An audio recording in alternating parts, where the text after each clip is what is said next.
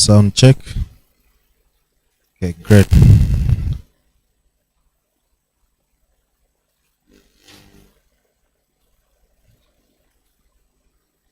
Sound check. Sound check. I hope you hear me very well.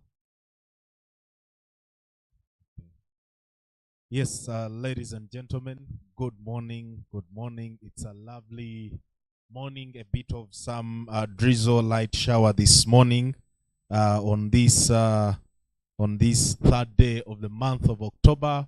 We already into our training this morning. You are most welcome to our training this morning. We are here for the practice in regional courts and emerging trends in EAC processes. Our morning speakers are already here.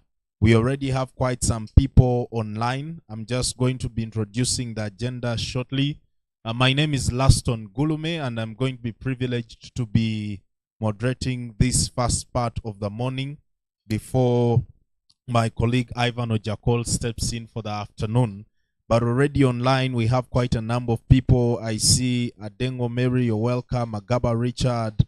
I see Akankwasa Pamela, Asime Crispas. People online, please, you can help us know if you're able to hear us loud and clear. I see Bukira Anet. I see Jonathan Oda. I see Katende Elfaz, among others. I see Nansubuga, Safina, Omara, Daniel, Philip Molindwa. I see Sandra Auma. I see Sarah Nakoya. I see Tumuhire, Lillian, among others. Many people are still joining online. If you have any person who is very passionate about practice before the ESCJ, you had better drop them a message to tell them that we are already started. Our program started at 9. For the people who are physically here, who are doing registrations earlier, and if you've not registered yet, there's a QR code, or you can seek for help on how you can be helped register. Today, our theme is we want to be exploring the complexities and lessons on practice in regional courts and the evolving trends in the East African Court of Justice.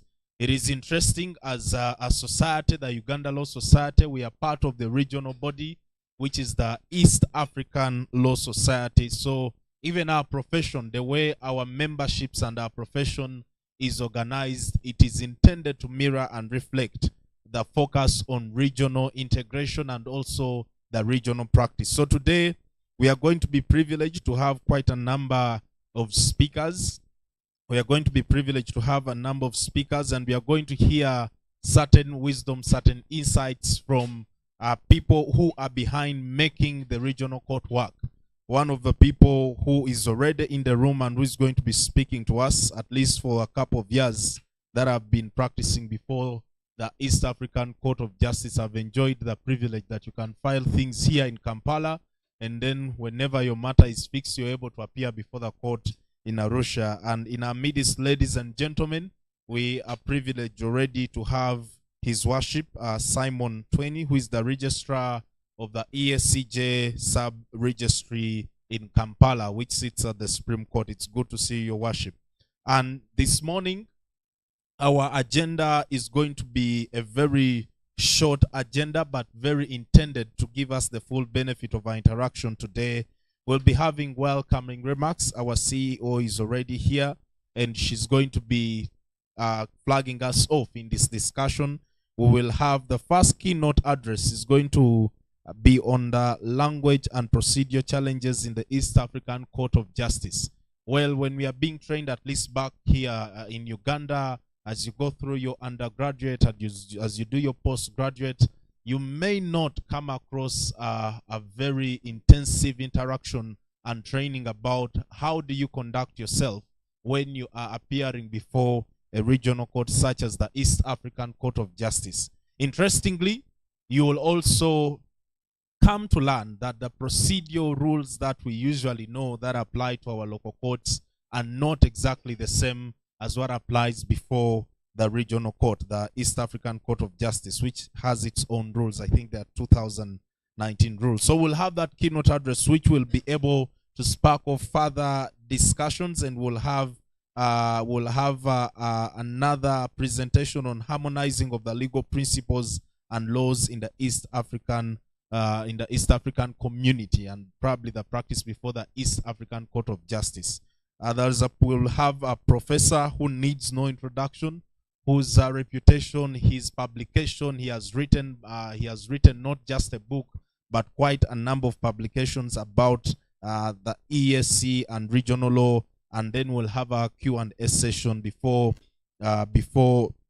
we get into a third discussion and presentation from another presenter, Dr. Noria, who in fact has taught quite a number of senior colleagues, who has practiced and who has done consultancies and advisories on EAC and regional law. He will be talking to us about enforcement of ESCJ decisions and emerging trends. This is something, if you've been around any discussions on regional courts, conflict of laws, and how do regional courts in fact realize the respect for their decisions and judgments. It's something that entities, funders that are intentional about promoting regional integration, that are about promoting rule of law, are concerned about. And it's going to be a very interesting discussion. In all these presentations, ladies and gentlemen, we want the people online and the people who are physically in attendance to actively share with us, their questions. If you're online, there will be a Q&A section which we are monitoring, but also in the comment section we are monitoring. In case you have a question, you have a comment, when you post it there, we'll be able to pick it up. Then for the people presently here, of course, after every session, we have some Q&A sessions that have been spread across that will want to hear your questions, we want to pick up your input so that we can have a very lively and meaningful discussion. We will have a panel discussion on access to justice and legal representation in the EACJ. One of the things that comes up in the East African Court of Justice is the authority to represent a party. I hope that when that panel discussion is happening, one of the things that will be discussed is an interesting regulation, and is an interesting rule on who has authority to represent a party. Back home here, we have of course rules that allow us as advocates to appear as agents. There are particular rules that govern who can appear and who can represent. Is an advocate a representative in the capacity of an officer of an entity, if you're representing a legal entity, or do they still maintain just the capacity of the advocate?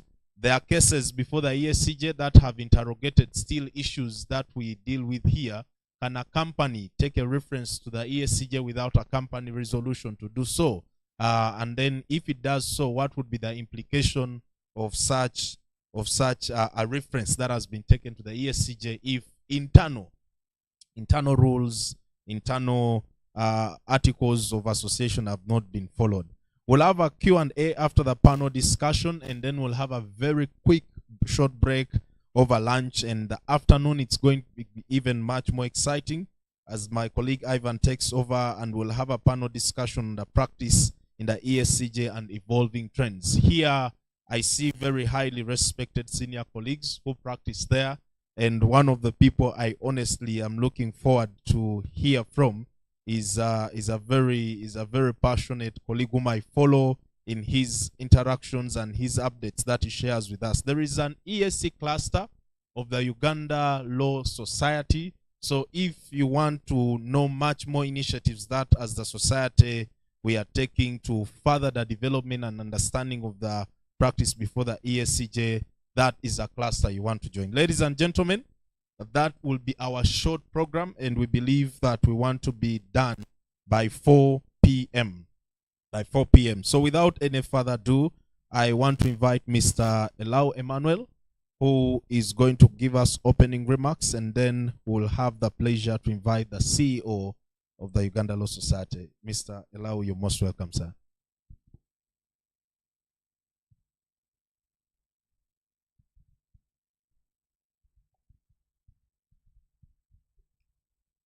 Good morning, ladies and gentlemen. Like as rightly stated, my name is Emmanuel Elau. I have major interest in the EAC, spanning a long time. And this was developed while I did my my master's at the University of Dar es Salaam in 2013-14. So it's basically what I studied, East African community law and other issues. So over time, I have tried to promote this area of the law. I introduced the course unit. I developed a curriculum at UCU by then, around 2015-16, and we taught it for quite a number of years. As one way of interesting young lawyers and other stakeholders in issues to do with EAC.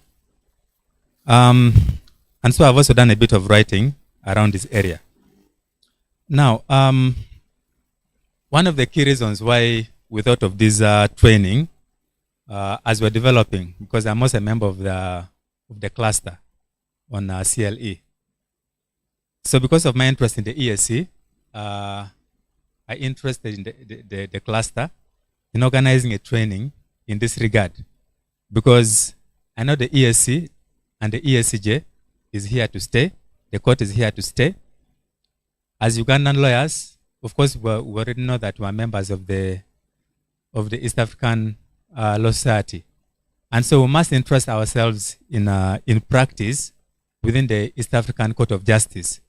And so, I believe that through training such as this, we should be able to learn and prepare and organize, okay, and learn some of the best practices from some of the industry leaders. As he has already introduced, there'll be a number of speakers, and most of them are going to give us very interesting insights that we need to learn. And so as we run through the day, I only want to implore all of us who are here physically and others who are online to kindly stay for the duration of the training, because there's a lot to learn. You're going to learn a lot of things. You're going to probably learn one or two skills as you prepare to go and practice in the East African Court of Justice, because it's one of the key avenues now that we cannot avoid. Much as there could be some other limitations in terms of the court, in terms of the distance, and also the time limitation. I believe one time we shall also discuss about the time limitation within the court, because matters are to be instituted within 2 months. And that time limitation is quite strict. So I believe that training such as this offer us an opportunity to learn a lot. So I would like to welcome all of you to this training, and I pray that you learn a thing or two. Thank you so much.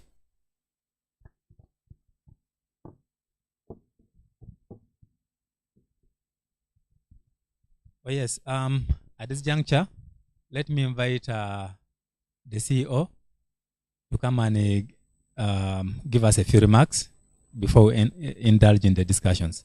Thank you so much.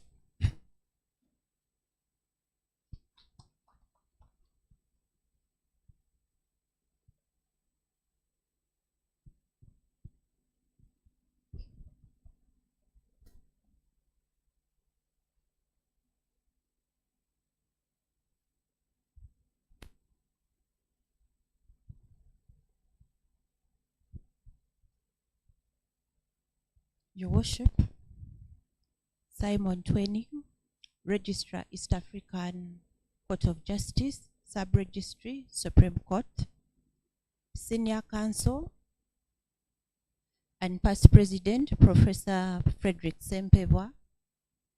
Our speakers for the day, Dr. Henry Honoria, Mr. Justin Semuyaba, Mr. Elau Emmanuel, Mr. Ivan Ojakol, and our moderator for the day, Mr. Laston Gulume. Our physical participants with us in the room and our online participants logged in, we want to really thank you for being a part of this training.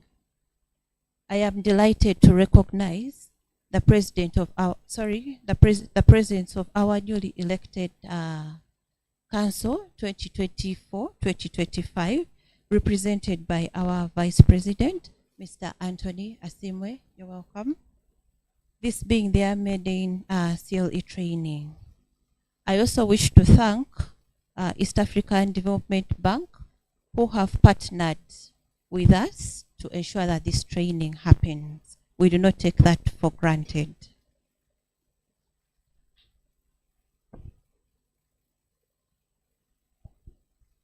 I wish to welcome you all to today's training session on practice in regional courts with a specific focus on the East African Court of Justice.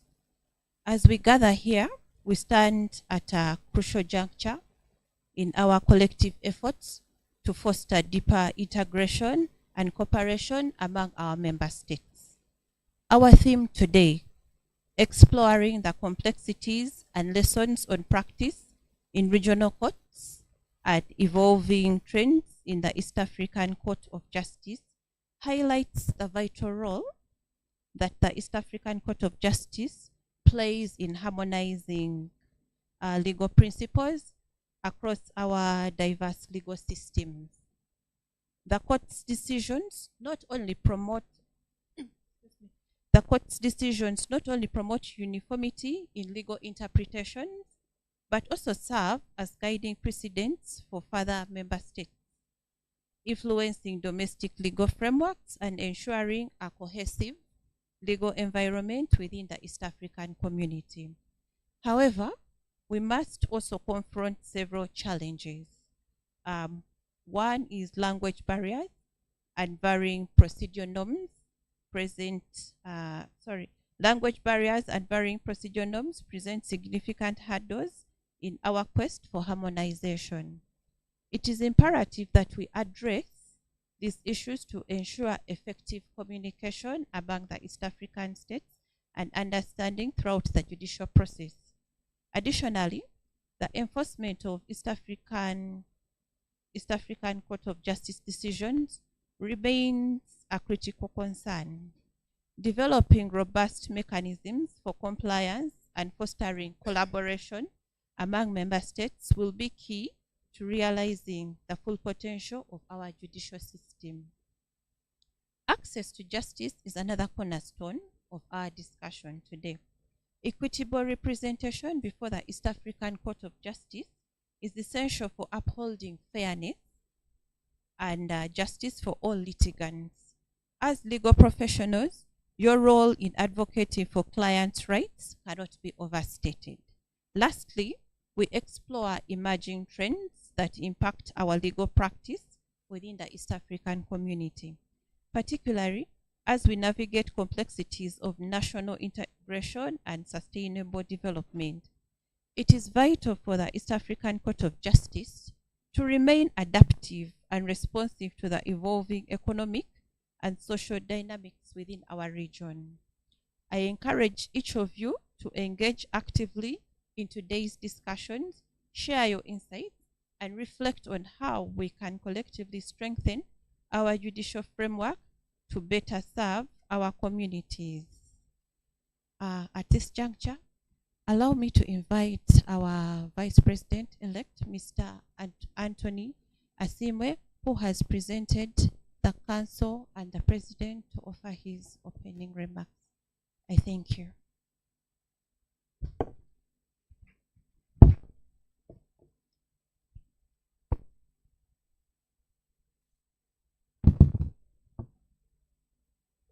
Thank you, CEO.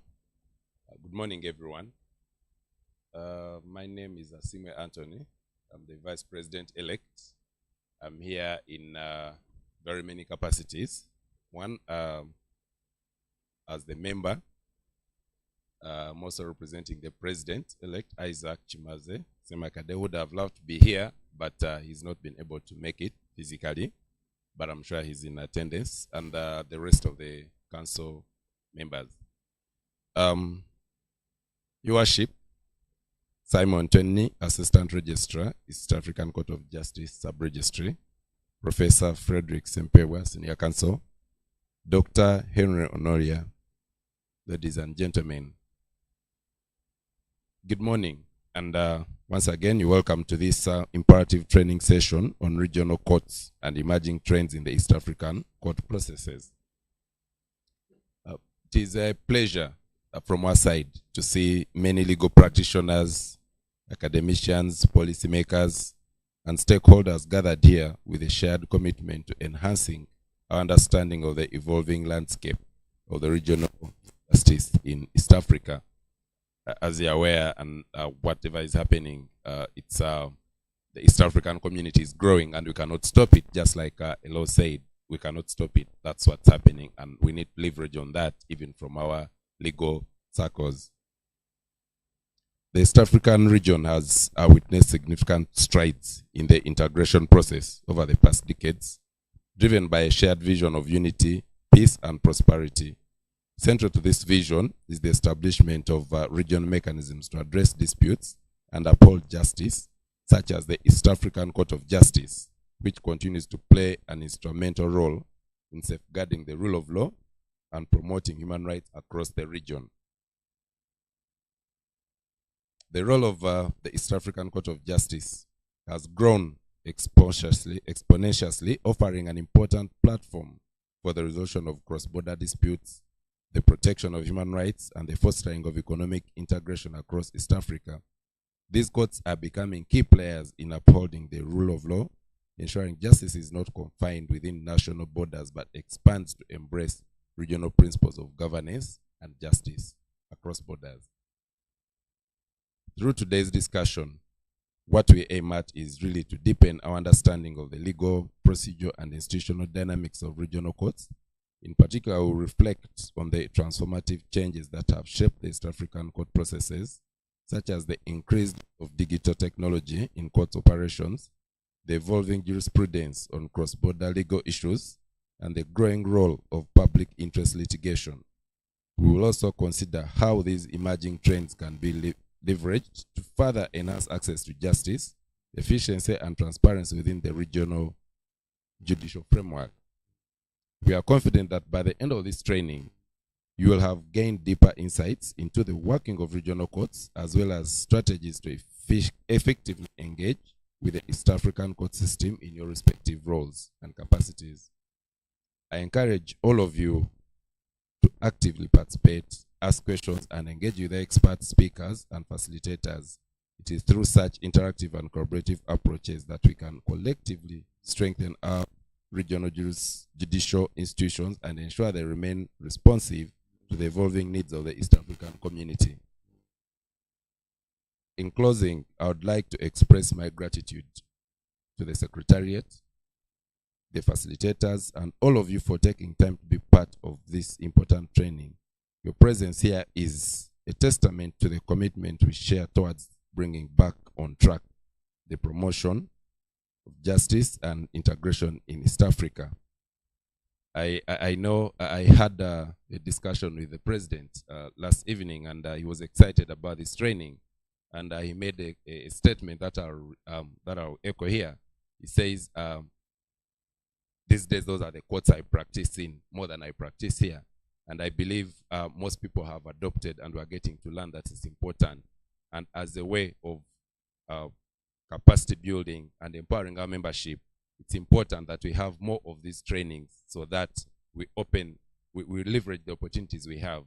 And honestly, I'm glad that we're having this training at this time. And with that, I officially open the training to commence. Thank you.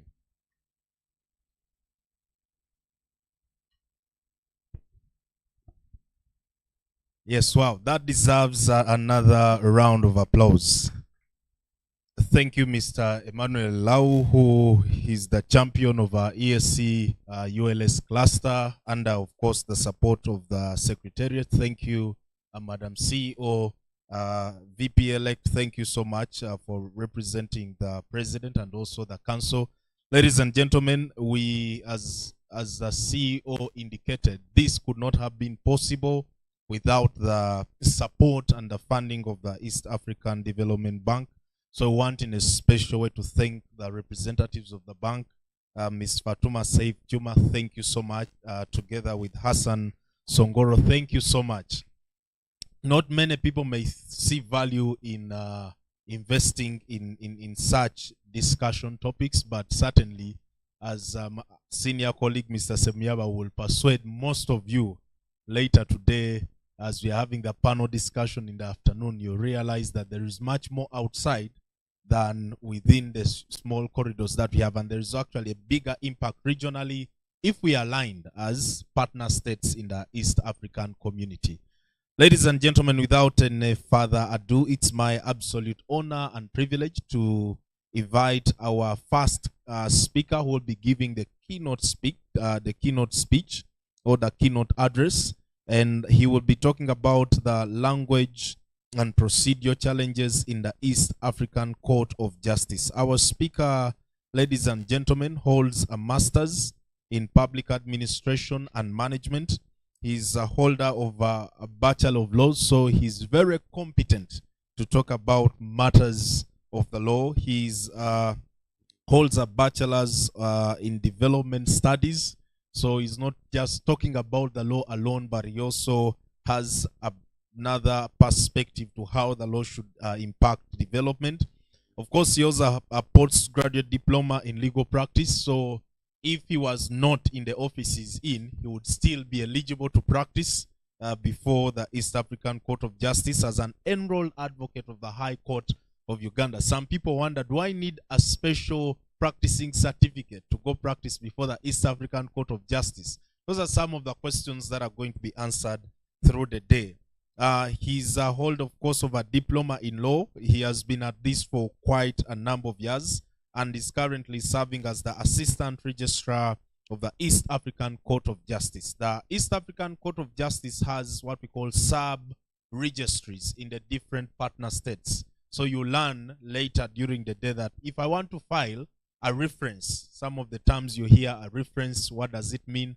How do I file it? Where do I go to file it? Those are some of the things as the speakers are going to be talking to us and as the panels will be discussing. Those are some of the things that are going to be demystified. Our speaker this morning has been on a mission with the European Court of Justice and the European Court of Human Rights. Since we are talking about practice before regional courts, we are going to be drawing from this enriched experience. He has also been on mission with the International Criminal Court and the International Court of Justice in The Hague, Netherlands. He has also been on mission with the United Nations Human Rights UN headquarters in Geneva, Switzerland. Time would fail us if I have to read out the entire bio of His Worship Simon Trenyi, but it's a pleasure to have you, sir, and I will invite him to give his keynote address. Your Worship, you're most welcome.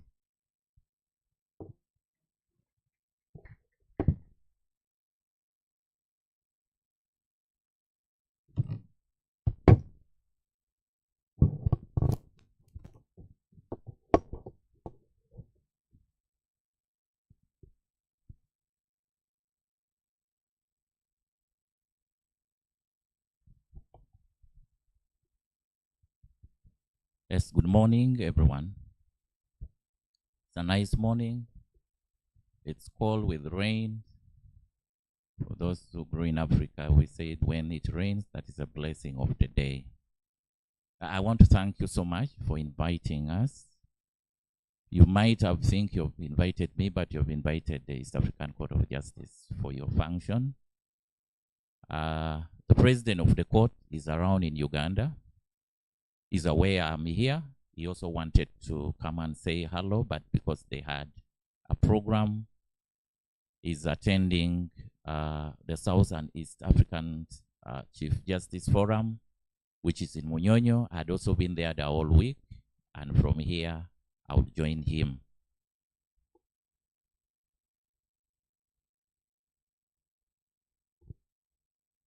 Our topic of discussion that I am given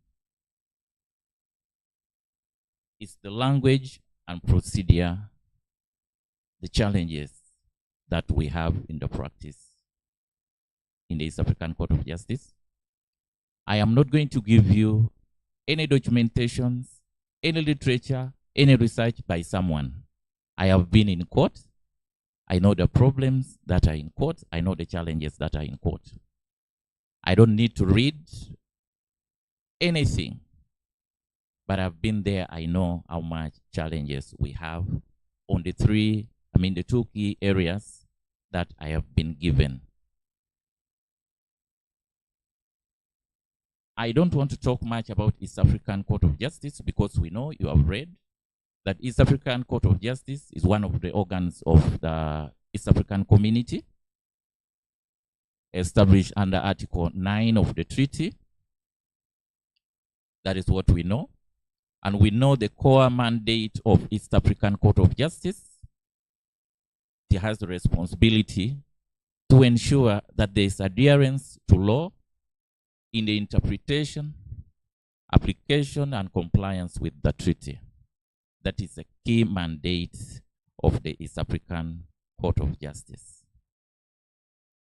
I'm not going to take you back to East African Court of Justice when it started. That one, I will not go there because of time. Now, there's a problem here we are talking about of language and procedures if you intend to practice in East African Court of Justice. According to me, these problems, the two, originate from the treaty. When you go to Article 3, 1, 2, and 3, A, C, and D, you find that by the time this treaty and East African member states wanted to come together, there were only 3. These are 3 countries that knew themselves very well. These are 3 countries that knew the reason why they collapsed. So they came together and said, no, let us revive the East African community. And in Article 3, suggests that the East African community members are 3 countries. That is Uganda, Kenya, and Tanzania. And that is what is in the treaty up to now. But in a real sense, we are 8 countries as member states. But the treaty says we are 3. But with the option of admitting any foreign countries that would want to join, you can join. Now, the process of joining East African member state is as easy as drinking water. They are just a checklist. 1, the treaty says, accept the community as it is in the treaty. Accept it. When you accept, you can join us. You might read the treaty, understand, you see their challenges, may not favor you, but you just accept it, which most countries accepted the treaty as it is, not knowing there will be a problem in the long run. I'm interested in Article 3, 2, 3, 1, 2, and 3, mostly now 3A, C, and D, because it is the most interesting ground for consideration of a member into East African community. After accepting what is set out in the treaty, are you able to contribute? We need your contribution so that it helps to promote integration within the East African community. Then D tells you that for you to join, we are going to consider geographical proximity.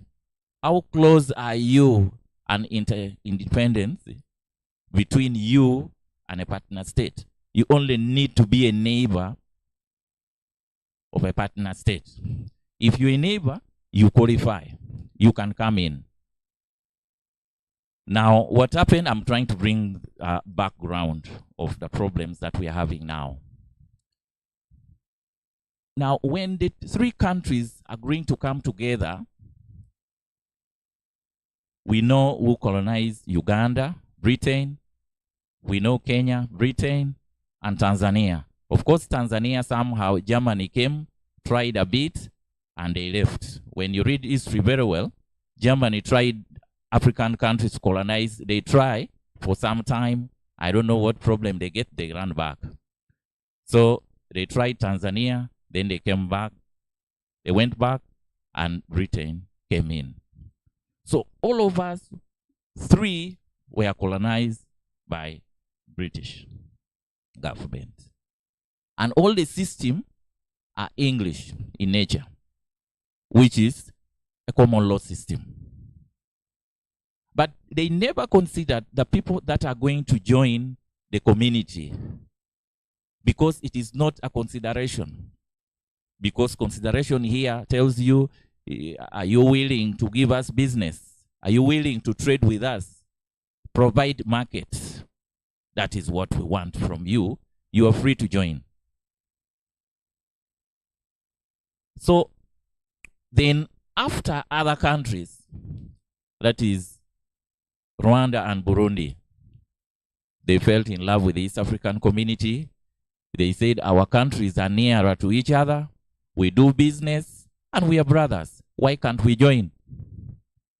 Because the treaty says, don't question. You are not supposed to question. Come and accept the treaty as set out. Those terms, accept. They join the community on 1st July 2007. Rwanda and Burundi joined. When Burundi, they speak Kirundi and French. Rwanda speaks Kinyarwanda and French. Now, when you go to the treaty, now you realize that in the treaty, the language of the court and the community is English. But you are told as you come, just accept what is in the treaty. Now the problem seems to start to come. Now, you are looking at joining a community. As you join, people who come to negotiate for joining are technical people and people who are conversant of the language of the community and the court. But when you join, now the practice and everything, they leave to you. Whether you understand it or not, you're already in the community. That is what happened. Article 46 of the treaty tells you that the language of the court shall be English.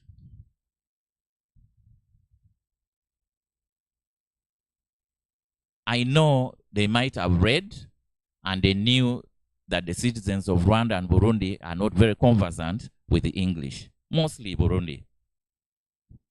But they said, no, because we want to join, let's go. Now the problem started to come. When they joined, they told them, it's okay, we have all the organs, including the court. When you have issues, you are free to bring. I remember the first case that was brought from Burundi. The majority of the documents were in French. The court on the other side sits in French, and they filed their case and brought it in French. Now, when you look at the document, you go to Rule 11. 1. Rule 11 of the courts, the rules of court of procedure, tells you that all the documents prepared to be used in the court shall be in the official language of court. All the official documents prepared for use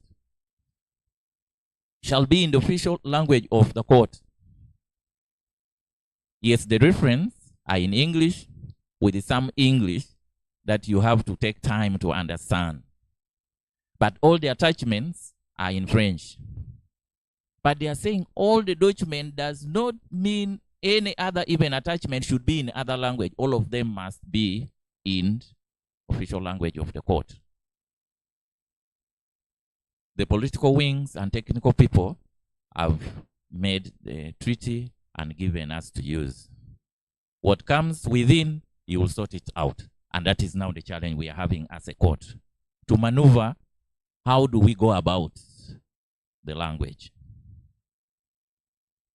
Now you have to go back because it will not be accepted, because the rule says all must be in official language, which treaty article 46 tells you official language of the court is English. Now, we are talking about time limitation. As you are sent back to interpret, first of all, who is going to interpret for you? Because where you come from, the language is French and Chirundi. That is a problem. Now, DRC Congo got interested in joining the East African Court of Justice. And of course, they joined. They were admitted as a member state on 29th of March, 2022. And they officially became the members on 11th July, 2022, after depositing the instruments of ratification with the Secretary General. Now, when you go to DR Congo, you realize that they speak strictly French, nothing more, nothing less, with the part of Kiswahili. And the official language is French.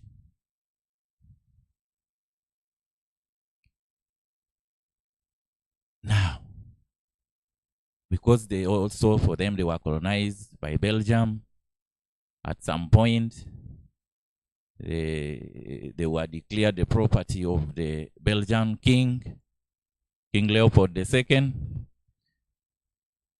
And later, they became, I think in 1908, it became the colony of Belgium. The language is French. They also got interested in East African community and they joined. The Article 46 is telling you first accept the treaty. Accept what is laid out in the treaty as it is. Don't question. They also joined and they became members of the East African Court of Justice. I mean, the East African community. Now, when Congo joined, you know, all these member states, when they joined, the easiest job, the easiest thing that is easy to enter into is EALA. Members of EALA. In all the partner states that join, they first start with EALA. By the time the discussions is going on and almost matured for them to, they're already lobbying to see who will be a member of EALA. You know how politicians operate. And it is easy, like Uganda, you know, for you to be a member of parliament, you just have to have at least senior 6 or equivalent. So they prepared so fast and sent members of EALA. So when they sent members of EALA to attend the assembly for the first time, what they were faced with was passing of the budget by EALA. So they put the papers before them, the budget, for approval and passing. What happened is, first of all, the order paper was in English. Those who negotiated, technical people are no longer there. It is now you who is first to go and represent your country in the East African Legislative Assembly. Yes, there are others who are better off. So they kept on consulting. They are seeing a paper that has so many figures, but the interpretation of the paper seems not to go well. And even the order paper is in English, but now you are a member.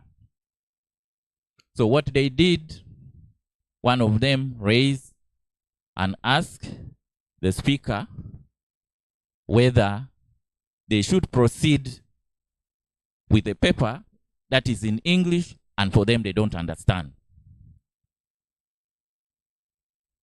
2, when they scanned into these papers, there was no provision for interpretation in the budget. So what do you need? if we are to proceed, let this, even the order paper and everything be translated into a language we understand, either French or Kiswahili. So Yala was called off a bit, adjournment for consultation. They came back. They could not move because they would not understand what is in the budget. So the budget was not passed. Court and all the organs and institutions are waiting for the budget to be passed so that they can operate.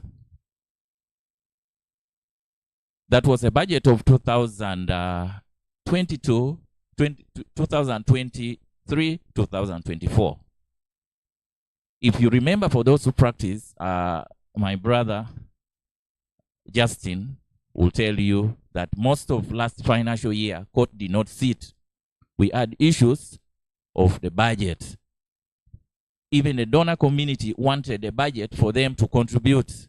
Partner states said we cannot contribute without the budget. But what was holding the budget was the language, because the DRC were unable to understand. Now, so when this issue was raised, the first country was Tanzania also to say, no, I think they are right.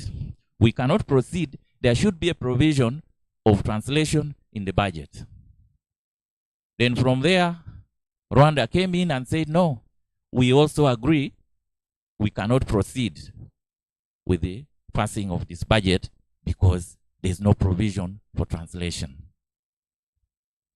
Now, for us who work there, we had to maneuver to get how, because salary has to be there every month.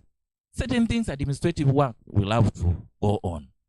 But court was unable to sit because there was no fund. What was the problem? Not money, but the language.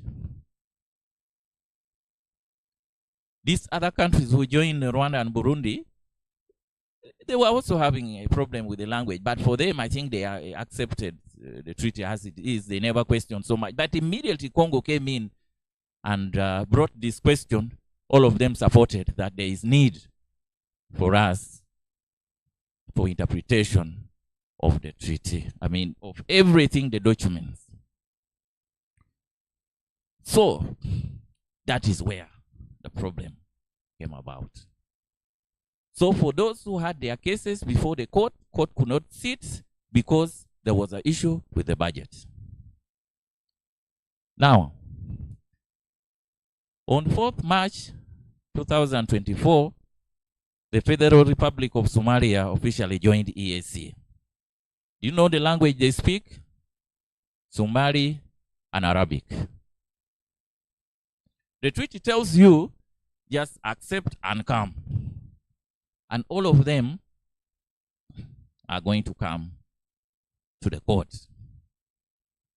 Now, we need to maneuver how will someone from Somalia who speaks Somali and Arabic going to practice at East African Court of Justice.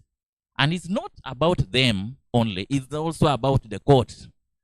Because if a litigant comes before you and speaking a language you don't understand, then you are unable to proceed. You are an advocate. Someone has filed a document in a language you don't understand, and you are served, and now we do service online. You've just, when you click and receive assumption is, you have acknowledged the service. But it is in the language that you don't understand. Now, the summit seems to realize earlier that now there seems to be a problem with the language. So on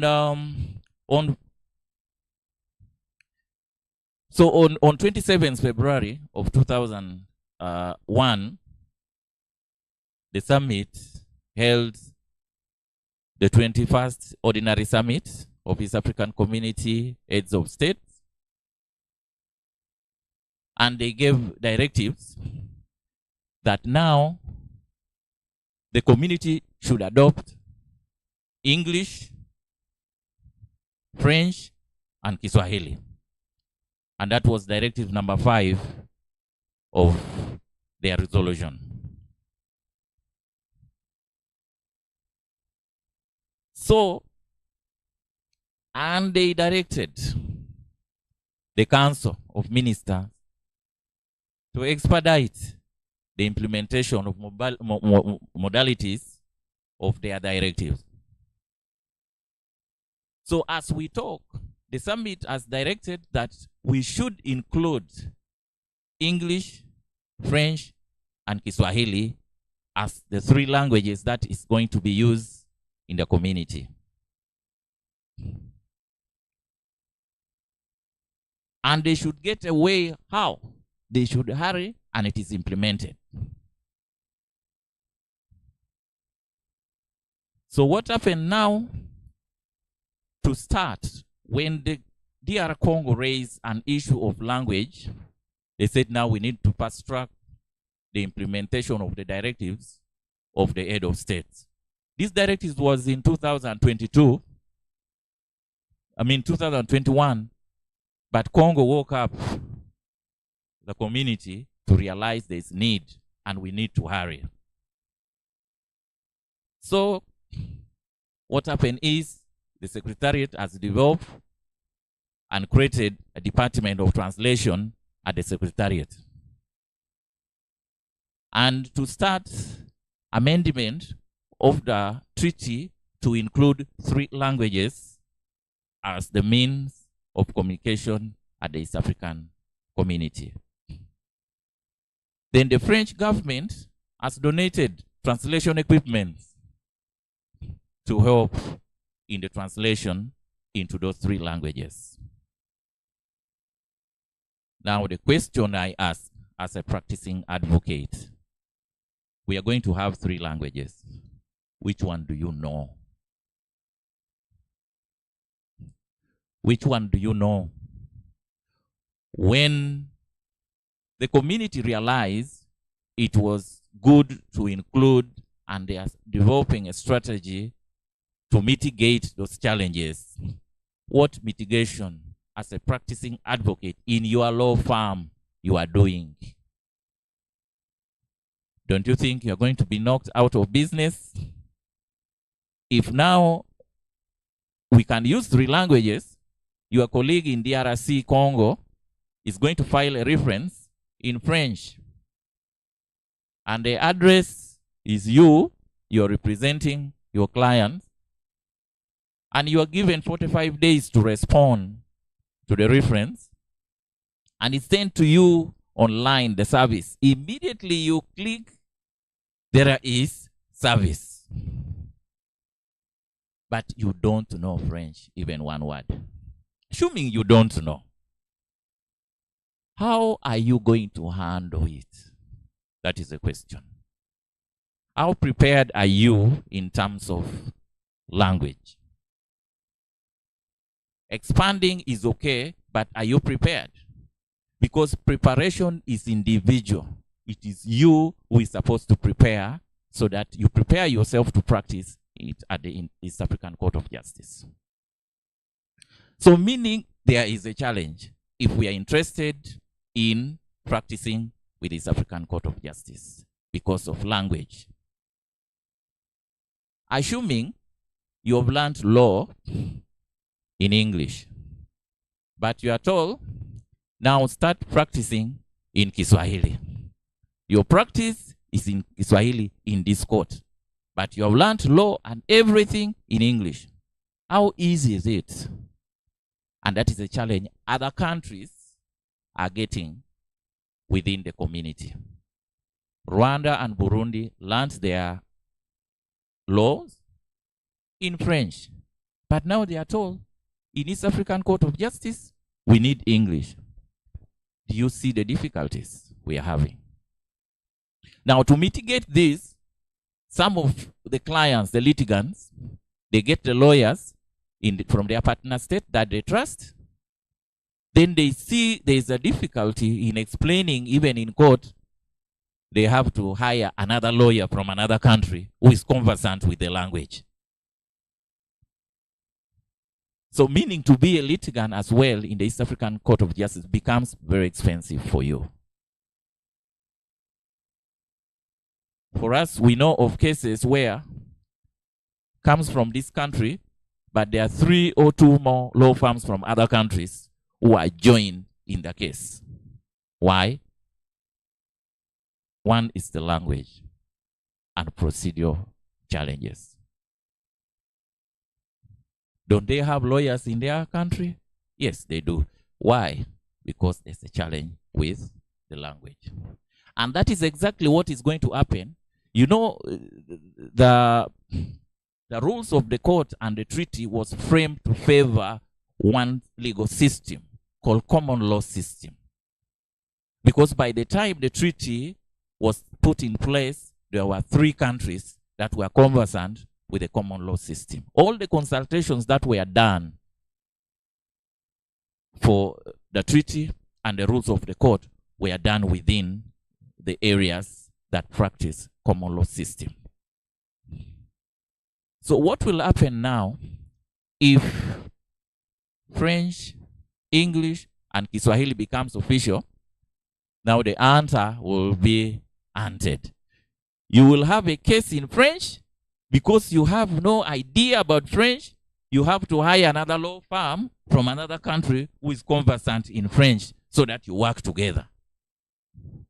You see, that is the challenge we're about to get, if it is to be. So, but what happened is, Rwanda seems to be very alert.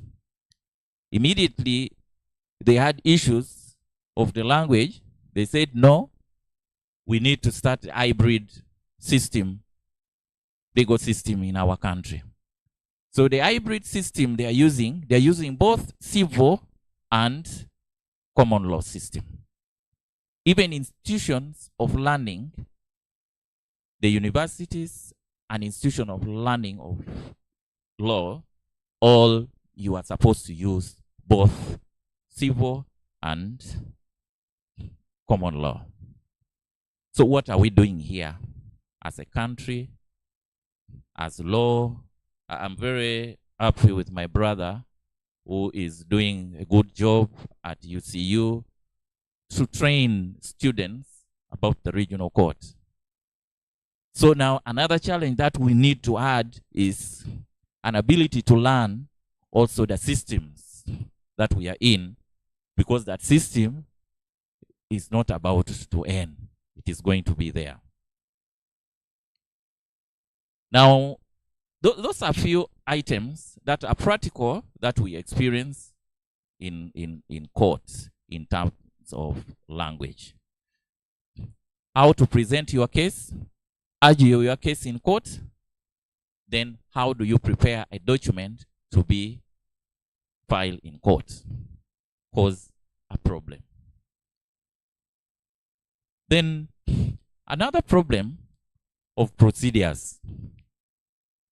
There's a challenge of procedures that we have in court. At the start, one speaker here said there is need for us to talk about time. There's a problem that we have with the procedures at the East African Court of Justice. That is also giving a challenge to practice at the East African Court of Justice. Our problem, number one, that we have as a court is time limitation under the treaty.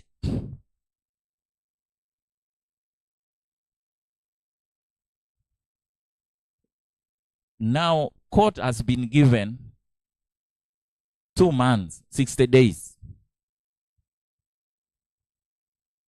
You must accept you have jurisdiction and power to hear a matter that is filed within 60 days of the time the cause of action arose. Which is 60 days practically is not enough. We have so many cases that are filed mostly from South Sudan. They are put on the court list, comes for hearing, they raise point of law that it is time barred. It was brought outside the provisions of the treaty. It is thrown out on the first day, but the court list and money has been spent. There are about 20, 30 cases, but 5 are on time limitation. You file a report of your work, most of your cases are just thrown out. They ask you, are you working? Those who give you money. So this challenge with the time, of course, we all know the case of Nyang Anyong. That is the origin of limitation of our time. Nyang Anyong is a case that everyone knows the facts and everything. That when the treaty was in place, Kenyan's government said, no, under Article 50, we are given mandate to determine how we can elect our members of EALA. So they went ahead and made it ready, just waiting for election of EALA, and said, for us, what we do, we are going to determine and create a committee. This committee will be set to make sure the members, the 9 members of EALA are represented, and how they will move, we shall determine, and they determine according to their procedures. So 9 members were elected, and they were sent. Professor Nyang Anyong and 10 others went to court and said, first, wait a minute. It seems you didn't follow the procedure, and Article 50 was infringed, and your election should be null and void. I'm just paraphrasing Nyang Anyong case. That is reference number 1 of 2006 and other applications that were there. Now, in that case, court agreed with the Nyang Anyong and the team, thrown out the members of EALA, and they were supposed to pay. From there, when the Republic of Kenya seems to have got an order, there was a bit of a discussion down and said, I think this court seems to be growing some bit of wings. To do this, it is not okay. What do we do? Said, no. If time was narrowed, I don't think we would be in this mess. And secondly, now we have no opportunity to appeal anywhere. So what we need to do, let us narrow the time. The time was narrowed to 60 days, and they created appellate division of the court.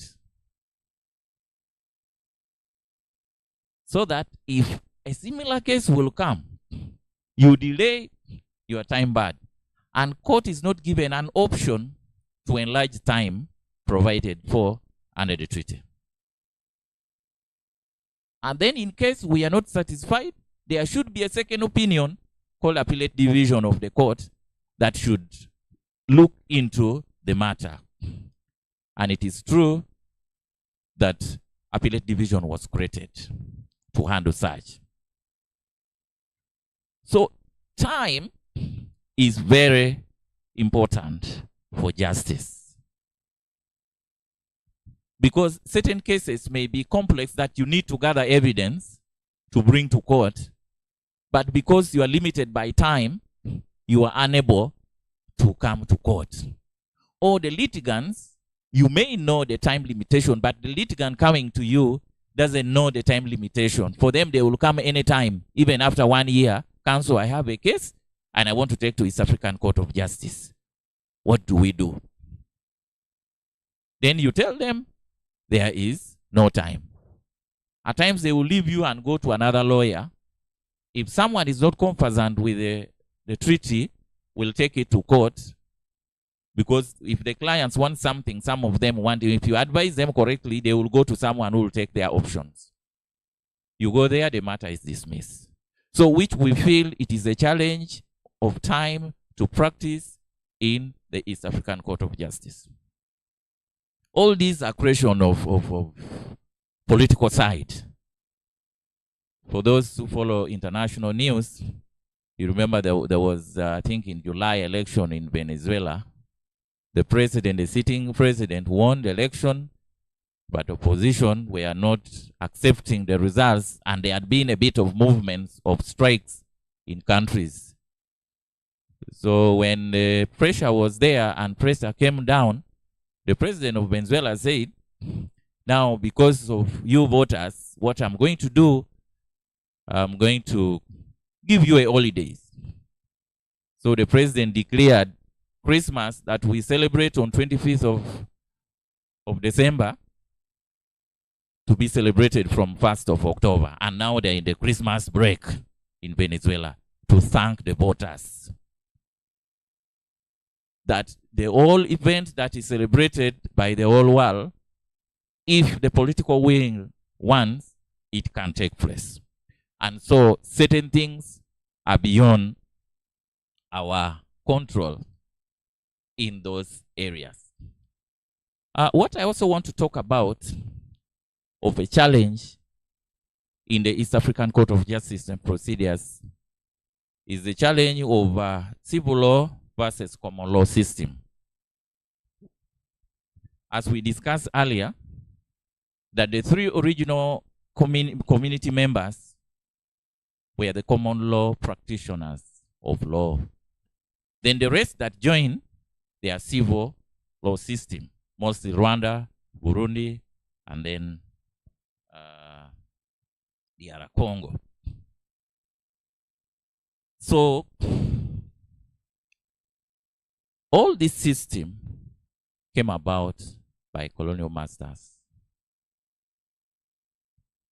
Where we are going, initially we had African way of sorting out our issues that did not require a lot of procedures. But now when colonial masters came in, they said, no, you need to follow what we do. And we followed them. So when British colonized Uganda, Kenya, and Tanzania, we had to follow the common law system. When the Belgium colonized Rwanda, Burundi, and DR Congo, that is where we have moved. Now, in civil law system versus common law system, I know we are very conversant with the common law, but we want to see where the procedural challenges comes from. We are not only talking about the Uganda, we are talking about all the East African member states and practitioners at East African Court of Justice. In a civil law system, if you tell someone that there is something called affidavit, at the time that they join, they will ask you so many questions. What is affidavit? When in a common law system, an affidavit, anyone, even if you have never gone to law school, as long as you work in a law firm, you serve documents, you know how to swear an affidavit. And you cannot do anything without an affidavit. But civil law system, they don't know. Now they are coming to a court, which court practices common law system because of how it originated. Now, I remember also one advocate came from Rwanda with a reference to file.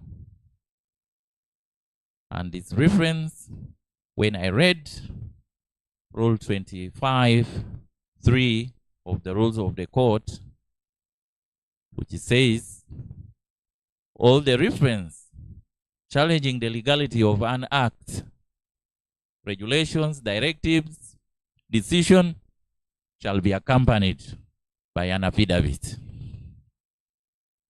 And that was exactly what he was challenging. You tell him that your reference is not accompanied by an affidavit, then they ask, what is this thing called affidavit? What is it? The word is very new. They have never heard. For you, it is too simple. Now, according to the rule, if it is not supported, it should be dismissed. Now, you look at now the court. How just will court be to dismiss a reference that is not accompanied by an affidavit by the person who practices in a system that does not use an affidavit? Now, for you to be just, meaning you have to guide the person. You are told to go prepare an affidavit to accompany your reference. The question is, how do I start? I have never seen.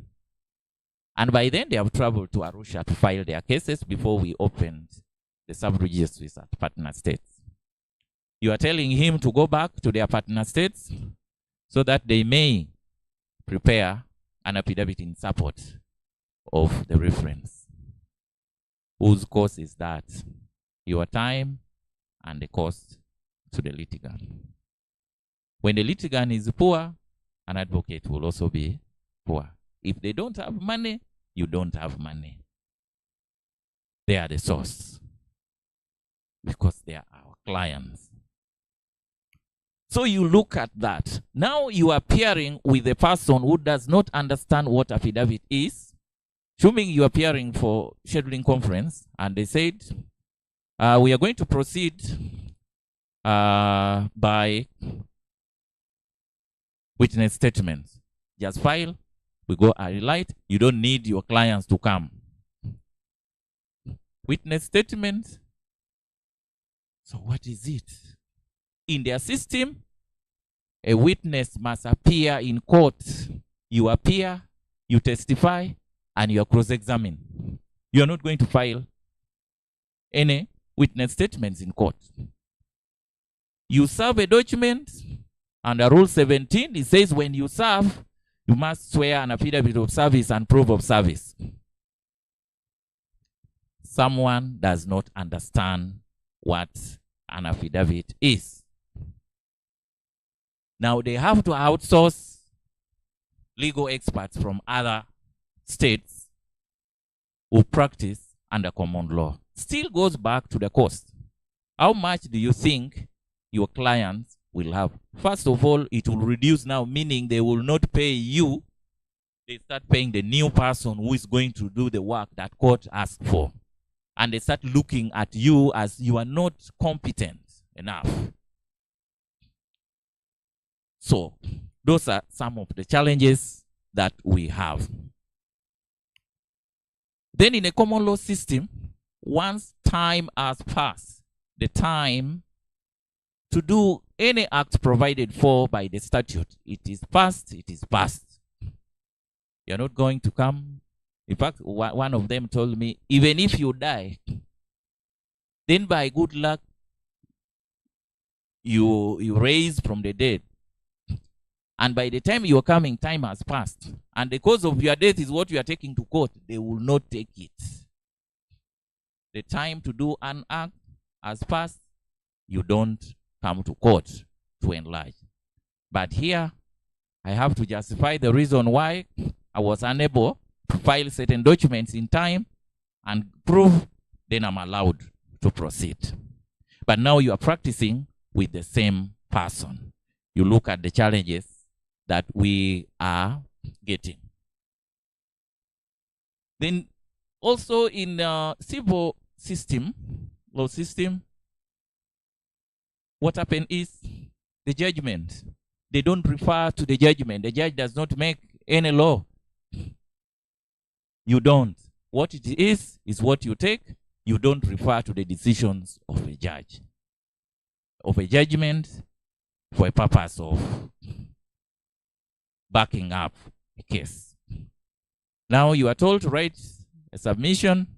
Your colleague in the other side has written like a letter plain for you. You've quoted so many cases. For him, he's writing plain to you because they don't understand. Then you see there are challenges in the procedure caused by that.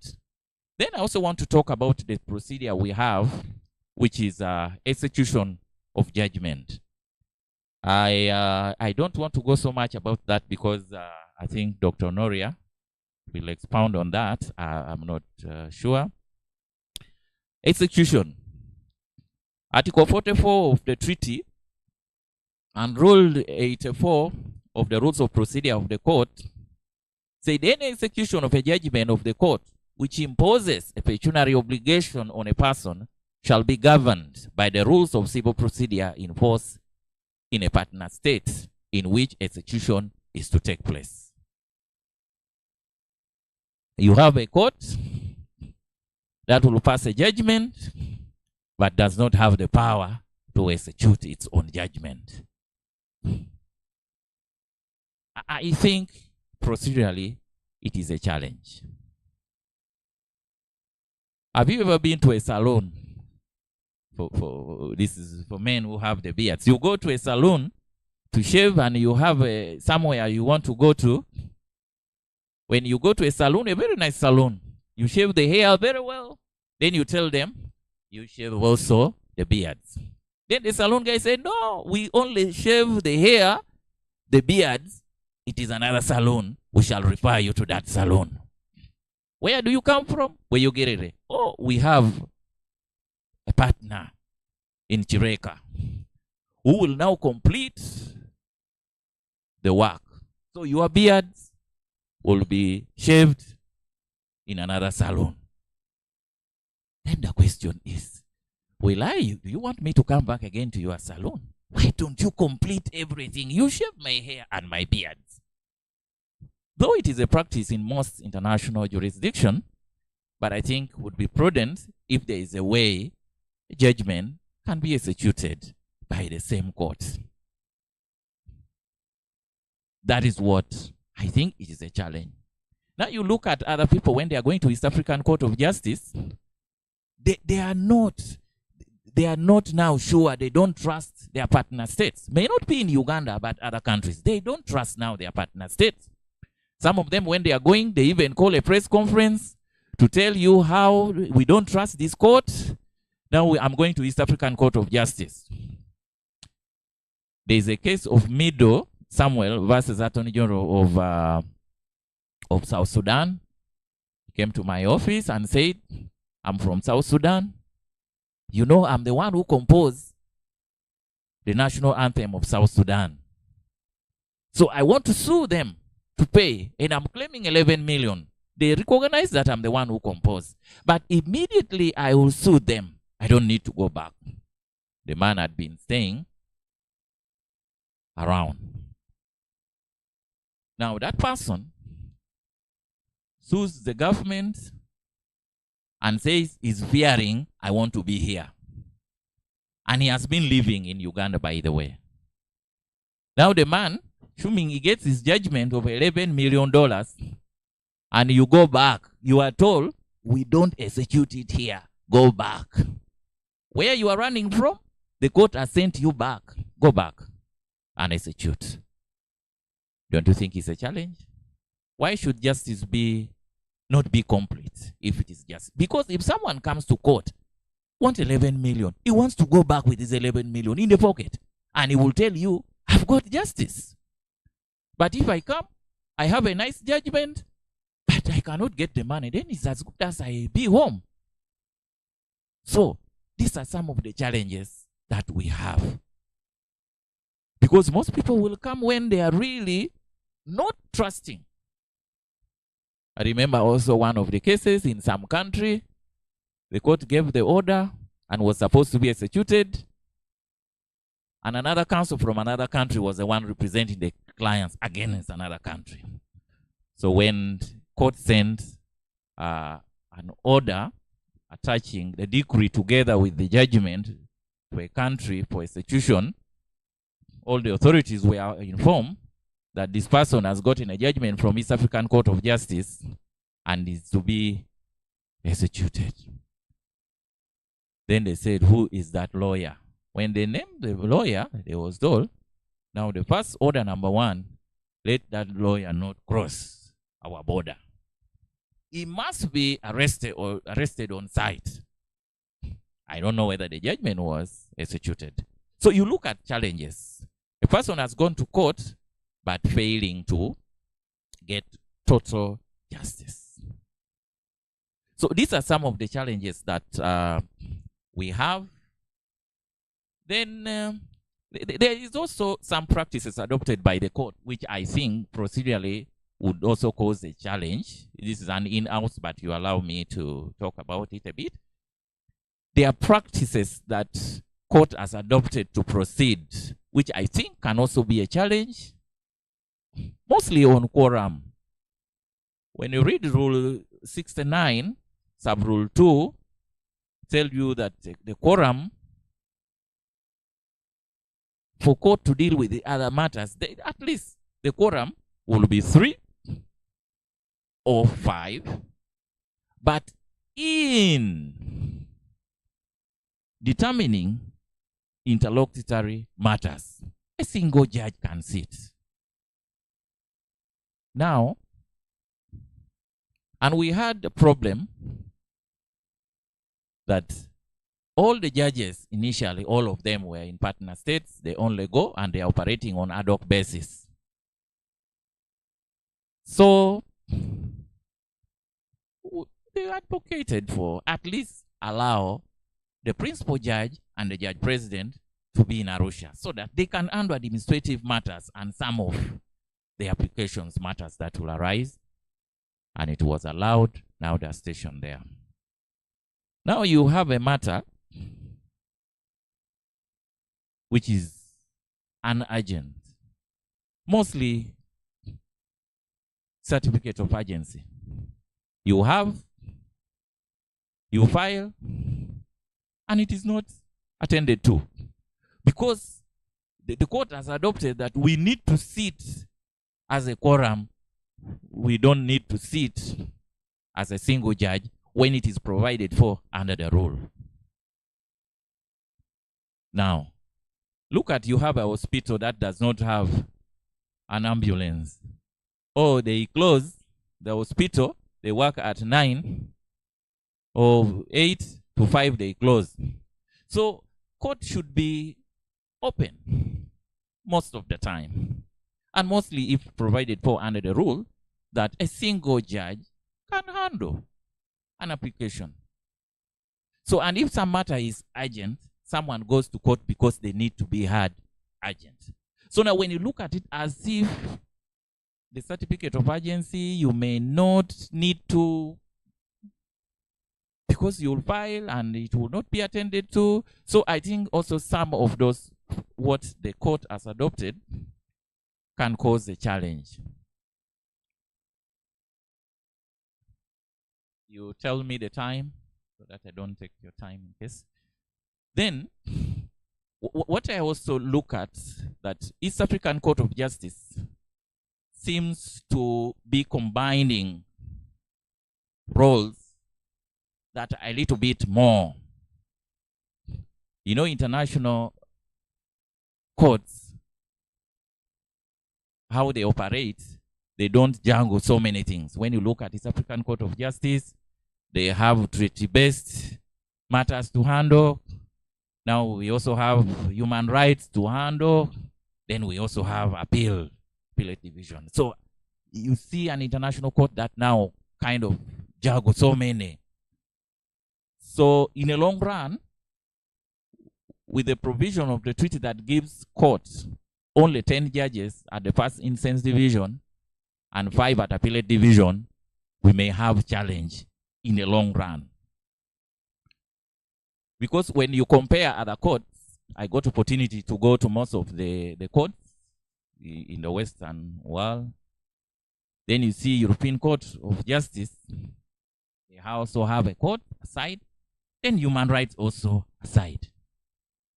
You go to ICC, they also have a International Criminal Court and International Court of Justice.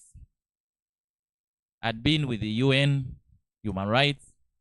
You find when you're bringing a complaint, you bring only on one convention, and there each department that handles each convention.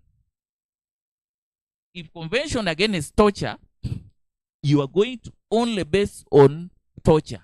You're not going to refer to any convention. So you get, they are one, but they have so many departments that they are dealing with. Each convention has a department that handle that convention.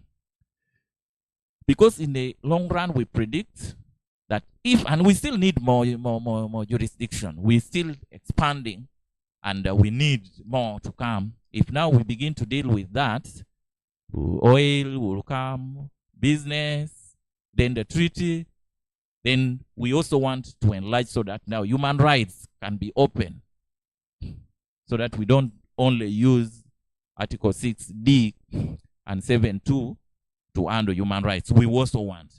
But we are looking at now how, somewhere, somehow, you see, because first of all, we already have a backlog because of how the court system operate, which also ad hoc nature of the court is also procedural challenges which we have. I want to end here for this time, and what I have discussed is not exhaustive because of time, but I think there are certain issues that might be raised there that would need a discussion, adjustment. We have so many senior practitioners of East African Court of Justice with very good ideas that can help us to streamline our discussion to a particular angle. Thank you so much. Thank you.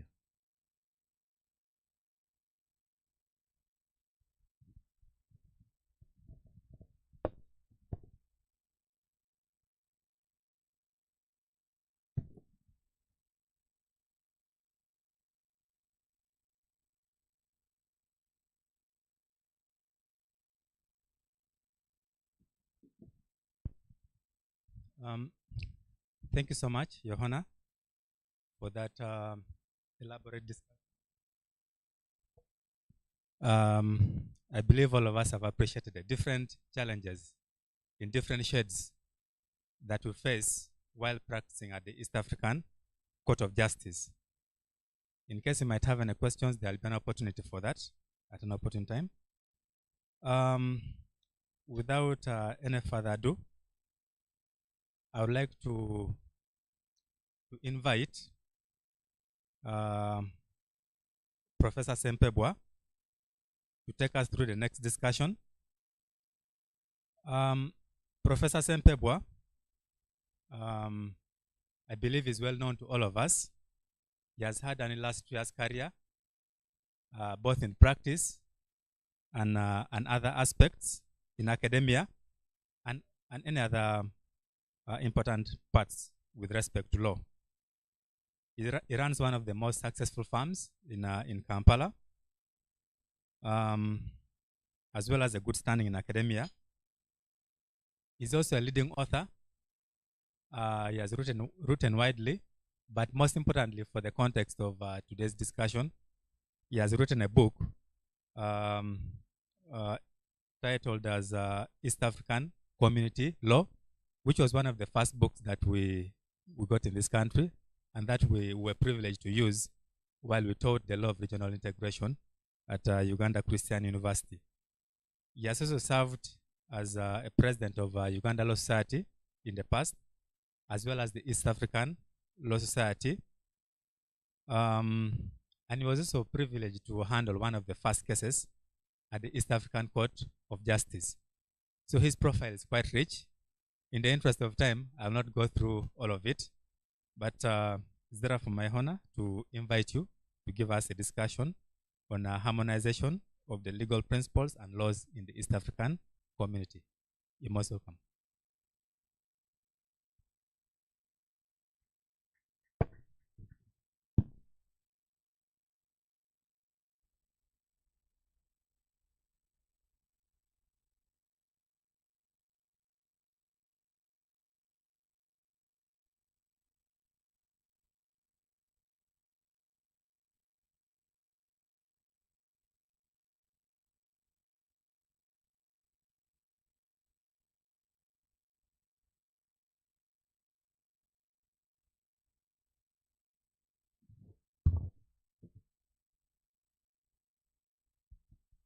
Thank you very much for the introduction. I'd like to thank the last speaker. And I want to mention that as a practitioner at the East African Court, we've always been informed that there's no money. Now I'm glad to hear that was a question of the budget. But as I speak, the court is not functioning, and I believe that problem has not been solved. It hasn't.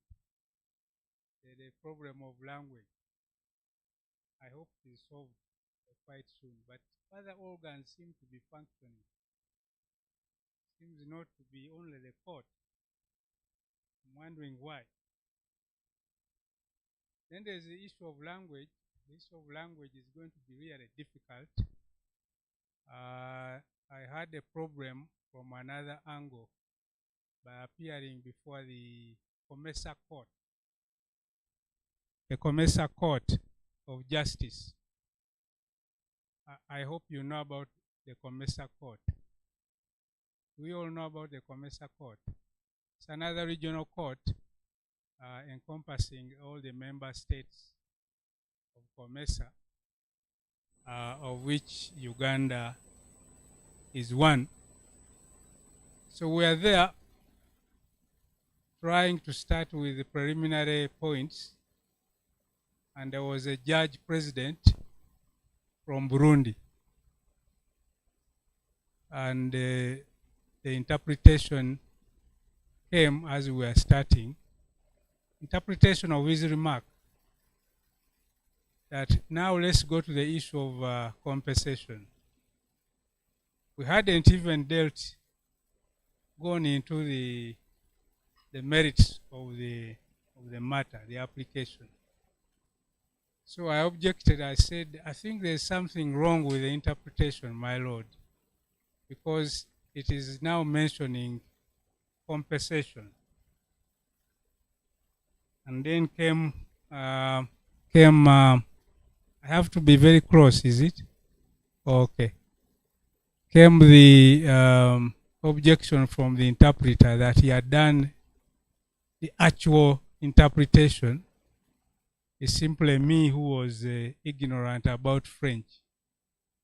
And I said, well, I speak a little, je parle un peu, but eventually I agreed that I don't speak that French very well. But it is not going to be limited to lawyers. You might find that the judges on the other side are not really in consonance with the council, both in terms of language as well as the jurisdiction of process. So eventually I think I agree that we haven't done our part to ensure that we try and sort of harmonize the two jurisdictions. And I think it is the English-speaking states which are to blame because we are following the English, who are so insular. They don't want to reach out. If you go to French-speaking countries, most of them speak English. In Europe, I don't know about Congo, but in Europe, most of the French-speaking countries speak English, and they have no problem.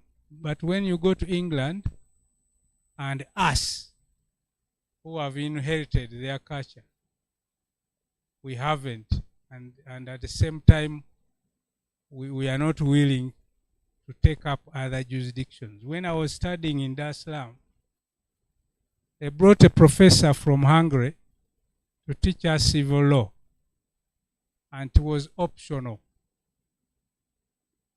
I'm sorry to say that out of a class of about 30, only about 6 opted to go to study this civil law, and I regret why I didn't do it. But because of this English background, and there was this explanation that, he's coming from a communist country, and therefore, that is at that time when we are studying. So we lost that chance. Anyway, let me go to what brought me here. I sent some notes. They are on? Oh, okay.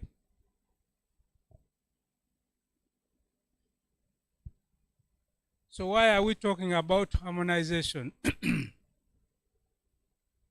In summary, it's because we have opted for integration at last, and we hope we achieve it.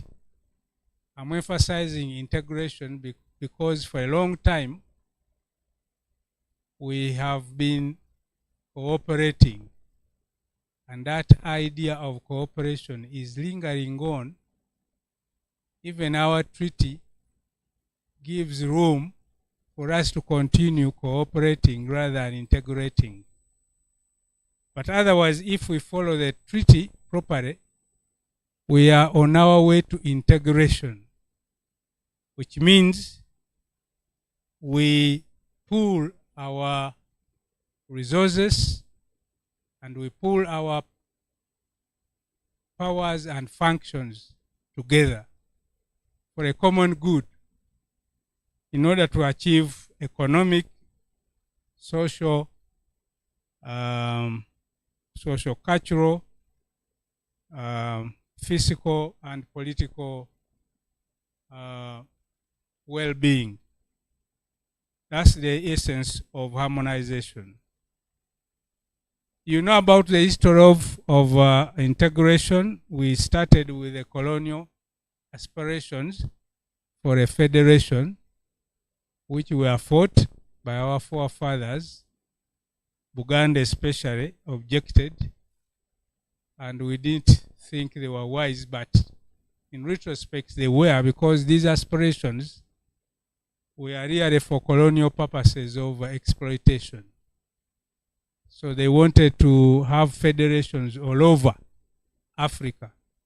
They achieved in the Central Africa the Federation of the Rhodesias and Malawi, and here we objected. Then they resorted to common services, which functions very well. We had common services in transport, airways, posts, railways and harbors, and so on and so on. Even the currency, we had an East African shilling.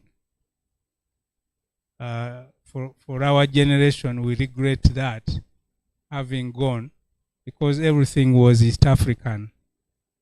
But it wasn't integration. Then we had, on that basis, the first community which collapsed. And now we are trying to have an integration. That's the history. Now, what's the enabling environment? The next slide. The enabling environment is peace and stability, sustenance of the people-centered and market-driven ideology, and convergence on matters of governance. That is, we need to be at par on many matters, especially governance. That is why we have agreed on the fundamental values that should govern the implementation of this integration. And if you have the treaty, the fundamental values are enshrined particularly in Articles 7 and 6, or 6 and 7. Those are the fundamental values. In the treaty, they are referred to as operational and fundamental not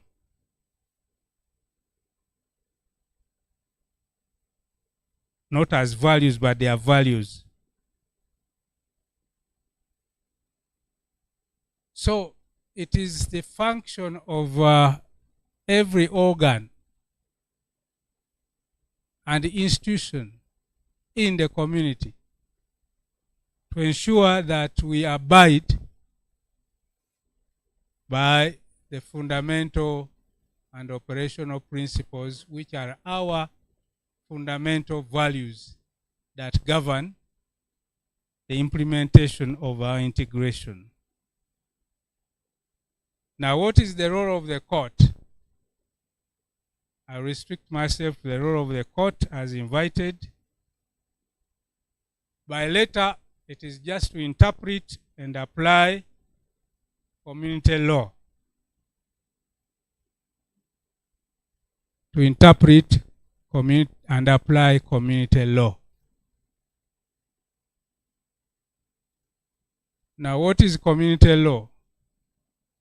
You know the sources of community law, don't you?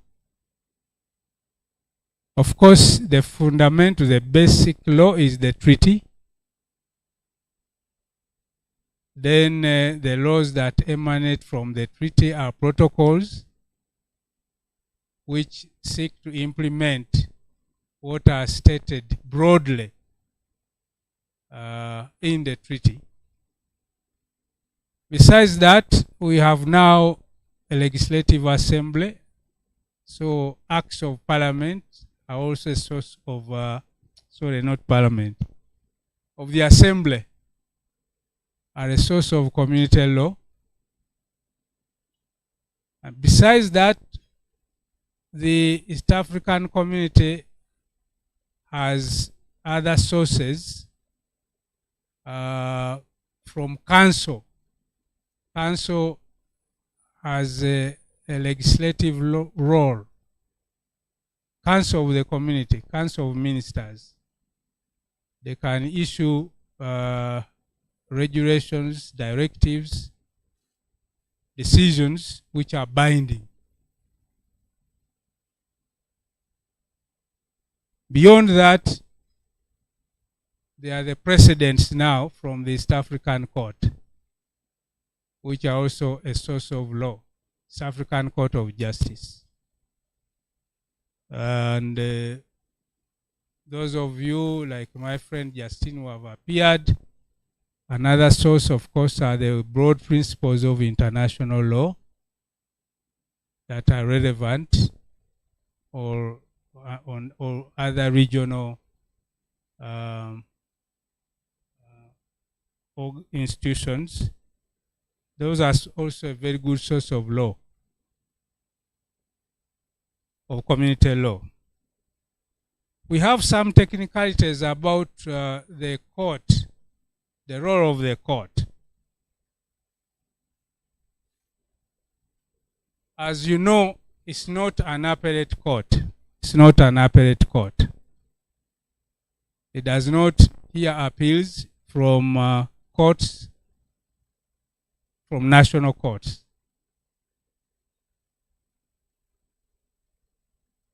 That is a truism, but sometimes it is forgotten. By the letter of the law, it does not have a human rights jurisdiction. Does everyone agree with that? That is, by letter of the law, it does not have a human rights jurisdiction. If you have the treaty, you can read the Article 27, 1 and 2. It will tell you what the jurisdiction of the court is. Anyone has the treaty? Yes, Justin. What's the jurisdiction of the court? This is now a very contentious matter because Article 27 reads, the court shall initially have jurisdiction over interpretation and application of the treaty, provided the court's jurisdiction to interpret under paragraph 1 shall not include the application of such interpretation to the jurisdiction conferred by the treaty to organs of partner states. Then 2, the court shall have original appellate, shall have such other original appellate and human rights and other jurisdiction as will be determined by the council at a suitable subsequent date.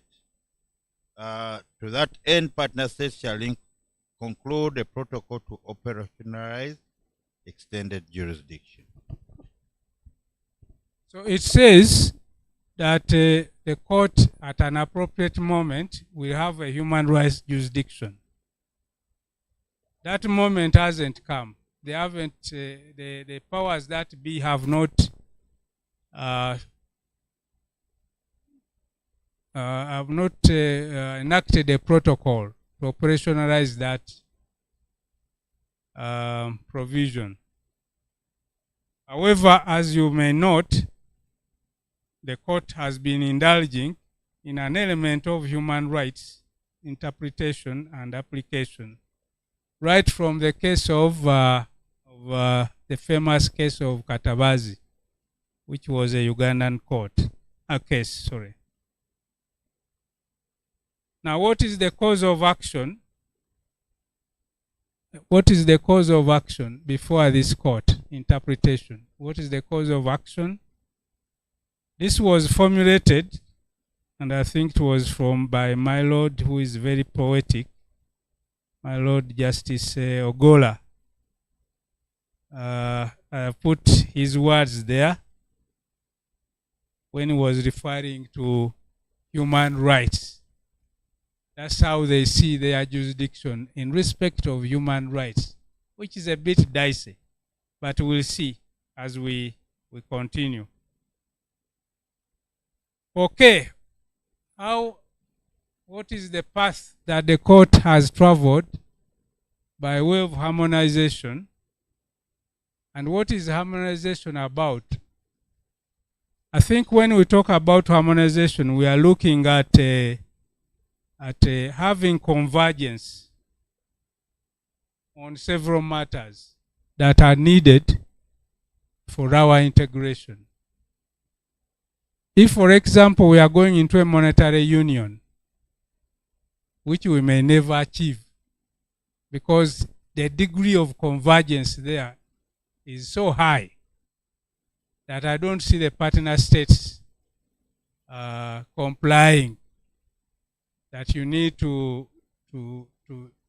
set your standards of inflation, of the debt, and so on and so on. But that is necessary if you are going to achieve a monetary union and then a common currency. You can't have a common currency, you know, it's not just printing money. You have to integrate your fiscal policies. There's also sovereignty involved because very few countries want to surrender their sovereignty over fiscal matters. But this is what harmonization means, that you need to be at par, you know, in every aspect. It's like if you are partners in a business, you need to be sure that one of you is not a thug. Not so? That you will not be accumulating money and is stealing it. I'm just putting it crudely. You get my point? So we all need to be at par. That's what is harmonization that we are talking about. And the court is trying to set standards. And let's see how this has been going on.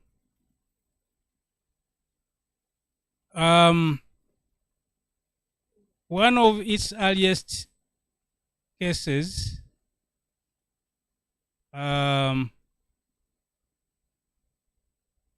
concerned an attempt to degrade representation at the East African Legislative Assembly. You know, this apparent conflict between organs started early. And this is when someone mentioned that I was the first to argue the case in the East African Court of Justice. That's the case. Calliste Mwatela against the Secretary General, Calliste Mwatela. In this case, the council tried to withdraw a private member's bill from the assembly. And the council was being advised by my friend Amanya Mushega, who was then Secretary General. I whispered to him, I said, "You are a lawyer, I taught you. Why are you doing this?" They thought they had the power because they had a legislative initiative. But also the assembly has a legislative initiative. But it doesn't mean that when one organ has a legislative initiative can interfere with the legislative initiative of another. So that's what we argued before. But there had been friction, because some people thought the assembly was an accident. It shouldn't have been there. It wasn't really necessary. There were whispers. We began with 9 times what? Times 3. They didn't really have an electoral mandate and so on and so on.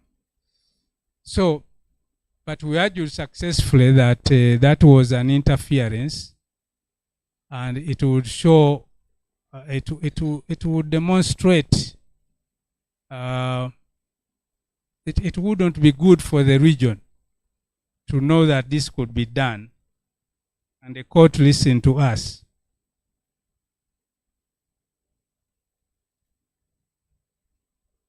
The next one, of course, then has been mentioned, arising from the case of Anyang' Nyong'o. When Anyang' Nyong'o was announced, we got to know as East African Law Society that Summit had been invited to amend the treaty. And this was in anger. They thought that the East African Court of Justice was not conscious about the treaty, which mentioned sovereign equality. Now they were interfering with the sovereignty of Kenya. But it was even worse. There were personalities, because there were a judge from Kenya over whom there were issues in Kenya. And they thought that this judge had been punitive against Kenya. So there was a lot of anger. So we applied for an injunction. For some reason, the court sat on it. It wasn't heard. The application wasn't heard until these gentlemen, they were gentlemen only then. Now there is a woman. They went on and amended the treaty in barely 16 days. 16 days. Then they brought those provisions. Not only those that have been mentioned, but those which weakened the courts.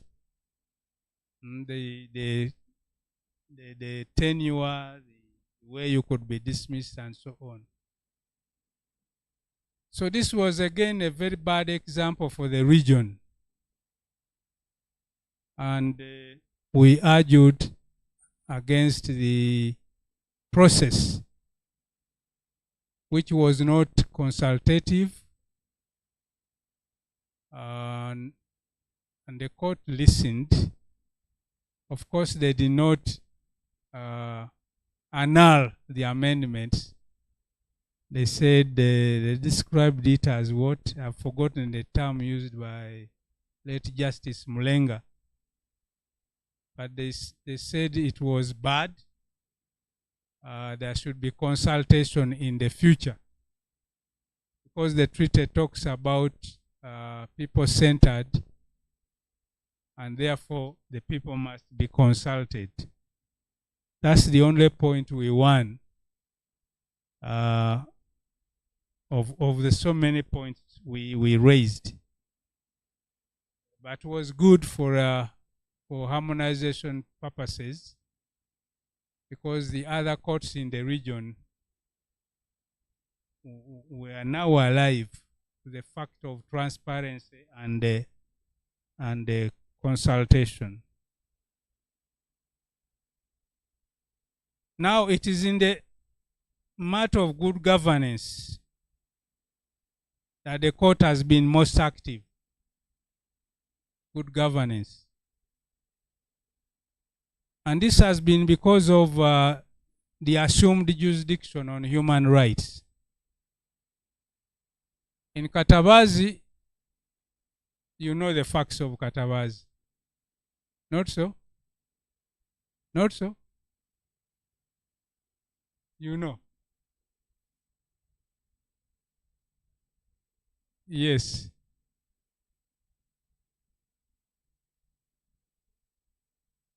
Yeah.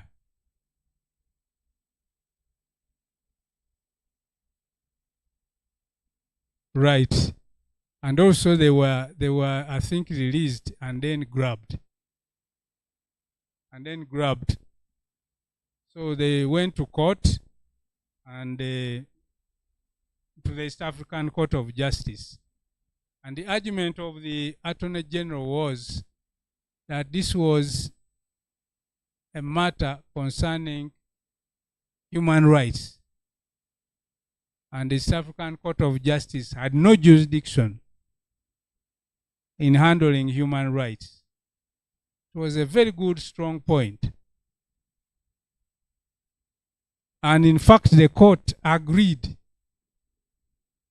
The court said, yes, we don't have a human rights jurisdiction because of Article 27, sub-Article 2, which says that jurisdiction would come in the future. But the court went on to say, however, our jurisdiction cannot be hampered simply because there has been mention of human rights in an application, in a reference. And they went on to listen and agree with the applicants. Can I say that their rights were infringed? I don't know how to put it. Because having said we don't have human rights jurisdiction, then they agree, they said, oh, okay. You are properly before us. So that is where it began. And after that, there has been an avalanche of human rights cases before the court and other matters which pertain to governance. But we have to upload the court because this is an area where in our region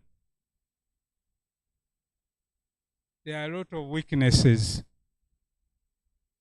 And if nothing was done, then we will have a partnership of thug states. Forgive my language, but there will be a partnership of thug states, and integration will not be achieved. So since then we have gone ahead, and as we shall see, it has caused some problems, and that is a matter that is now shaking the community. We have to be very careful, but I'll come to that. There's also convergence on standards over integration, of which Anyang Nyong'o is one. You have mentioned it. The other one is Samuel Mohochi, one of the earliest cases actually directly concerning integration. This is a case where a Kenyan was arrested and extradited, and he argued that this was against the common market rights of free movement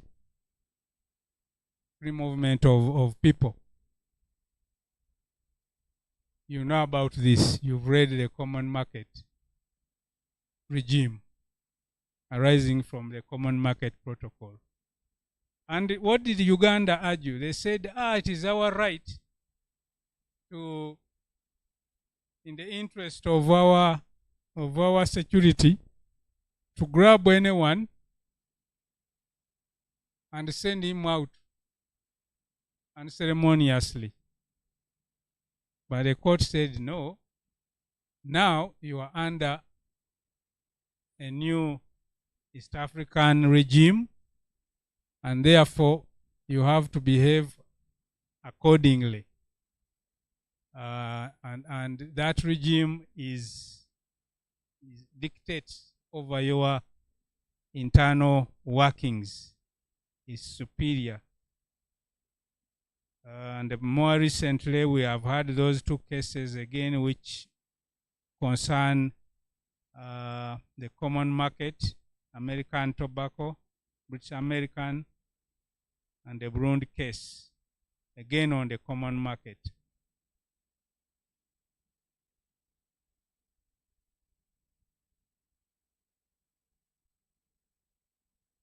I must say that we have not been very active, and we lawyers are to blame. We have not been very active in this area of the common market. So many things are going on in breach of the common market. Daily.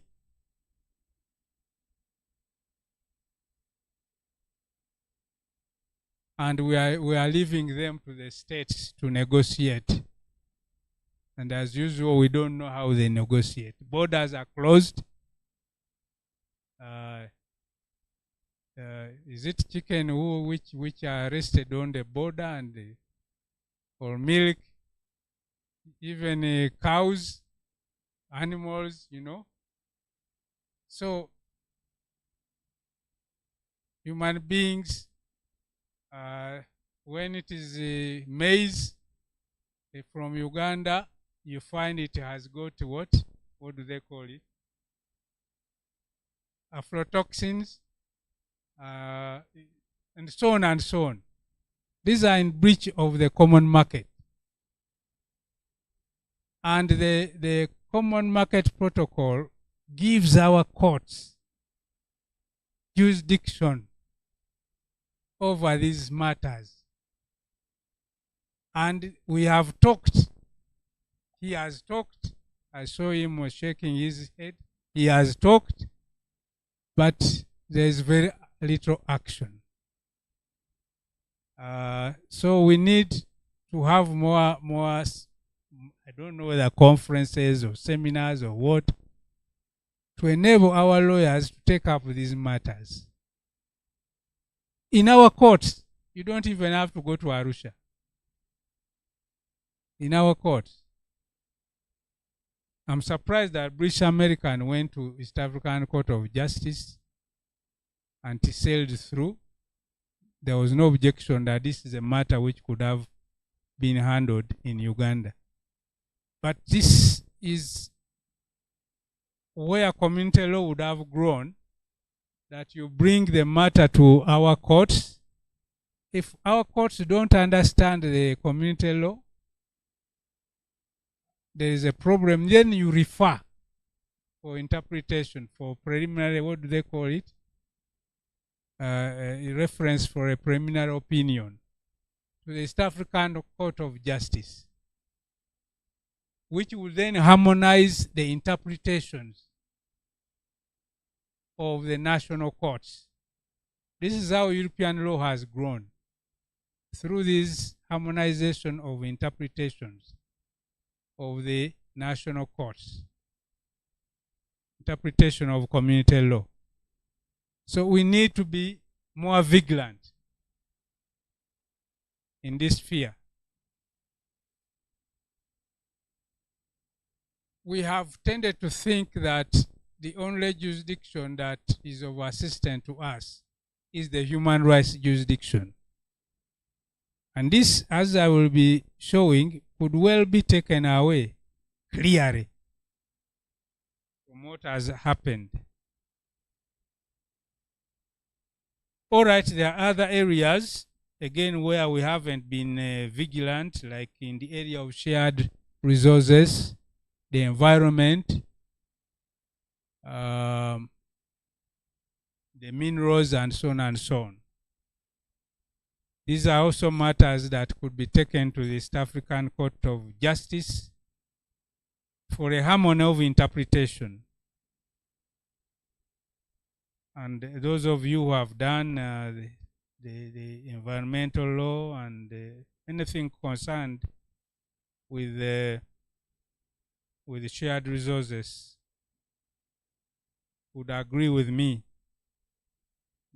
Maybe the only prominent case I have seen in the East African Court of Justice is that case of animal welfare against the Attorney General, African Network for Animal Welfare against the Attorney General of Tanzania. This is a case where Tanzania planned to build a highway across the Serengeti. You know the Serengeti, eh? It's a national park, and it's shared between Kenya and Tanzania. And it's one of the well-stocked national parks in the region now. Now, there were no good reasons, and the environmental rules had not been followed, consultation, justification, and so on and so on. So these animal welfare people brought an action to inject the building of that road successfully. They did it successfully. But in the environment, we could do more before the Court of Justice. We are looking at our environment is going. It's finished. People are building in the swamps, in the lakes. You've been to Munyonyo when we went to elect Semakad. Sudiras is extending his investment in the lake, and the NEMA is looking on. But they are torturing these other people in where? In Nansana and so on and so on. So, please, let's be more active, because if we do so, lawyers in other regions will also follow, and we save our environment.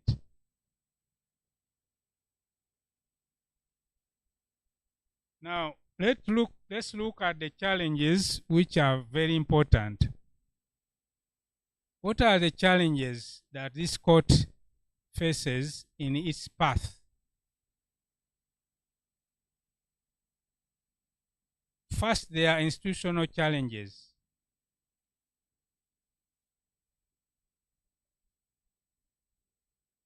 We have organs of the community.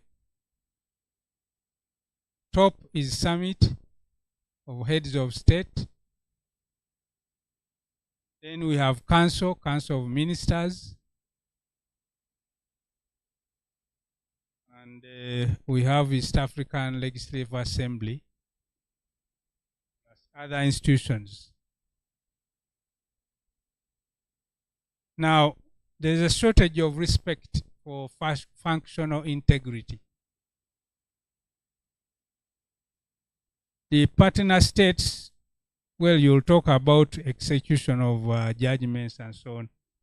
But the partner states do not think very highly of judgments emanating from the court. Even when those judgments are in their favor. I remember a case we took as East African Law Society when Tanzania expelled large populations from its territory, saying they are of Rwandese origin, boarded them on trucks and threw them over the border.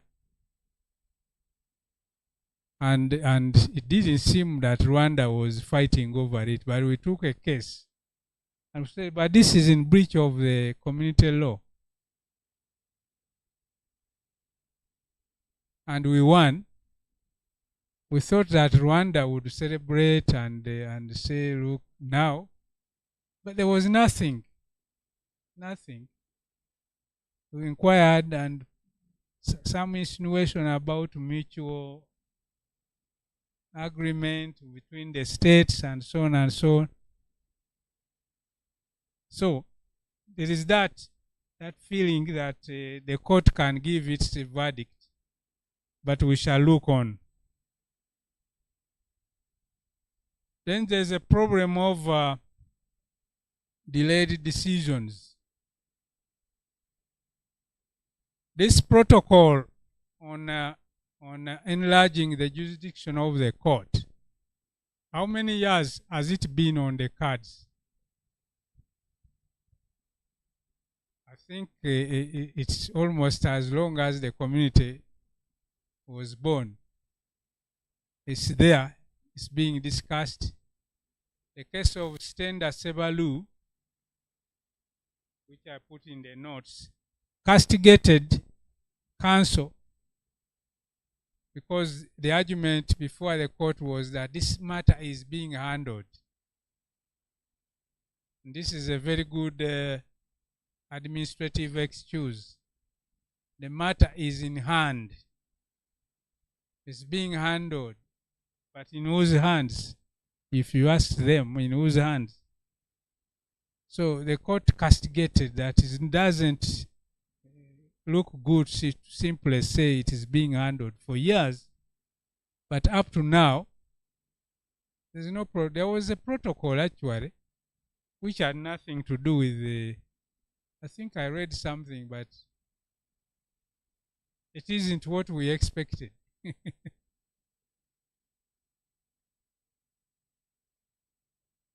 Yeah, trade and investment. Yes. Yeah. Yeah.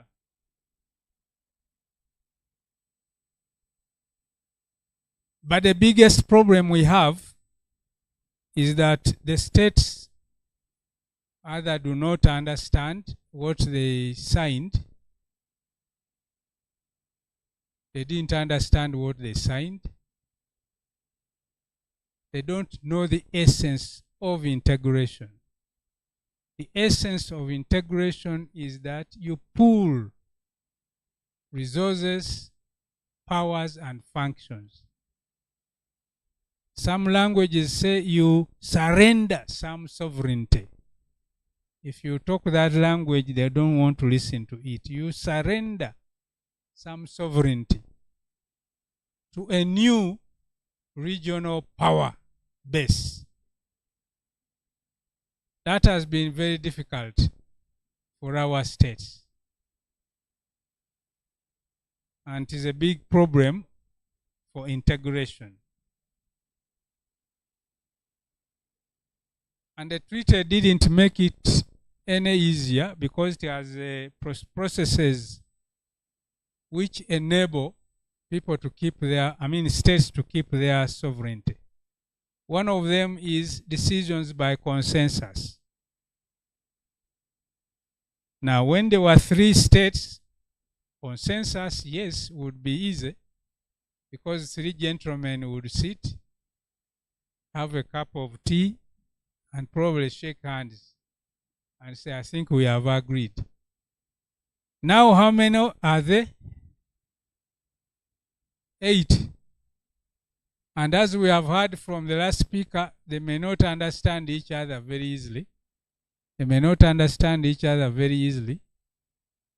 If it is true that the Somalis don't speak English, I hope it is not true.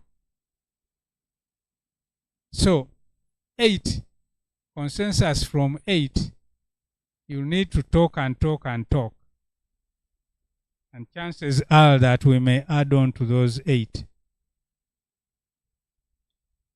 That is also accompanied by a veto. A state has got a veto. All this is against the essence of integration. If you are displeased and you are going to give a veto so that the decision is not taken, it might never be taken.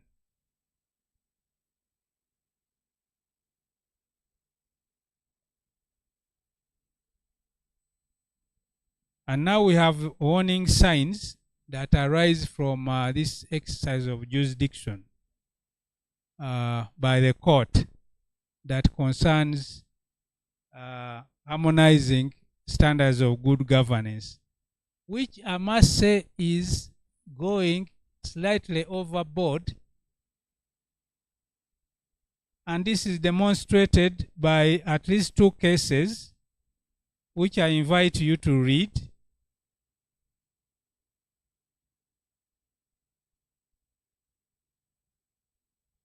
These are the cases, but first of all, let's look at the warning signs.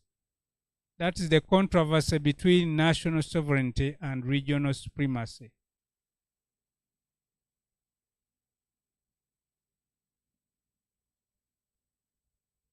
And particularly in judicial matters.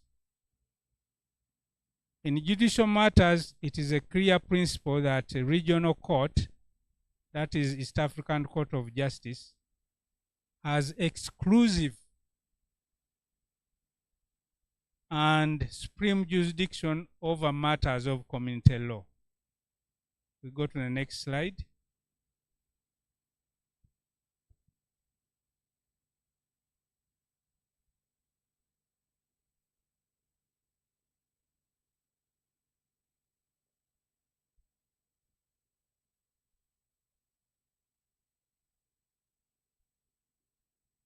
Now, in 2 cases,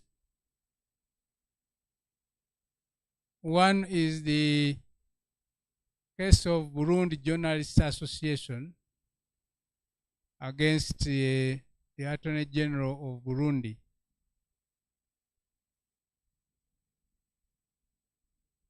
In this case, the applicants challenged a press law of Burundi, which had a lot of unique provisions. You are being prohibited from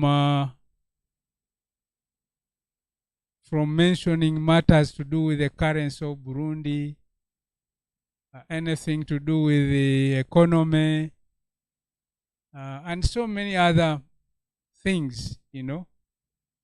Now, this law had gone to the Constitutional Court of Burundi, and the Constitutional Court of Burundi had said it is okay. It does not infringe our constitution. But the applicants went to the East African Court of Justice, which had a thorough assessment of this law. In spite of the objection from Burundi that their law had been okayed by their constitutional court. And also that the Court of Justice had no powers to inquire into the constitutionality of a law of a partner state. But the East African Court of Justice said no. we are not testing this law against the constitution of Burundi. We are testing this law against the standards set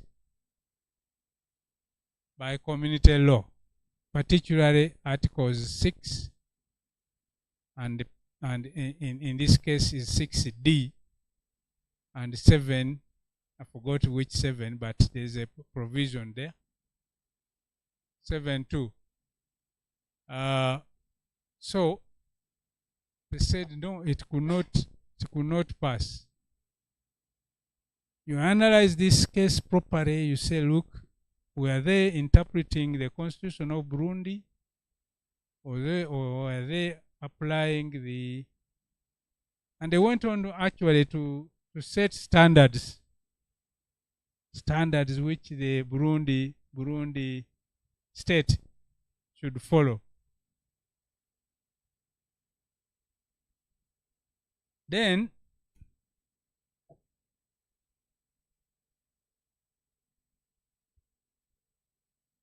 okay, go to the next one.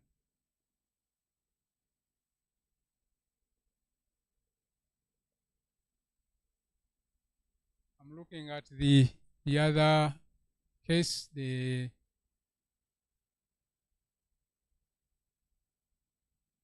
one in Rwanda, the case of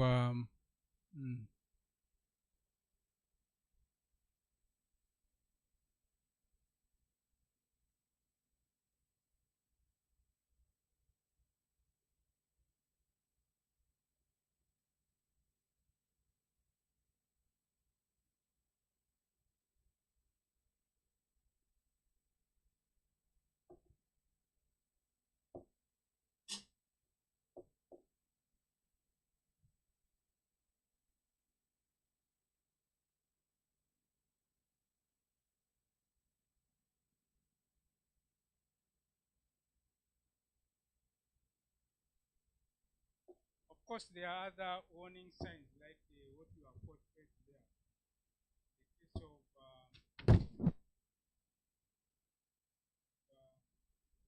Anario Desire against Attorney General of Burundi, where the court said that it has jurisdiction to interrogate matters of treaty violation of superior courts. Now, this is where the problem is coming. The court has progressively said that it has power, the South African Court of Justice has got power to review decisions of national courts. On what basis? Because it has no appellate jurisdiction, but it has got power to review those decisions against observance of the treaty. That's the case of Manario. Now, and that was done also in Attorney General of, the case of Burundi Journalists Association and Attorney General of Burundi, and also Rwanda case, which is even more. Sorry.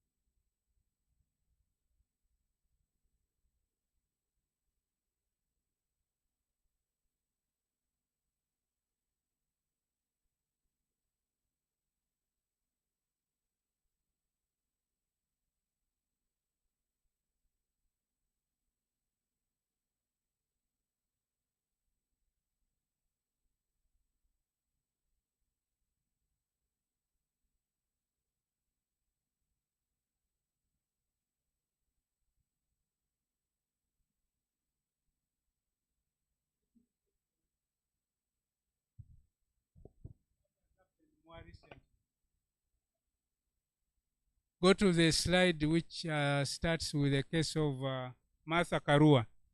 Martha Karua.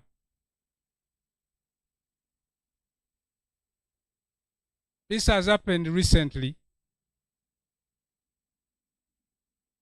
Martha Karua lost an election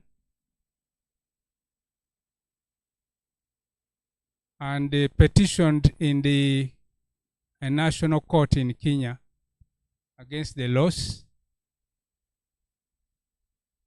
Then she had an appeal. She lost. She had an appeal.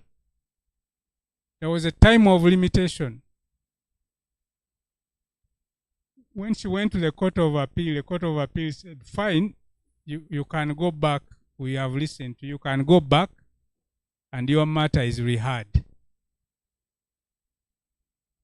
But when she went back, the National Court said the time of limitation had run, so we can't listen to you. She went to the Supreme Court, and the court said, fine, the National Court has ruled properly. We cannot hear you. Time of limitation. She tried to argue, but I was sent back by the Court of Appeal. Time should not have run. Said, no, there is no law that allows time not to run. She went to the South African Court of Justice. The South African Court of Justice argued that the Supreme Court of Kenya ought to have interpreted its constitution and other laws in such a way as to enable Martha Karua access justice. They didn't, and therefore she won and was awarded damages. Now this matter has caused an uproar in Kenya. The Attorney General of Kenya petitioned the Supreme Court for an opinion whether the South African Court of Justice has jurisdiction to do what it did. Naturally, because of the chauvinism, sovereignty chauvinism, the Supreme Court said, no, the South African Court of Justice cannot interfere with the decision of an apex court of a partner state. They cannot.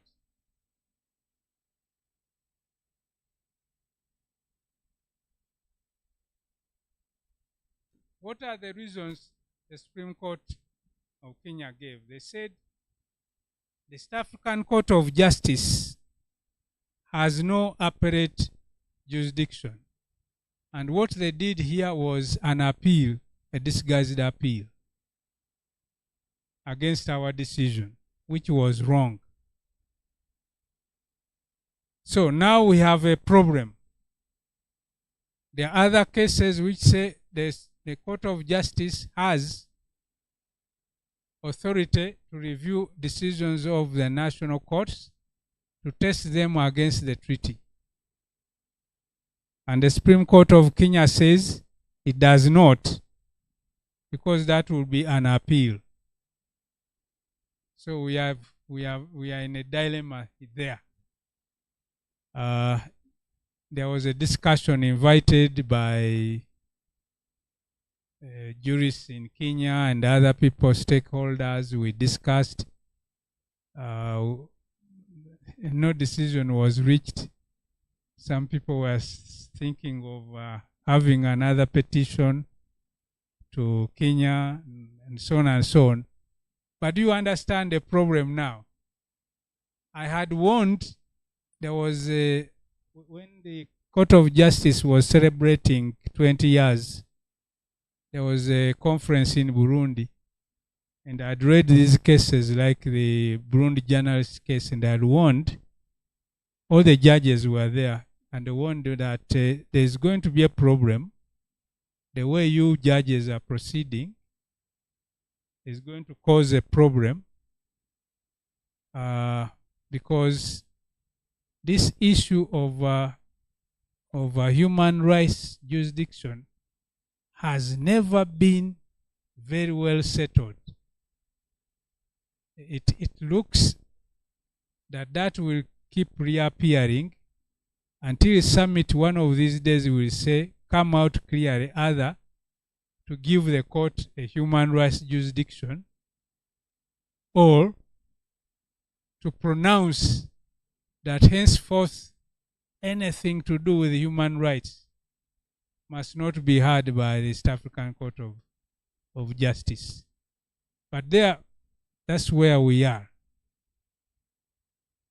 In fact, what we discussed in Burundi then, they asked me whether it is still necessary to discuss, to petition the summit to give court a human rights jurisdiction, because they thought they had given it to themselves. And that is now a big problem. It might interfere with the path of harmonization as we go along. Now, supposing it is decided that this court has a human rights jurisdiction, how would that be framed? How would that be framed? Would it be an appellate or an original jurisdiction? What do you think? Supposing summit in its wisdom or madness said, okay, we give, probably it will be madness. I don't see this summit giving the court a human rights jurisdiction. But there are other regional courts which have that jurisdiction, like the ECOWAS Court, Economic Community of West African States Court, and the CARICOM Court, the Caribbean Court of Justice. So what sort of jurisdiction do you think a regional court would have in human rights? Appellate jurisdiction? Yes.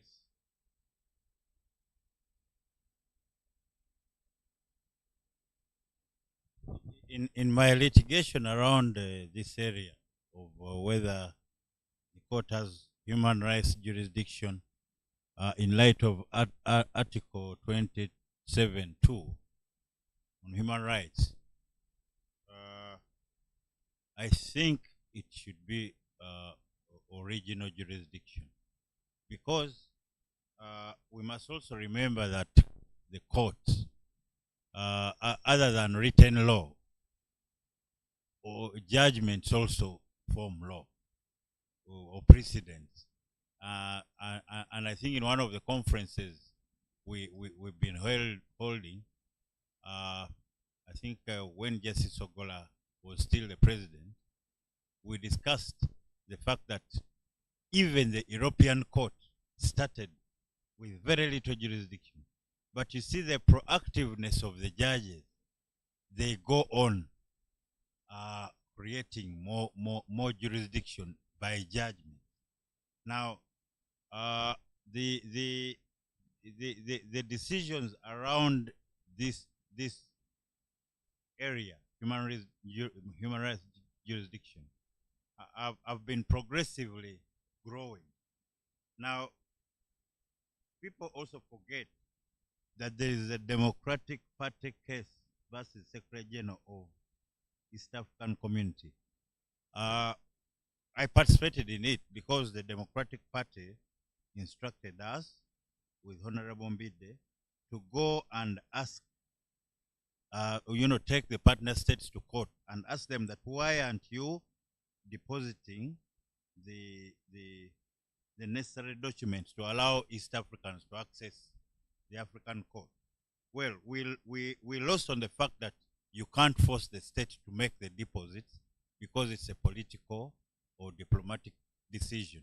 However, the court, we won on the fact that the court, the East African Court of Justice, actually it's an appellate division judgment. So means it has been sealed up to appellate level, leave alone the other case which was in the first instance division.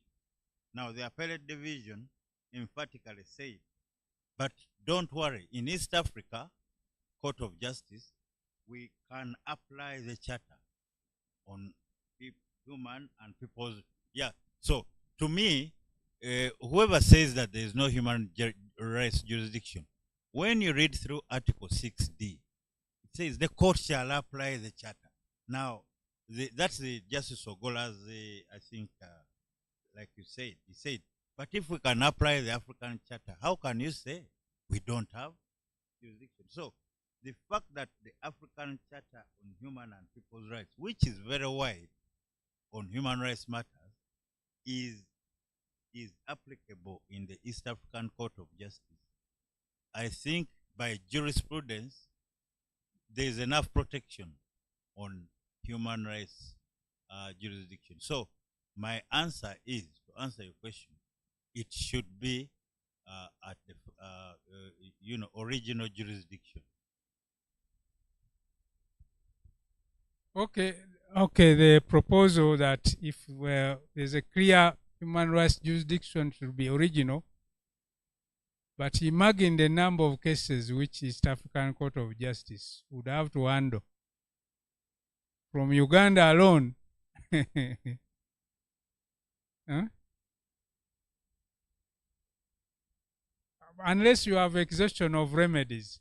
But if it is original, then you don't have to have that handicap.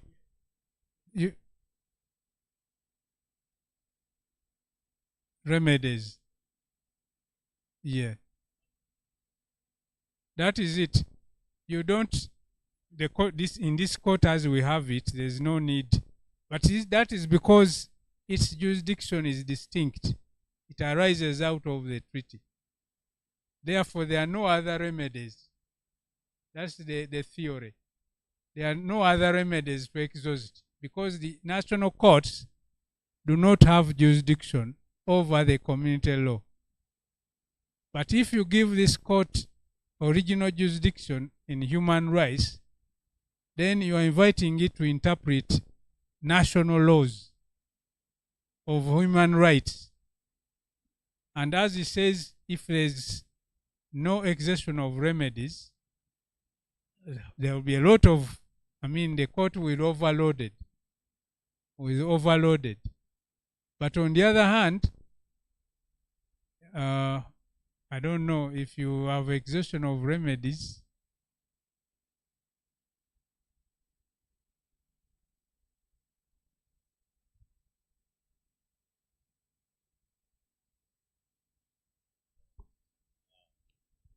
The East African Legislative Assembly, hasn't it passed the human rights, the human rights protocol or something? So that within the legal zero draft. Okay. There's no protocol as we speak. Okay then. Yeah, but you see, at times, because having gone to that court for many times, you start realizing that, you see, when you're talking about human rights, now if you have a whole article on environmental protection, natural resources, climate, etc., and others, then how can you say, and those are human rights matters, then how can you say the court cannot interpret those articles? Well, the articles, there are very many articles on various sectors. Now, on human rights, you have such articles. They have their theories that they can only go as far as those concern community law. That's why they cannot now litigate horizontally, party to party. He cannot sue me for breach of human rights before the court, the East African Court of Justice. If you open this up, then you have to open widely. So there will be even those individual to individual actions which now are not possible. You only sue a partner state, or an organ of the community, or an organ or an institution of the community. So it's a difficult thing. then there will be a I don't know whether there will be a conflict, but what I can see that because of our sovereignty chauvinism, it's unlikely that an original jurisdiction would give, but that is a possibility. I think it is the ECOWAS court which has got an original jurisdiction, but also concurrently with the national courts. And I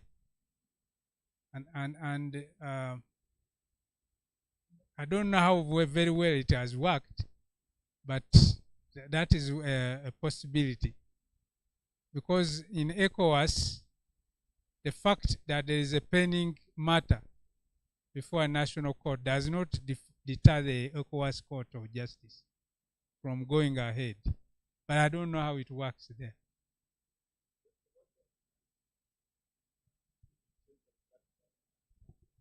In the EAC, that the local remedies don't work, that they don't have. Saga. It was literally abolished. Okay.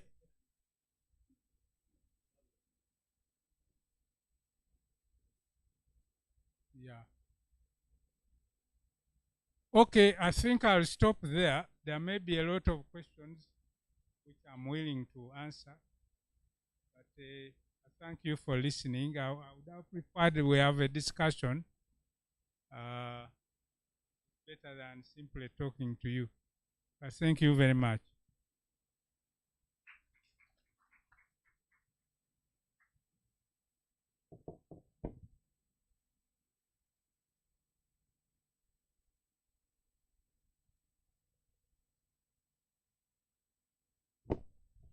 Yes, friends, can we give Professor another hand of applause? According to our program, we are well redeeming time because we just have one further presentation before we can jump into what will be a blended Q&A and a small panel discussion. But without any further ado, in the interest of time, I want to invite our next presenter, whose reputation needs no much introduction. This is a person who has for many decades been practicing the law. He's a scholar. He's a scholar and a very ardent scholar at that. He has not only been a lecturer to some, but also in his research field, he literally talks about and is looking at the integration law on a daily. Dr. Michael Honoria is a knowledge partner at ALP Advocates, part of ALP East Africa, and he leads the integration and cross-border practice there. He is going to be talking to us this afternoon on the enforcement of the ESCJ decisions and emerging trends. Like Professor had sparked the discussion earlier, that you will have issues of jurisdiction arising where the East African Court of Justice makes a decision trying what the national courts or national bodies have done vis-a-vis the obligations of the partner state in the treaty, and when that decision is made or that judgment is given, it is not enforced in Arusha. You have to go back to the partner state. You have to go back to the actual country where the person who took out the reference is trying to enforce their rights or trying to enforce their entitlements. And at that point, that is when you realize that, oh, the East African Court of Justice has no police to enforce its decisions. The East African Court of Justice does not, in fact, have an independent mechanism of enforcing its decision. The court has issued awards where it is issuing compensation awards, and we know, of course, international law, in terms of the law of reparations, that you can be entitled to certain compensations for what you could call internationally wrongful acts. And here we are talking for things that contravene the East African Community Treaty. And at that point of enforcement, we want to delve into the understanding of how does that work. Ladies and gentlemen, It's my absolute pleasure and privilege. It's just 1 hour away from our lunch, and after Doctor will delve into a blended Q&A panel as we come towards our lunch. Dr. Noria, you're most welcome, sir.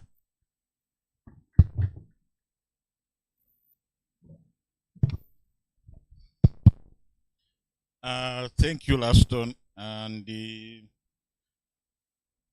I wish to thank Professor Sempebwa for this setting the tone for the discussion that I'm going to make and the presentation. Now, just before I start off on discussing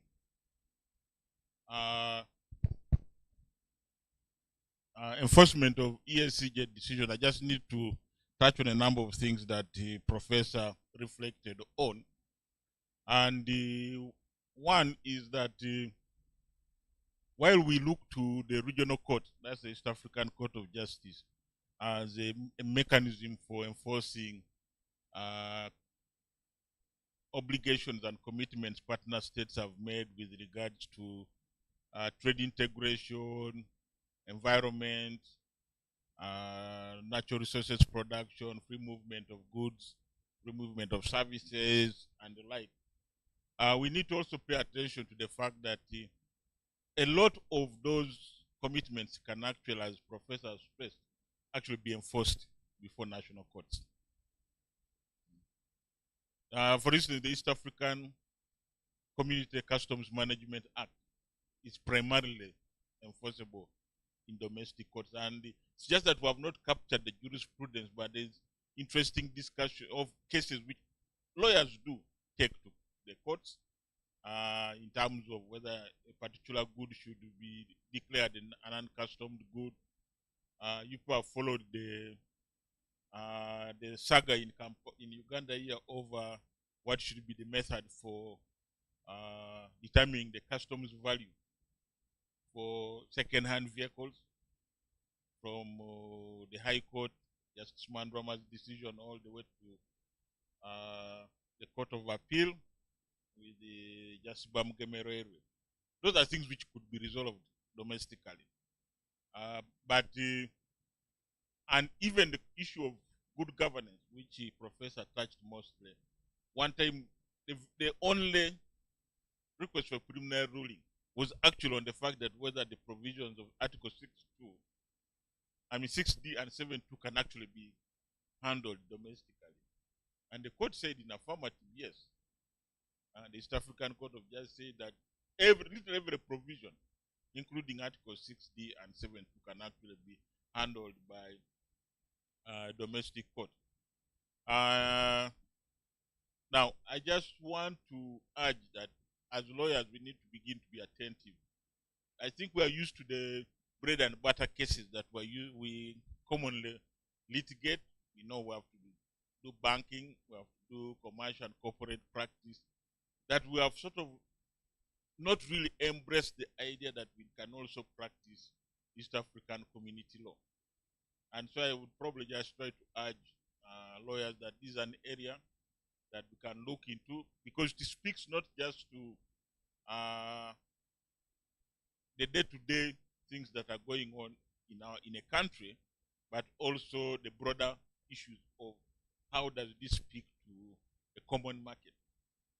So taking the examples that we have already touched on, for instance, the poultry dispute with Kenya. I once traveled to Mombasa in December 2019, just before COVID broke out. And this cab driver was complaining seriously about how cheap Ugandan eggs were, and he was wondering how that was happening. And then shortly afterwards, in the midst of COVID, without anybody paying attention, Kenya decides to levy excise duty on Ugandan's eggs. It's only when Ugandans were trying to take the eggs after COVID that they realized that there was actually an extra 70 cents per tray of eggs. 70 cents or something like that, or per egg. Now, those are things which we are not touching as legal professionals. Those are kind of questions we'll be asking ourselves, that these things we can litigate at the national court, ask the question of whether such laws do not infringe the East African Community Treaty. I was in Nairobi last May. I met a young man who is Ugandan, and he told me he provides legal services for CJs. He's sort of related to the proprietors. And so we got discussing, and he said one of the problems they have faced was getting Uganda's pineapples into Kenya. And the basic rationalization was that our pineapple was a bit sweeter, but Kenya didn't want to hear about CJs bringing Uganda's pineapples. So what they do is that there's some pineapples which come from Uganda, so they use it, blend it with the Kenyan pineapples to make juice for their customers. But you can imagine the kind of small things that you would wonder that we're talking of a common market where goods, including food products, should move freely, as long as they meet the standards. So those are the things I think we need as lawyers to begin litigate, because most of us have clients who have a cross-border presence. So our ability to tell the clients that whatever is happening in country, partner state A, has implications for your business in partner state B or C is crucial, because then it tells us that your business has this reach across the common market. And therefore, the same standards and principles should apply. And finally, I want just to mention the case. There was an interesting case we popped up. Of course, I could understand the politics around it. All of us know Brookside is in Uganda, but Brookside, Uganda couldn't take its Ugandan milk into the Kenyan market. Brookside is a Kenyan company, so why wouldn't it be able even to get its own milk? After the Kenyan authorities came and verified that they met the standards and all that, they denied them import permits over 100 times. Of course, we know where the conflict came from, but it just shows you that. And those are the kind of things where you would say, wouldn't this be something the lawyers would pick up? Because the only way we can create a growing jurisprudence, an organic jurisprudence on the East African community law, is actually to do it nationally. Everybody has rushed to the regional court. The regional court is getting overwhelmed, I don't know, backlogged and all that. Yet we could do a lot by handling some of these things on a domestic, before the domestic. So I want to just add that and then move to what I'm supposed to speak to. Now, so I'm looking at enforcement of EAC decisions and emerging trends. We really haven't had the, how would I put it, the experience of how the decisions are enforced. Because no study has really been done that, okay, of the decisions 200 or 300 plus that the East African Court of Justice has done, is done. Anyone who is following up how many of these have been complied with by the partner states against whom the decision has, for instance, been given against, and then in the event of, for instance, more importantly, now that the court has begun granting compensatory relief in terms of damages, how many of those have been paid up and the like. But let me just look at this, our outline. We'll look at the enforcement of the decisions, but we'll also look at the procedure for the enforcement. I'll draw the EACJ experience vis-a-vis other regional courts. Actually, we'll look at the procedure, which is usually the national legal framework. We'll consider probably what's the nature of these judgments, draw on the experience, what has been the experience in reality, and then what does non-enforcement mean when a partner state refuses to enforce a judgment of the regional court, including the EACJ. Next slide.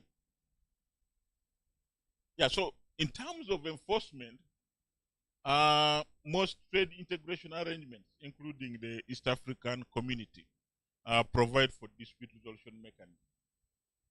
Even the African Continental Free Trade Area has a dispute resolution body. But just looking at the regional economic communities, the RECs, all of them have courts or tribunals. So in East Africa, we have the East African Court of Justice, COMESA has the COMESA Tribunal, ECOWAS has the ECOWAS Community Court of Justice, and then SADC has the SADC Tribunal. Of these four, the busiest courts are actually ECOWAS Community Court of Justice and the East African Court of Justice, largely explainable by the fact that they don't have local remedies requirements. Individuals can go directly litigate their matters before the courts, and so the courts have probably been more filled with many cases, references, and all those being filed as compared to COMESA and the SADC, which still require that you exhaust national remedies before you go there. Now, those are the provisions which are relevant to judgments in the EAC treaty, as the clerk had already mentioned, at the EACJ registry, sub-registry in Kampala.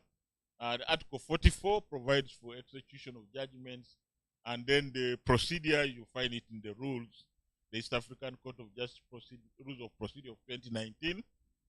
COMESA Article 34 talks about acceptance of court judgments.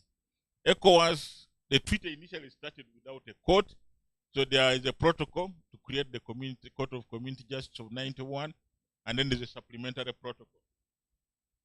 The supplementary protocol is the one which actually allows individuals to go before the community court, but also then has Article 24 on implementation of judgments. And then there's the SADC protocol.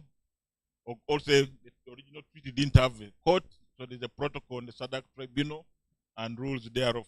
I didn't mention the particular provision, but there's a provision. Now, in terms of procedure, most has already been alluded to.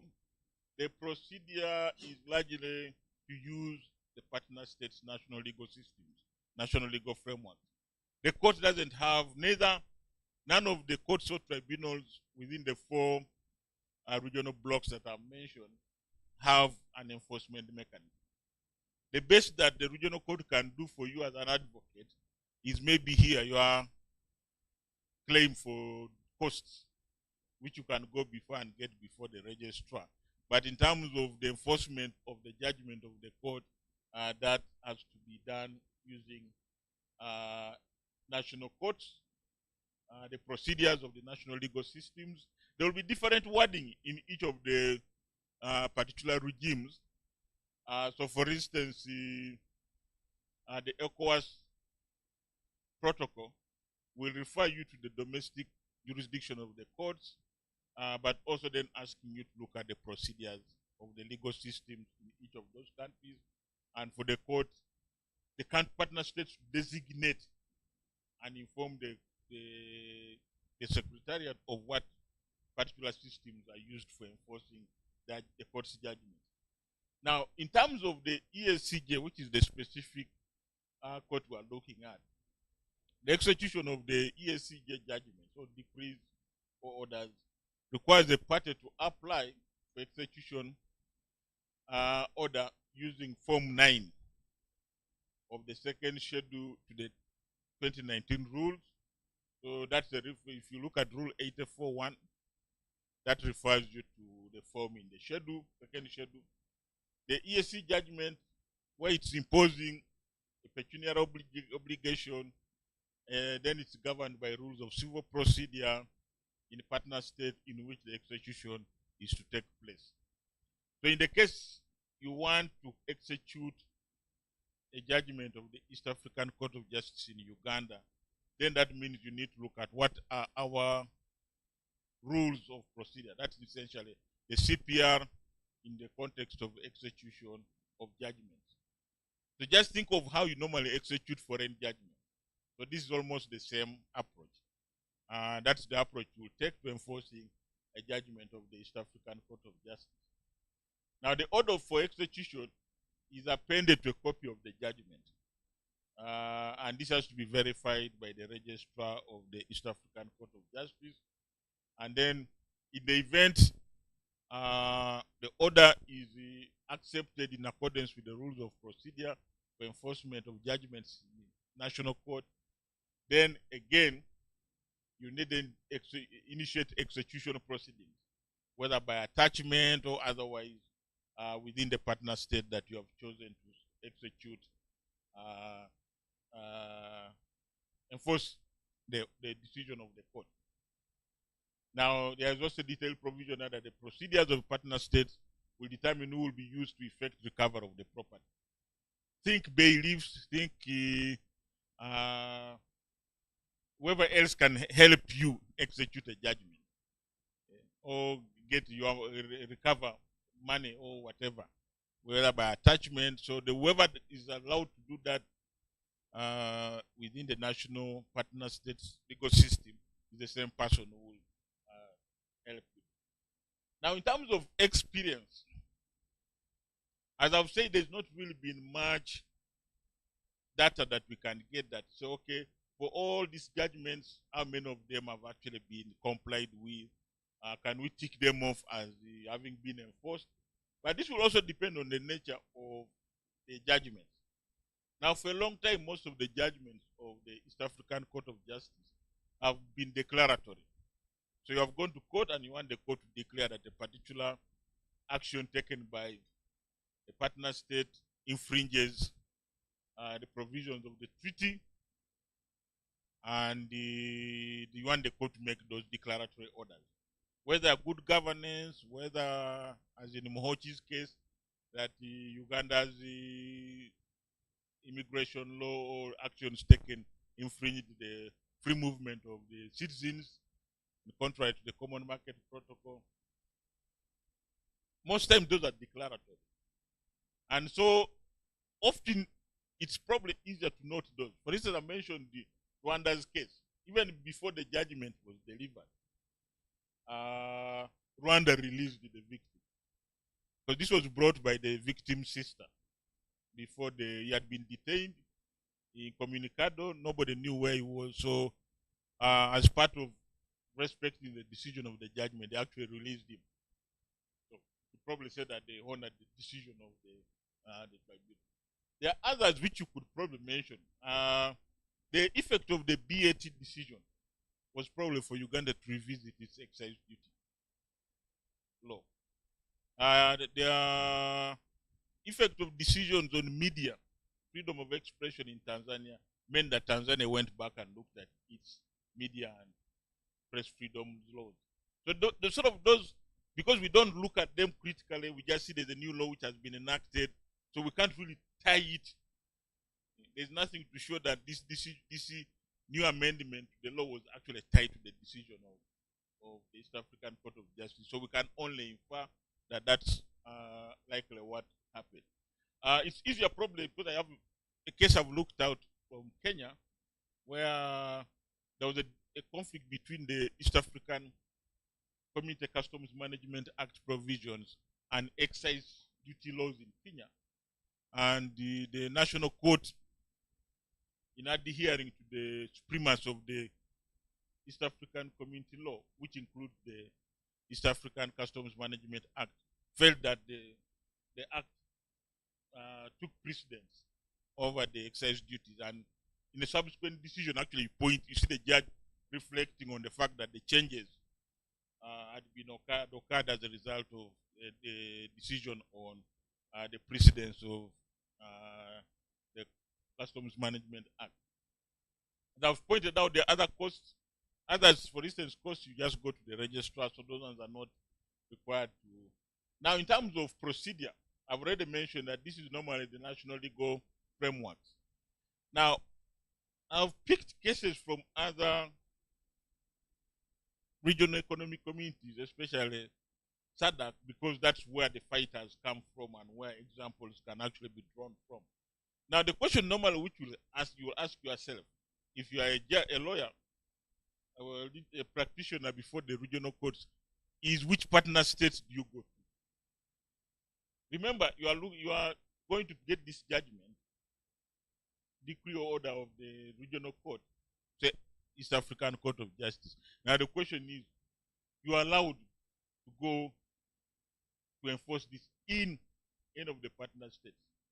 You are not restricted. You are not even told to go back to the partner state that you sued. So the question is, which partner state do you, whose legal system do you want to seek to use for enforcing the order? Now, in Gramara Private Limited and another versus the government of Zambia, they actually try to go back to, Zimbabwe. They try to go back to Zimbabwe to enforce the decisions of SADC in Makambo and other cases. Now, of course, you could probably say the judge, national judge, was probably concerned about the implications of his decision. But of course, he was probably helped by the arguments that were presented by the government. The government presented the argument that any attempt to enforce the SADC decision was contrary to public policy.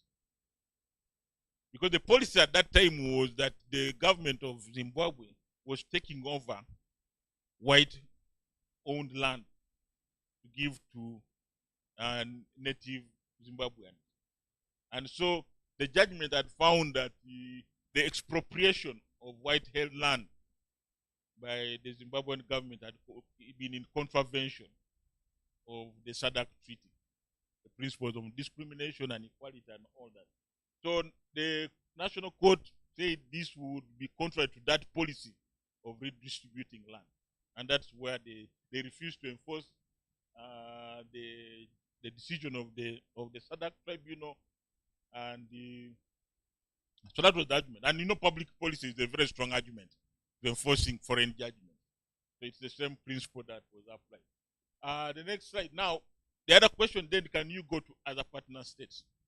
So that's again what the winning parties in the land nationalization cases before SADC did. They went to South Africa. So you have these two cases, government of the Republic of Zimbabwe versus FIC and others, both at the Constitutional Court and the Supreme Court of Appeal in South Africa. One of them probably touches even the issue of the attempt. I know now the SADC is in limbo, tribunal is in limbo. There was an attempt actually by Zimbabwe to push all the other partner states to withdraw from SADC, from the treaty. But also here, in one of the cases, eventually the court enforces the judgment of the regional court. In the end, Justice Mubiru rejected to enforce the judgment. A number of reasons he pointed out. It's a long judgment.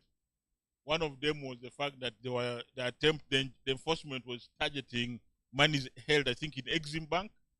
Yeah, and there was other shares, yeah. And the argument was that these were protected by immunity or otherwise.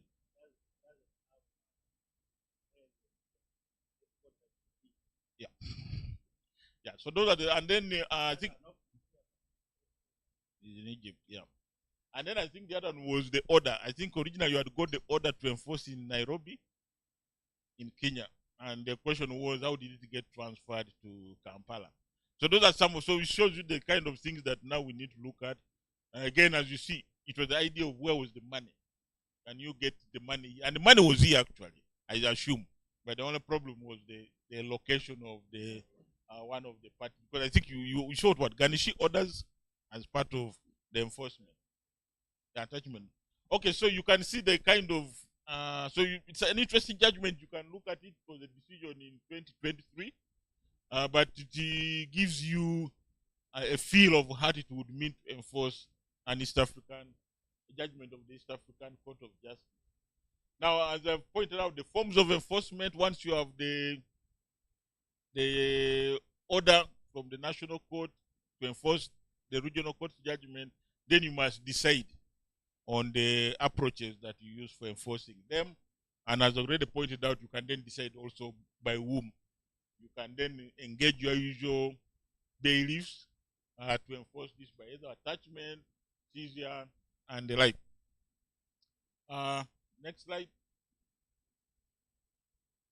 Yeah, so the other thing that I just wanted to point out, that sometimes the fact that you try to enforce a judgment and then there's a difficulty to enforce it, it poses also a question, what does this mean? Now, there is a case for this being a separate and an additional infringement of the treaty. Because the treaty guarantees you remedies as part of enforcing either rights or claims under the treaty, and therefore the failure of the partner state to honor a decision of the regional court would be considered an infringement of the treaty. So there's an obligation to comply with commitments under the treaty, which include decisions of the courts or tribunals of the as a treaty organ. And then there's a specific, if you look at those provisions on enforcement of judgments, they actually make a requirement on the part of the partner states to actually honor and give effect to the decisions of the court. So that's specific. And therefore, if you don't do so, then you violate a separate provision of the treaty. And that's what happened in SADC. Once the effort was initially made to enforce the judgment before the Zimbabwe National Courts had failed, the party, the same group of people in this particular case, Louis Karel Fick and others, went back to the SADC tribunal and raised another claim. And again, the court agreed with them that even the failure to respect and give effect to those decisions of the tribunal was in itself an infringement of the treaty. I've put there standard table, which might not really be directly on a judgment, but it shows you the concerns that sometimes there are certain things which partner states agree. And although this speaks to the failure to adopt those protocols, to expand the jurisdiction of the court, to give it an appellate jurisdiction, it speaks to a lot of things. Because in this case, every other country, partner state, had basically made the comments to the protocol except Uganda. And this had been like 5 years. Because remember, this protocol is 2005. And this was almost 6 years, 7 years later. So that is something, although it's not, as I said, directly, but its idea means that every time someone doesn't do anything with regards to commitment, it means that that itself is an infringement. Yes. Professor, a good example that can be visible for lawyers, that I normally disagree with the people who say the partner states don't implement the judgments. They actually do. It's a question of, as you've said, when you see a change of policy, you may not necessarily know that it is coming because there was a judgment somewhere. The most visible example is EAC elections. Before in Uganda, they never used to elect. Like Professor said, when EAC started, they used to handpick 9 people. They go quietly. You hear so-and-so is a member of parliament of EAC. But now, Honorable Mbide and Democratic Party went to court, said, much as Democratic Party is a minority now in the political status in Uganda, let it have a representative. So we went to court. I argued the case myself. We argued that you must hold elections. You must not choose because of numerical strength in parliament. Every party which has a representative and individuals can stand and be elected. When we came back, the parliament changed the rules. That's why you find that the EAC elections are so competitive. It's a result of that. Yeah, so actually, Council Murawa is right. Actually, when you look at the effect of Anyang' Nyong'o, not only in the Kenyan parliamentary rules for electing members of the EAC, but also across the board. I think Uganda made changes several times for each successive election. Because remember, even equally in Tanzania, they have had to ensure that they go to parliament and elect representatives. Yeah. Because the treaty and the rules in EAC require so. And anybody is free to stand. Yeah. But I was just pointing out that has had actually a boomerang effect, even in South Sudan. When when they initially first attempted to do the same thing, in spite of the fact someone was telling them this was the wrong thing, they said, we shall just handpick our SPLM. And then I can't remember his name, went to court. And of course, he had to spend like close to 5 years out of South Sudan because the government was so pissed off. Iwani Santino was He's back now because they have understood the principle. Because if they hadn't understood, actually, he was being harassed. But now they came back to the table and understood him. Yeah. He's back working. Yeah, I know he's back in South Sudan, but you can see the kind of. But then that just shows you that you can actually have decision making that has an impact, and that the parties actually comply with the decisions of the court. Maybe what, and I think I've had these discussions with the registrar of the court, that maybe we need to actually look at all the decisions that have been rendered by the court, and then see how many of them, even if we might not see direct, but we can see that as a result of this, there were a number of policy, legislative, and regulatory changes, and therefore the court then can say that we are making progress. Actually, see, before you go ahead, sit in a several. Now, somehow, to an extent, that protocol on trade and investment is coming from that. Although now chances that someone might file a case against Uganda, we're the only ones holding up the process. Tanzania ratified, I think, in early 2022, and sometime in mid 2023, I actually talked to the people at Ministry of Justice. They came for training for lawyers, and I pointed out people were the only ones holding up this protocol.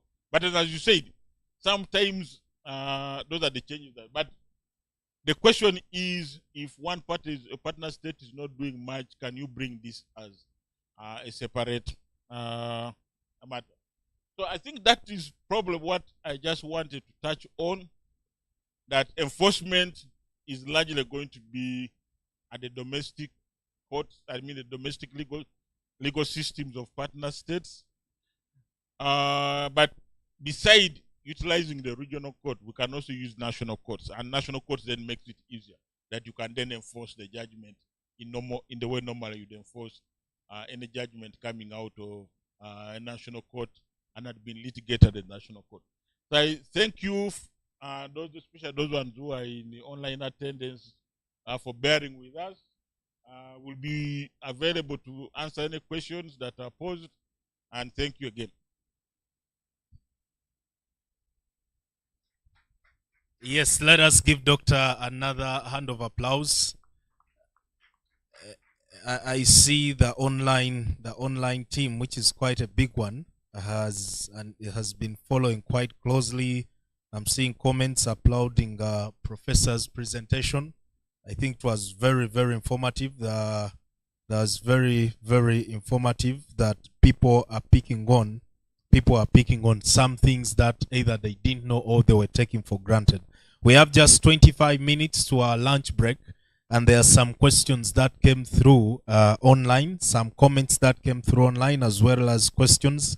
I want to, since we have two of our presenters, I just want to invite a professor, if you may, just join us up here, and also Dr. Noria will respond to some of these reflections and questions that have come through. If we can have the second microphone.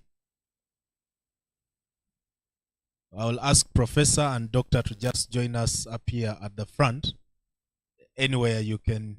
And I'll ask Professor as well, because there are some questions that have been coming through. I'm seeing Chemilino is saying, thank you, Dr. Noria, for the informative presentation. I'm seeing comments earlier about Professor's presentation online.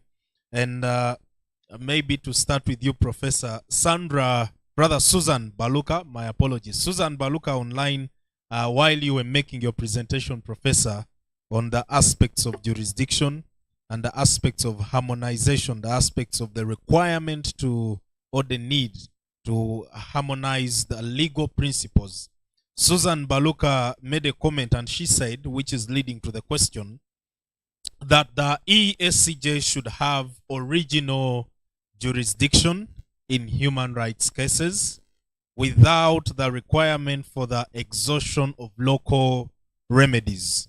This should be in the spirit of expanding the access to justice for victims of rights violations by or with the acquiescence of the states. And Professor, the question is, are the increasing human rights references trying to litigate human rights before the EACJ, are they a reflection of parties losing confidence in the national courts. You have written a book about the EAC law. There is always a conflict of laws when it comes to national laws, as you were highlighting the decisions from Burundi, the decisions touching matters that were arising in Burundi.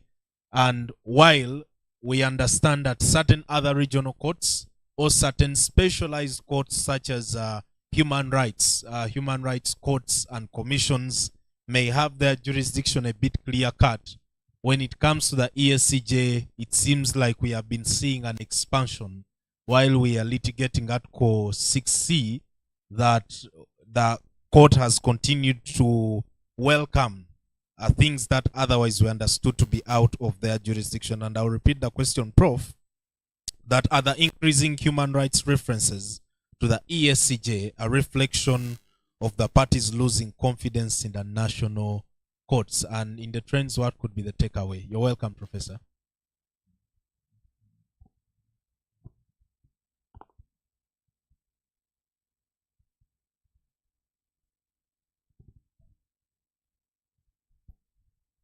Yes. Well, it is a fact that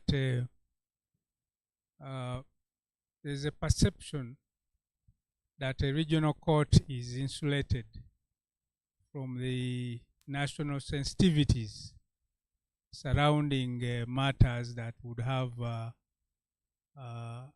either a political or a policy implication.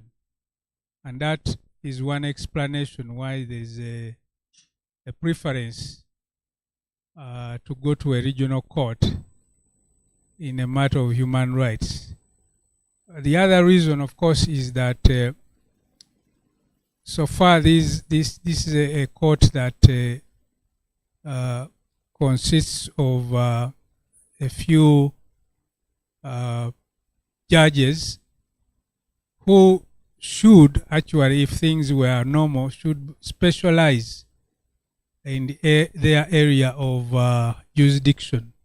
Of course, this cannot be because of our practice now of seconding judges of national courts to that court for a limited period before they can permit me to argue like that, before they can get grasp with the community law, their tenure is expiring. But otherwise, that will be one advantage of regional court, that it would be specialized in aspects of community law, even human rights as they relate to the treaty. So that explains why there's a preference to a regional court, and the argument that this regional court should have original jurisdiction. However, there are challenges that we should not be overlooked, because if all human rights disputes in the whole of the region, now it is an expanded region, have to go to one court, then you need to cater for the number of for capacity, to build up capacity for that to be handled, increase the number of judges, the resources, and so on and so on. That is a matter that must be carefully considered. Other things we have discussed, because these are matters that concern politics and policy, and it's unlikely either that can be granted or along the way may be interfered with this. But I hope I have answered the question. And I just want to chip in Dr. Noria to come in there, because when I look at this Article 24, and Professor, you've guided well, that before probably a judge is getting grasp of a community law, this is a judge who is seconded, who ordinarily is also still, I think, serving back home as well. And I see here Article 24 of the EAC treaty, when it's dealing with the terms of the judges, Article 24, Sub-Article 2 or Clause 2, it says it gives the number of judges shall be 6, and then it breaks down 2 judges, their term will end at the expiry of 5 years. 2 other judges at the expiry of 6. The other judges at the expiry of 7. And the question would be, in terms of aligning the practice before the EACJ and the adjudicators before the EACJ, is there a need probably that as we are seconding judges from the different partner states to have a criteria of sorts to consider, or what the practice is sufficient? Yeah. So this also touches the question of the independence of the judges. But I think since that amendment was 2006, I think that scaling of 5, 6, 7 has probably now disappeared. They are now doing 5 years. And so, for instance, I know the South Sudan judge, his term has ended. I know that some were the early in their terms. There were those who went to the court in 2021. So those ones by 2026 they'll be moving out. But what's probably more important is how do we make sure that not only do we get judges who are independent, but also there are also those issues whether the judges have the competence to handle community law, and that could have been made sense if there was maybe a long tenure. Maybe we allow them to have maybe a second term where you do know that you are serving 10 years, and that allows for jurisprudence to and expertise to grow. Because I know that in other international courts, for instance, the ICJ, the judges are allowed even an extra term, which allows that. And then also, as we are now looking at more a protocol on trade and investment, the question, are we thinking of expanding the judges? We have expanded the partner states. We added the DRC and the Somalia, but those ones don't yet have judges. So what's that going to look like in terms of the structure of the court? Does it need to be revisited? And then also to allow the court to develop a certain expertise, which sometimes would even mean the judges could even sit in panels to handle particular matters. But also I think it speaks to the question which originally we were worried of in 2006. There's a provision there which is sort of quietly in there, but thankfully it has not yet been invoked.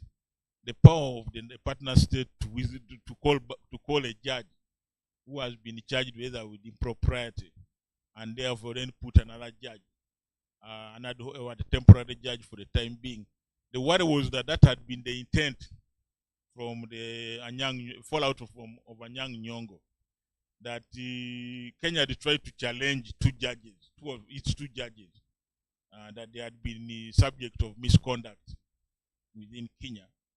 And the whole idea was that this would threaten the tenure and independence of a judge. A judge would, as much as possible, try to appease the partner state.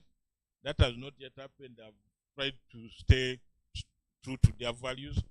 But also, I think the other thing is, do we really need to draw the judges of the court from judges from national courts?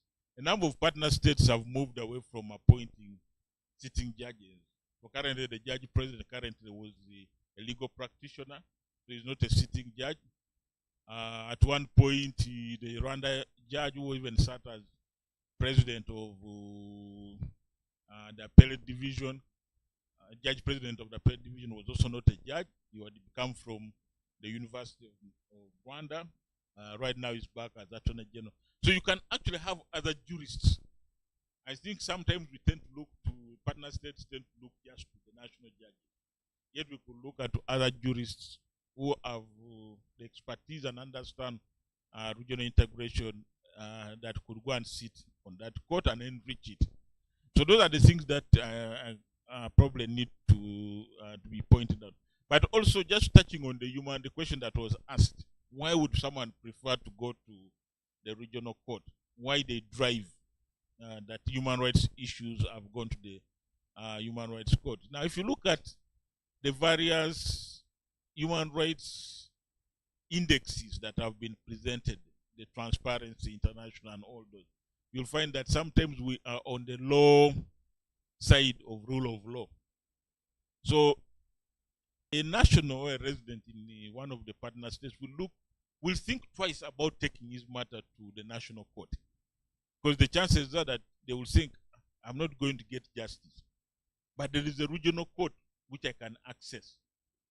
So that becomes the thinking. So that's why if you look at the bulk of the decisions, sometimes which you look at out of, say, Burundi, out of South Sudan, is because they expect that the chances are that the national court will not give them justice. You think of Mathiang's case. Mathiang man, if he had been fired by the Chief Justice, acting on the directives of the president, then he wants to go back to the national court in South Sudan and say his dismissal from South Sudan violated the Judiciary Act of 2008 and the Constitution. He was never going to get justice.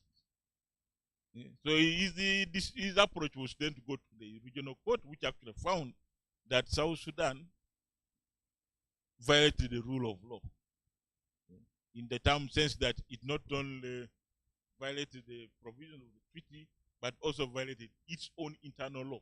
Once you violate your internal law, which as all of us know is a violation of the rule of law, you automatically violate the rule of law under the treaty. So those are the considerations. Now, there is also what has ended up happening, where you end up having like a sort of prom shopping. You'll say, I will file a matter between the national court. And then if it doesn't work out, within the 60 days, meanwhile also put a matter before the regional court. And that has probably posed those questions, because I think in one of those cases, I think Dura filed the case when Lokonyanga had also filed the case in 2014. And eventually when the matter was resolved on the question of quorum, the Anti-Homosexuality Act, the partner state argued that but the matter is moot, because there is no law for which you are challenging now. So sometimes those are the things which might happen, that you end up filing both, because there's nothing that prohibits you, because your argument is that in the national court that this particular law or particular action violates national law. The other side, you are saying it violates the East African Treaty. But that's an argument you could present at the same time, even if you filed in the national court. You could argue for both the national court, violation of national law, as well as violation of the East African Community. And that's why I think that's what the kind of thinking we have been having, that if you can frame your argument that not only is there an infringement of national law, but also the East African Community law, then that allows then the national court to say, okay, we understand the argument. Does this require us to refer? And then the idea is that you grow the East African Community law organically by keeping on filing matters involving the East African Community law at the national level. And then occasionally it goes to the regional court for a preliminary ruling. Okay, so thank you. And Doctor, that now takes us to what you were discussing, and I want to pick both professors' aspects on this issue of enforcement. So you have Article 44 in the treaty that tells you that you can enforce the judgments of the East African Court of Justice. When you go to the rules refer you to Form 9. That Form 9, you're filing an application for execution before the EACJ. But then the rules tell you that when it comes to matters of pecuniary nature, the civil procedure rules of the partner state would apply. And the question would be, would the party then go apply for execution? They get the orders of execution. Then when they come back to the national court, they have also, what do they do at the national court to be able to have the execution machinery under the civil procedure rules of the national state to be invoked? Do I then end up filing another application, probably domestically here? Or how practically should that enforcement be? And I'll begin with Professor, because you've written quite widely on this issue of community law, that you will have, and I'll give an example, most references are being done against the governments, Attorney General of a partner state. Domestically, we have certain limitations when it comes to executions against government. So how do you harmonize those limitations and protections that government enjoys when it comes to executions of ESCJ judgments, since the ESC law is saying that when it comes to matters of pecuniary nature, then the laws of the civil procedure laws of the partner state would then apply? How do you harmonize that, Professor? Well, I prefer that he handles it because he came prepared for that. That is okay. Thank you, Professor. Okay, thank you. I think the reason of Form 9 is for you to go to the court, apply to the court that you.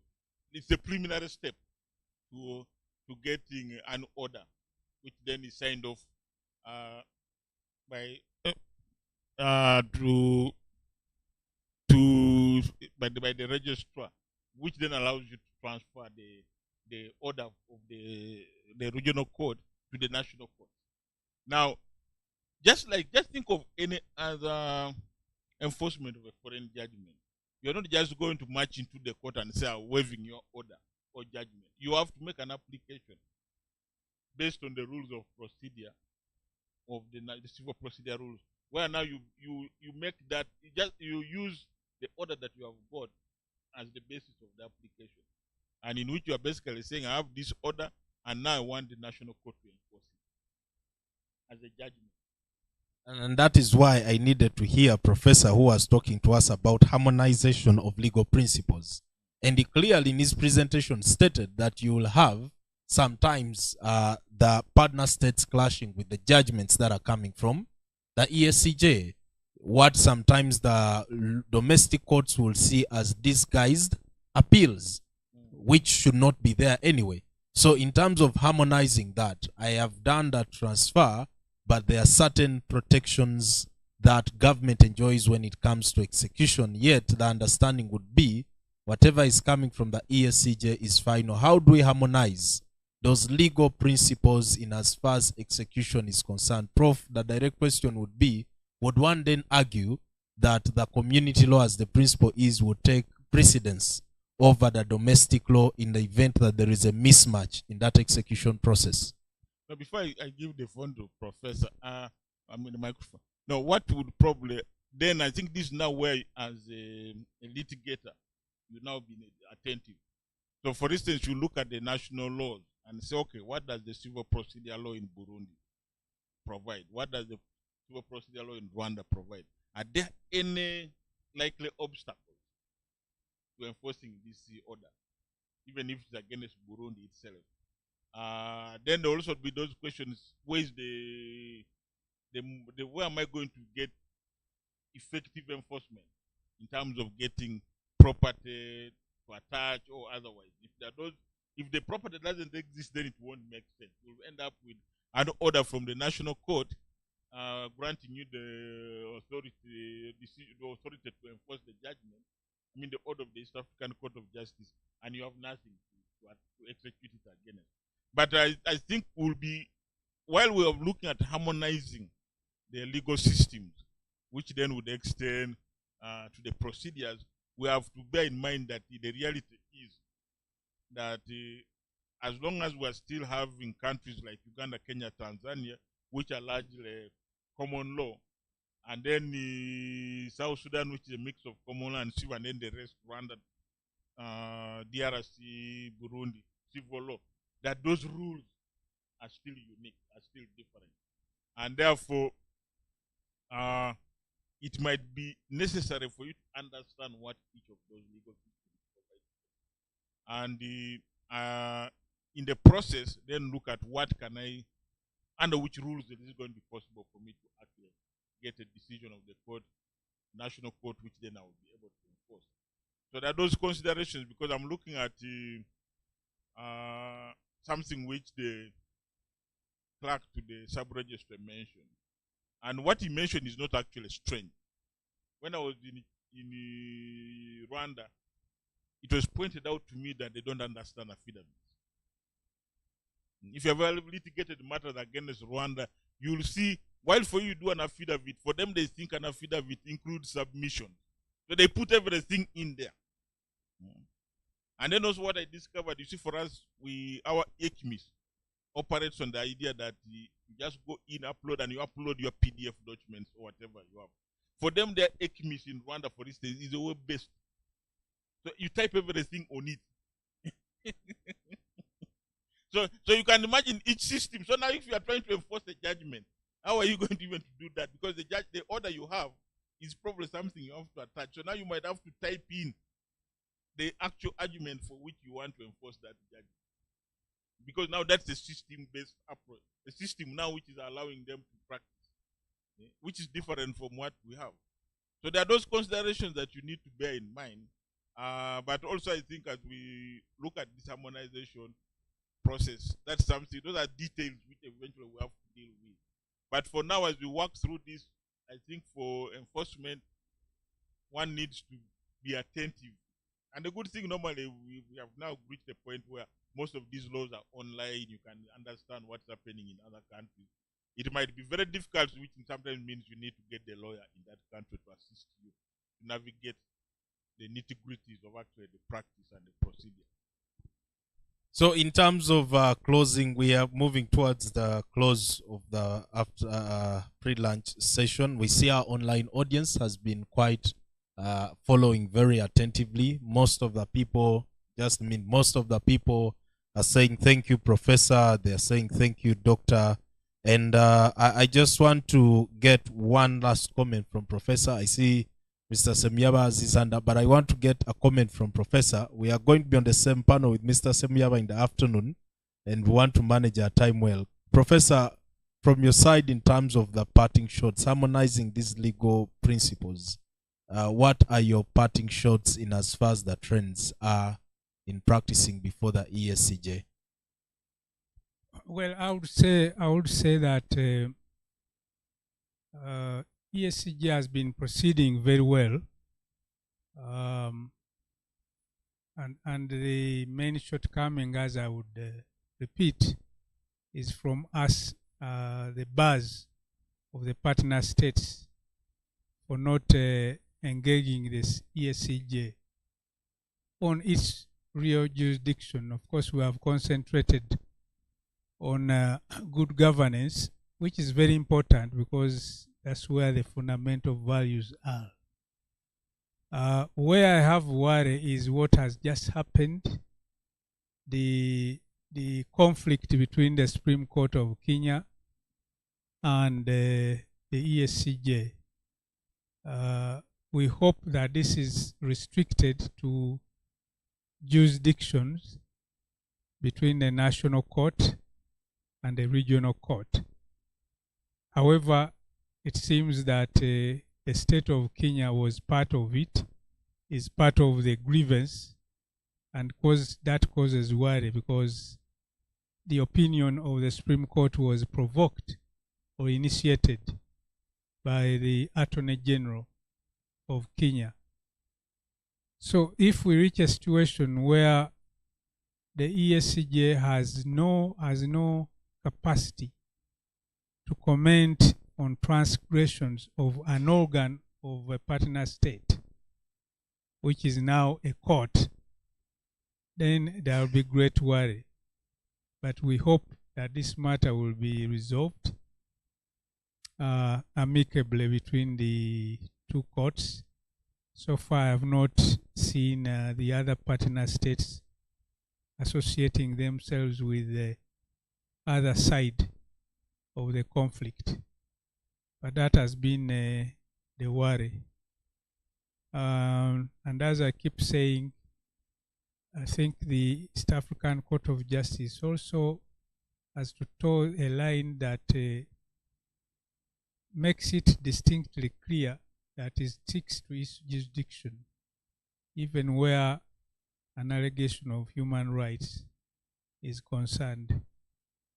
We shall move very well. Our worries are more beyond the court.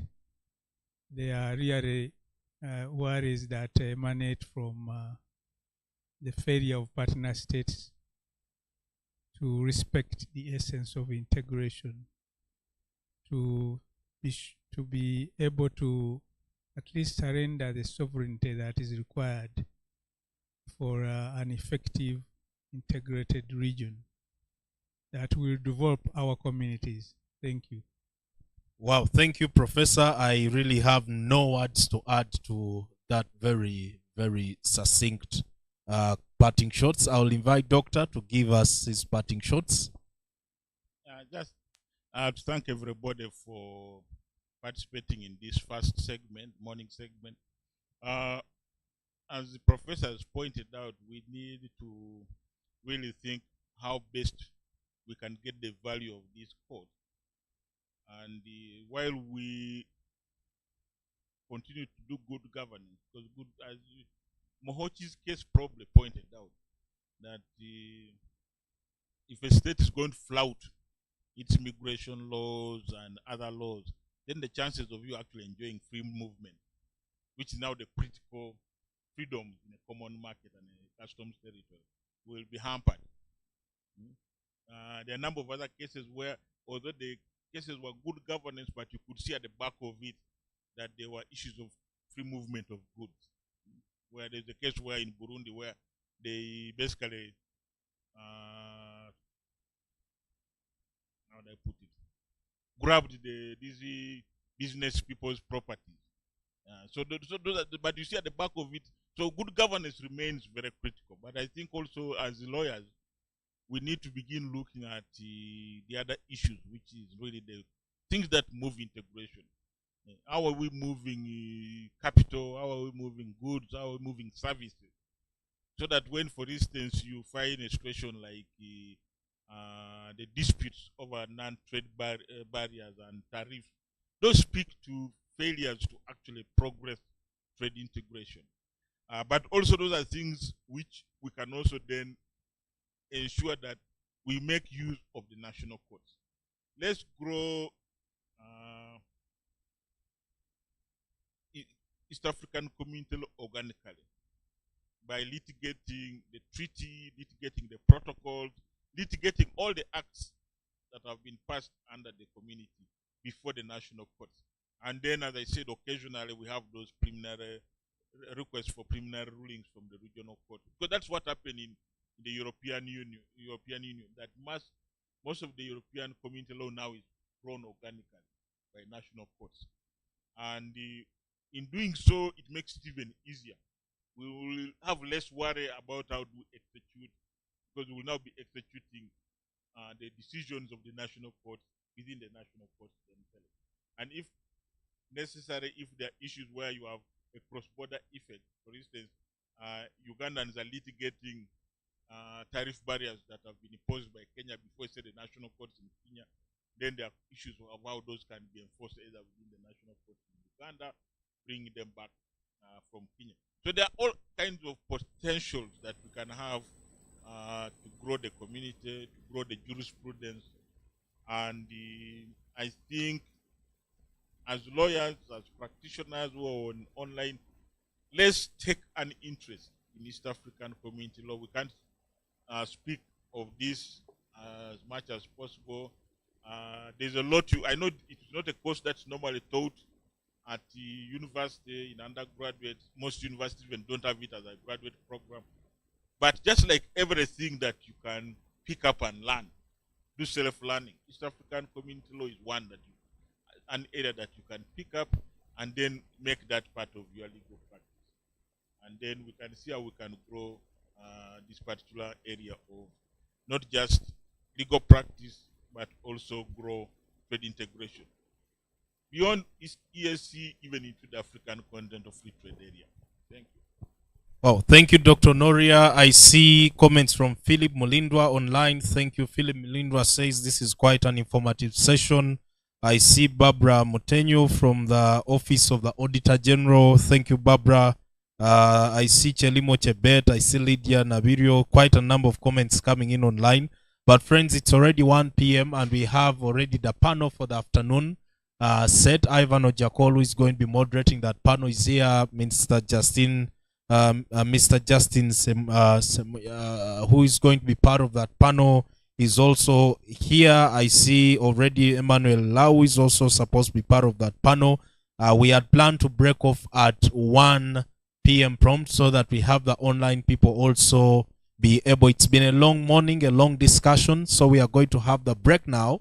But at 2 prompt, we'll be back with our afternoon panel. In the afternoon, we'll be talking about the practice in the ESCJ and evolving trends, and it's going to be a panel discussion. We have just concluded discussing some of those aspects that affect access to justice and representation in the ESCJ. That's what the questions were intended to thrash out, that when it comes to issues of enforcement and how lawyers will be taking instructions, what are the things that they need to consider. And definitely harmonizing of legal principles and laws is important, as well as knowing what the execution will be like. It has been an absolute pleasure for our online audience. We'll have food for yourselves, which is the music that the team in the technical team is going to be playing for you, so your soul will be soothed with some good music. But we have coupons for the people that are here, and the secretariat is going to take us through our lunch. 2 p.m. we are going to be back. Thank you so much. You've been a lovely audience thus far, and we only have the afternoon left. We can give a hand of applause to our panelists. Thank you, the team online. We see those hands. We see those hands going up. Thank you so much. Would you please feed our team online with good music, which is food for their soul? Thank you, and we'll be back at 2 prompt.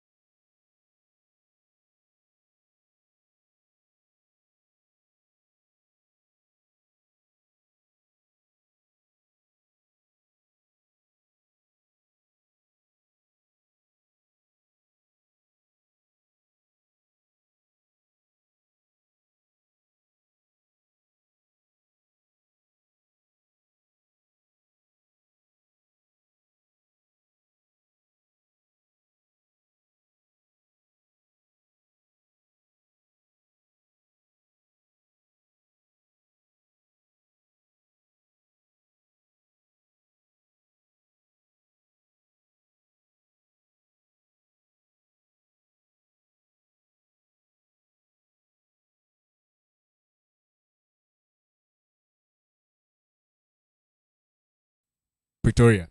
The University of Pretoria, and in a very, very relevant area as far as the discussion is concerned, competition law. Then after him, next to him, we have Mr. Gulumela Stone, partner at LP Advocates, and he has also litigated at the EACJ, and we are happy to have him and looking forward to a discussion. Without much ado, let's take this session away. And I'm going to ask a general question to my panelists. And all of you can answer it. Mr. Samuel will answer, Mr. Lau will answer, and Mr. Gulume will answer. So my question would be, generally, what are your experiences of the EACJ so far, the East African Court of Justice? Is it a court that you think Ugandans should litigate before more and should embrace? Generally, Ugandans and East Africans. What are your experiences? Is it a good court? What are the pros and cons of going there? Thank you.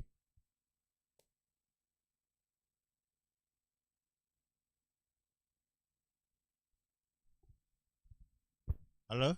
Hello? Is it on? Yes. Thank you for that question. I've litigated in EACJ for many years. My answer would be it's a good court, because it's a court that has a foundation, the treaty. Then eventually it developed rules. They first had a set of rules of procedure in 2013. They have now amended them to the 2019 version. It has been there for long. By the time I started litigating there, I think there were about 3 or 4 cases. It's because of lack of awareness that it wasn't getting cases. I remember those days of Justice Mulenga. He used to tell us that we are there seated, but we don't have work. But right now, because it is of relevance, you have a backlog. What does that mean? It means that after people being aware that it is in existence, they have filed cases. Like I think what of some of the panel discussants in the morning have said, some of these institutions either die or fail or don't perform well because of lack of awareness of their existence or how they operate. For example, I heard Dr. Naria saying that EACJ, which is East European Court of Justice, has grown because of, he called it national, cases being referred there by national courts. So instead of these courts fighting, the national court fighting with the EACJ, they should be cooperative. Now, the fight, the so-called perceived fight, again comes because of lack of awareness of the roles of the two courts. As far as I understand, East African Court of Justice main objective is to interpret, apply, and make sure of that there is adherence to the treaty provisions. True, the fight seems to be that it shouldn't interpret national laws, which is left for the national court. That is very, very fine. But when it comes to infringement of the treaty, then they are the ones who have the sole, jurisdiction. So it will take a lot of time to do sensitization and awareness to understand how the limitations of both courts. But otherwise, it's a good court. Thank you so much. I think you've put it well. Maybe I'll just add. The court is a relevant court, being one of the key organs of within the East African, the treaty establishing the East African community. It has a lot of jurisprudence now, which is very relevant to our circumstances, especially to do with good governance, human rights, and the like. Because like we were discussing earlier, I think many litigants across the community have had a high appetite to take their human rights related cases. And just as you heard in the morning, the court does not have express human rights jurisdiction, as per the article which was read by Mr. Samiaba. But I believe as time goes by, people are continuing to embrace the court for various aspects, various needs really, to ensure that rights are respected. But we also need to ensure that now going forward, I think we should utilize the court for other trade-related aspects as well, because as has been noted variously, trade is the key issue when it comes to the East African community. And so that should also reflect in the decisions that come from court. But of course, the major challenge, and this is where many lawyers need to be sensitized as well, the issue of the time limitation when it comes to the court. The court has a very strict timeline of 2 months. And so if you're unable to take in your matter to the court within that time frame, it means that court will not even waste its time to entertain. The matter will be dismissed at that preliminary stage. And if you have read most of the decisions that have come from court, there's so many preliminary objections, mainly to do with jurisdiction. And so lawyers must prepare themselves, address their minds to that particular issue, so as to ensure that they're not caught off guard and therefore have their cases not heard before the court. Thank you so much. Wow, thank you, Ivan. Thank you, my fellow panelists. Thank you, Justine, Mr. Semuyaba. Thank you so much, Mr. Lau. In terms of the question whether the East African Court of Justice is a good court, definitely it is a good court, because you would not have a complete East Africa community without such an organ. Like you have that compared with any government. That you have a legislature, you have you have an executive, but you do not have an equivalent of a judiciary. So when you look at the East African Court of Justice, like Mr. Semuyaba was saying, what does it do? There are things that it does which a domestic court definitely will not be able to do. There are community issues, not just references between private individuals and partner states. There are things that are concerned community aspects between the secretariat, between the summit, and how the different other organs and institutions of the EAC exercise their roles. And if an issue arises there, Ivan, the appropriate forum would be the East African Court of Justice. So if you look at the statistics in maybe probably about 30 seconds, like Mr. Semuyaba said, when you had the court start, if memory serves well, about 2005, when it was receiving the initial cases, there was not much traffic of disputes going there. Today, you actually have issues of backlog. Today, we are reading judgments from the ESCJ to also guide on how we deal with certain domestic matters that have cross-cutting issues. Today, you're having partner states having commitments in the instruments and in the protocols of the East African community, which if you have a challenge at the domestic level, the best forum then remains the ESCJ. So it's a very relevant court, and indeed it's a very good court. The practitioners, we need to know how then do we approach that court and trends around that court. Thank you, Laston. Thank you, Emmanuel, and thank you, Mr. Semuyaba. Now let's get into the practicals of it. Mr. Semuyaba, you're vaunted as one of the leading litigators from Uganda at that court. If you walked us through maybe 2 or 3 leading cases, what you'd call cases of serious jurisprudential value from that court. Of course, people usually associate Siti Nasebalu with you, Margaret Ziwa. Maybe you can tell us, what were your practical experiences, your challenges with those cases? For example, I bet Margaret Ziwa involved a lot of money. How did you actually get money for the client? And that's what the practitioner will be interested in. Thank you. Thank you. The practical aspects, of course, one, like we said, you learn them through experience. It's like you can't get kicked unless you play football. And unless you're in the field playing football. So even us, when we were entering, we were green about how the game there is played, how the litigation starts. For example, unless you go there, you won't know that you have a very short time limit within to file. Then you won't know that there's a problem of the fact that the judges are sit ad hoc. You try to get an injunction, you don't get a panel. You try to say this matter is urgent. There you have to be patient.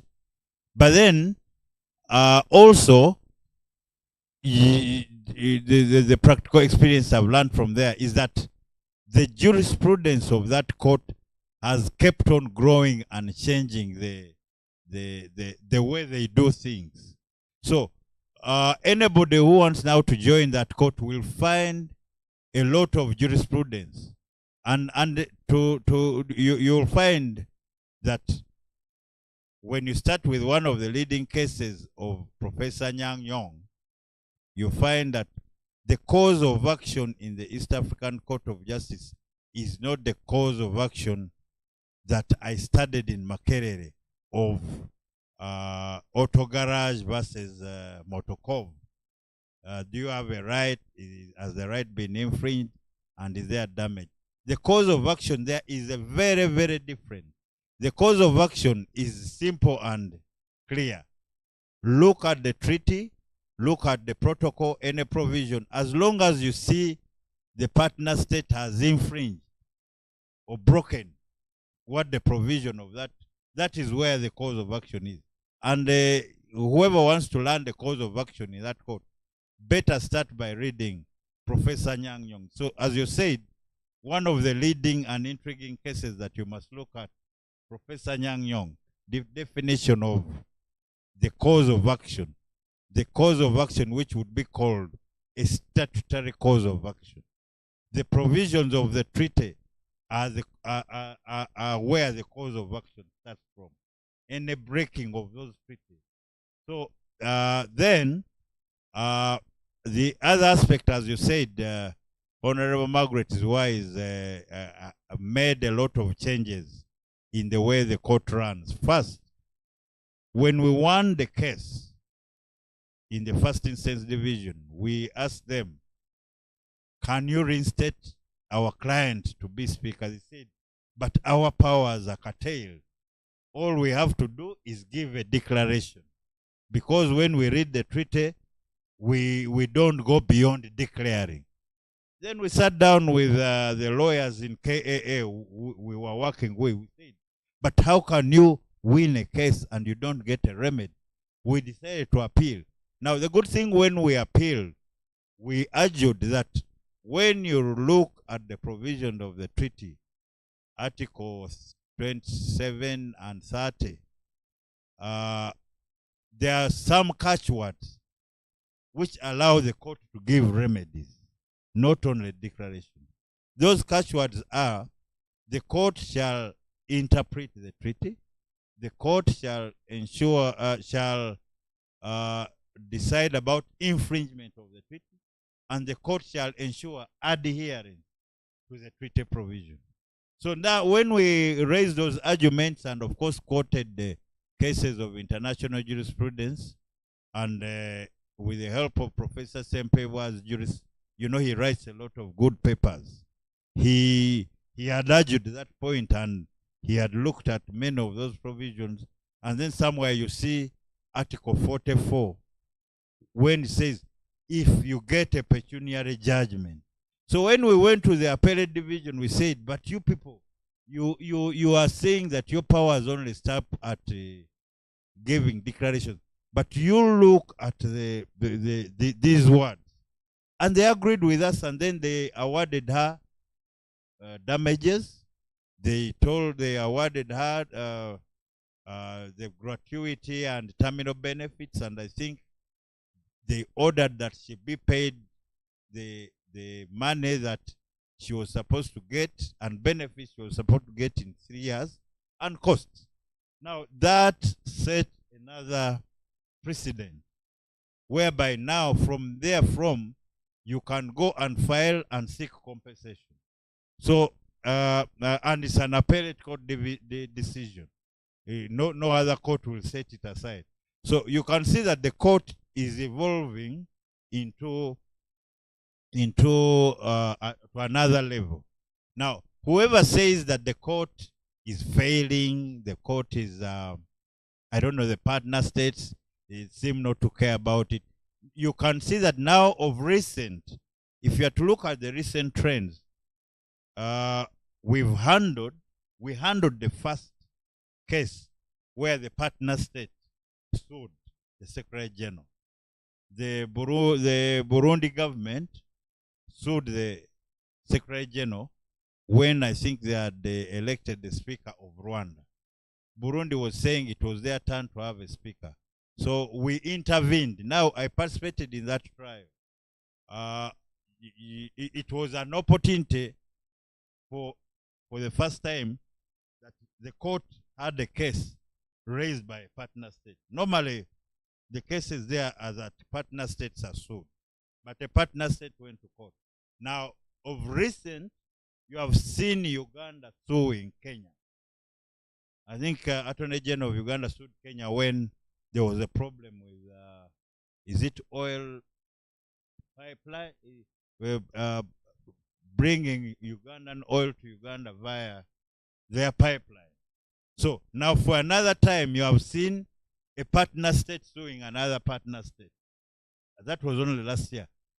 Last week, the court sat, and you are seeing DRC suing Rwanda because that crisis or conflict they are having, it's in court. Now, to me, that gives legitimacy to the court in a sense that the partner states believe in the court. They need a dispute resolution mechanism. Now, the recent development where you are seeing the Supreme Court of Kenya seemingly having a fight as to say that nobody should interfere with our judgments. The EACJ doesn't have power to, change their judgment. That is perfectly fine. But still, they haven't gone as far as saying that they are taking away the powers of the EACJ to interpret the treaty. Now, I'm told if Simon was here, he would, I think, tell us more. I understand after that judgment, the Kenyans have filed so many cases to go and challenge that position. So every year the court is getting flying to other levels. So I'm told now, when you look at the jurisprudence in the court, the cases filed, in terms of statistics, Kenya has bypassed all countries by having much more filings. But they are coming from what you people think is that the Supreme Court has effectively closed the EACJ. It can't, because the mandates of the two courts are different. You just need to sit and understand that the mandate of EACJ is to interpret the treaty. No other court has that power. The national court can interpret the national laws. But any judgment of the EACJ binds the national court. The EACJ has already given an advisory opinion in the case of Charuenda, which is another precedent, which can give a lot of insight about that position. The advisory opinion was actually raised by the attorney generals of the partner state. So they are bound by what the East African Court of Justice decided in the Rwanda case. So when you are reading the Kenyan Supreme Court judgment, please as well take time to read what EACJ already said. Thank you, Mr. Samuyaba. Importantly, you mentioned the court has a role to interpret the treaty, ensure compliance and adherence to the treaty. So when you're litigating before that court, so they now have to get a declaratory order for your client, also ensure there is adherence and compliance. Compliance is a compensation also. So anyway, I also want Mr. Elau to talk about his practical experience in the court, especially as far as enforcement and getting remedies for clients is concerned. But also, in line with that, you had earlier mentioned that the court has no human rights jurisdiction, but for some reason has more human rights jurisprudence than anything else. Yet, the treaty, especially now that we're at the Common Market Protocol, envisages more of trade between the partner states. Yes, human rights and good governance are part of the integration of the people, but why don't we have enough trade disputes? Or are there now trade disputes? And what trade disputes, and what can we learn from that? Why aren't our private players, our business people, going to the EAC? Yet we keep on hearing milk has been blocked, maize has been blocked, etc. So, so the first question was about your practical experiences in the court, and also you also answer that after. Okay, thank you. Just kindly, online people, kindly, if you have any questions or comments, kindly send them through in the chat section so that we can be able to refer them to our panelists. Well, I'll start with the second part as to why there are not so many trade-related disputes. Now, if you carefully read the treaty and other protocols that have arisen from it, you'll realize that actually one of the major challenges that the court faces is that we have parallel dispute resolution mechanisms. So if you look at the customs union and the common market, it appears to create a parallel mechanism to resolve what? Disputes, which therefore to an extent seeks to oust the jurisdiction of the court. So instead of concentrating all these powers within the court, each time a protocol is made, they come up with something else, okay? In that if you have such a trade-related dispute, you should more of go to these other mechanisms, though they have not even put them in place, which then still leaves the court as the ultimate go-to area to seek for justice. But it would appear that many people are more interested in resolving these disputes at a national level as opposed to approaching the East African Court of Justice. And there could be different reasons for that, because while the court is there and can entertain matters to do with the treaty, there's also a restriction as to who you can sue within the court. If you have a dispute between two private individuals, you cannot simply run to the court because it is restricted. You can either sue institutions of the community or respective partner states within that. I think there's one of those major cases in that regard, the one of, I think it's Kenya Ports Authority, where a court specifically said that you cannot sue any other entity outside this. And so if there's a dispute between businessmen, even if it's across the border, it might be difficult for you to approach the court because of that limitation. So there is that there's that perspective to be considered when we talk about the East African Court of Justice. And then what was the first aspect? It's about your practical experience in the court in terms of finding remedies for your clients. Well, at a personal level, I don't have practical experience before the court, but most of it is academic, owing to the teaching and all that. But ultimately, it's a good place for those that can go there, like Mr. Semuyaba, to seek remedies for their clients. Thank you. Thank you. Okay, just one minute. 1 minute. 1 minute. Just to add on what he has said, trade-related matters. Much as there are other alternative, dispute resolution mechanisms, trade-related matters, the court has already made a judgment and said that doesn't take away its jurisdiction. Then business people also can be reminded that the East African Court of Justice has got an arbitration forum. So people can make agreements and choose it in their clauses, arbitration clause, choose arbitration in the East African Court of Justice.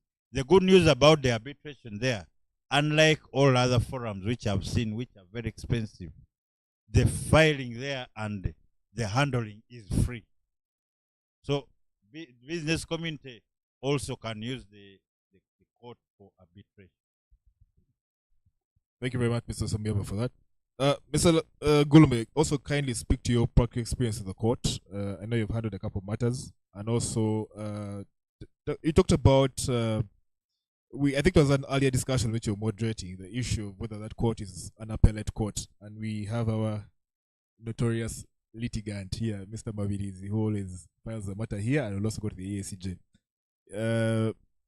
So almost simultaneous. So sometimes when he's not happy with what has come out of here, is that court an appellate court, or is there room for it to become an appellate court? Especially if you look at, is it Article 6 and 5 on these foundational principles? It sort of gives the court, the foundational principles of the East African Community Treaty. It sort of gives that court, by virtue of that, sort of a look into the affairs of states without necessarily mentioning it. And I think that's what Mr. Mariz always goes under. And also in line with that, this mechanism of preliminary rulings and references, kindly take us through it. Are all judges aware of it? How does one go about it if you wanted the court to give you a preliminary ruling on something concerning the interpretation of the treaty? Thank you, Ivan. My quite a humble experience before that court, unlike our senior colleague Mr. Semyaba, has been that it's an interesting court in as far as how you litigate disputes there, because it's a court that has two instances. It has a first instance, a division, and then an appellate division.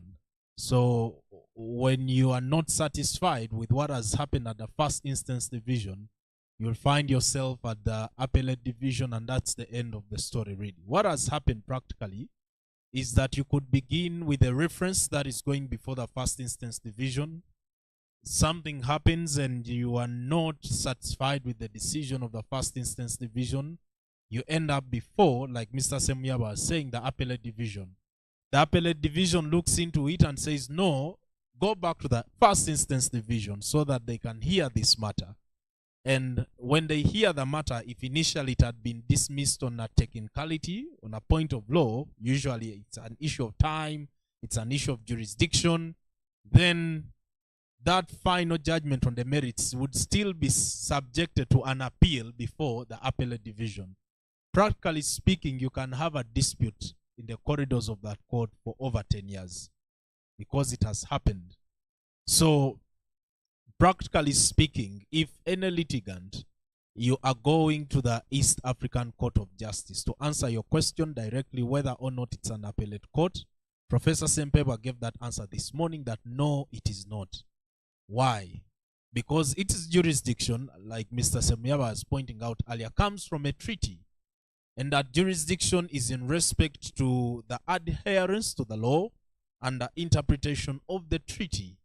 So if you're dissatisfied with the decision of a domestic court, you can't come up with grounds of appeal and say, now I'm going to subject this decision to the jurisdiction of the East African Court of Justice. But what have been the trends?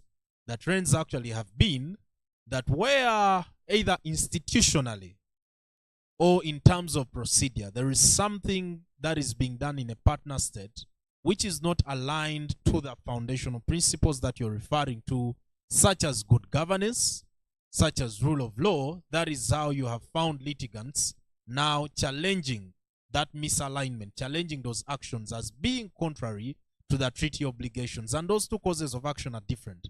That is something that Professor was emphasizing in the morning. And this is how they are different.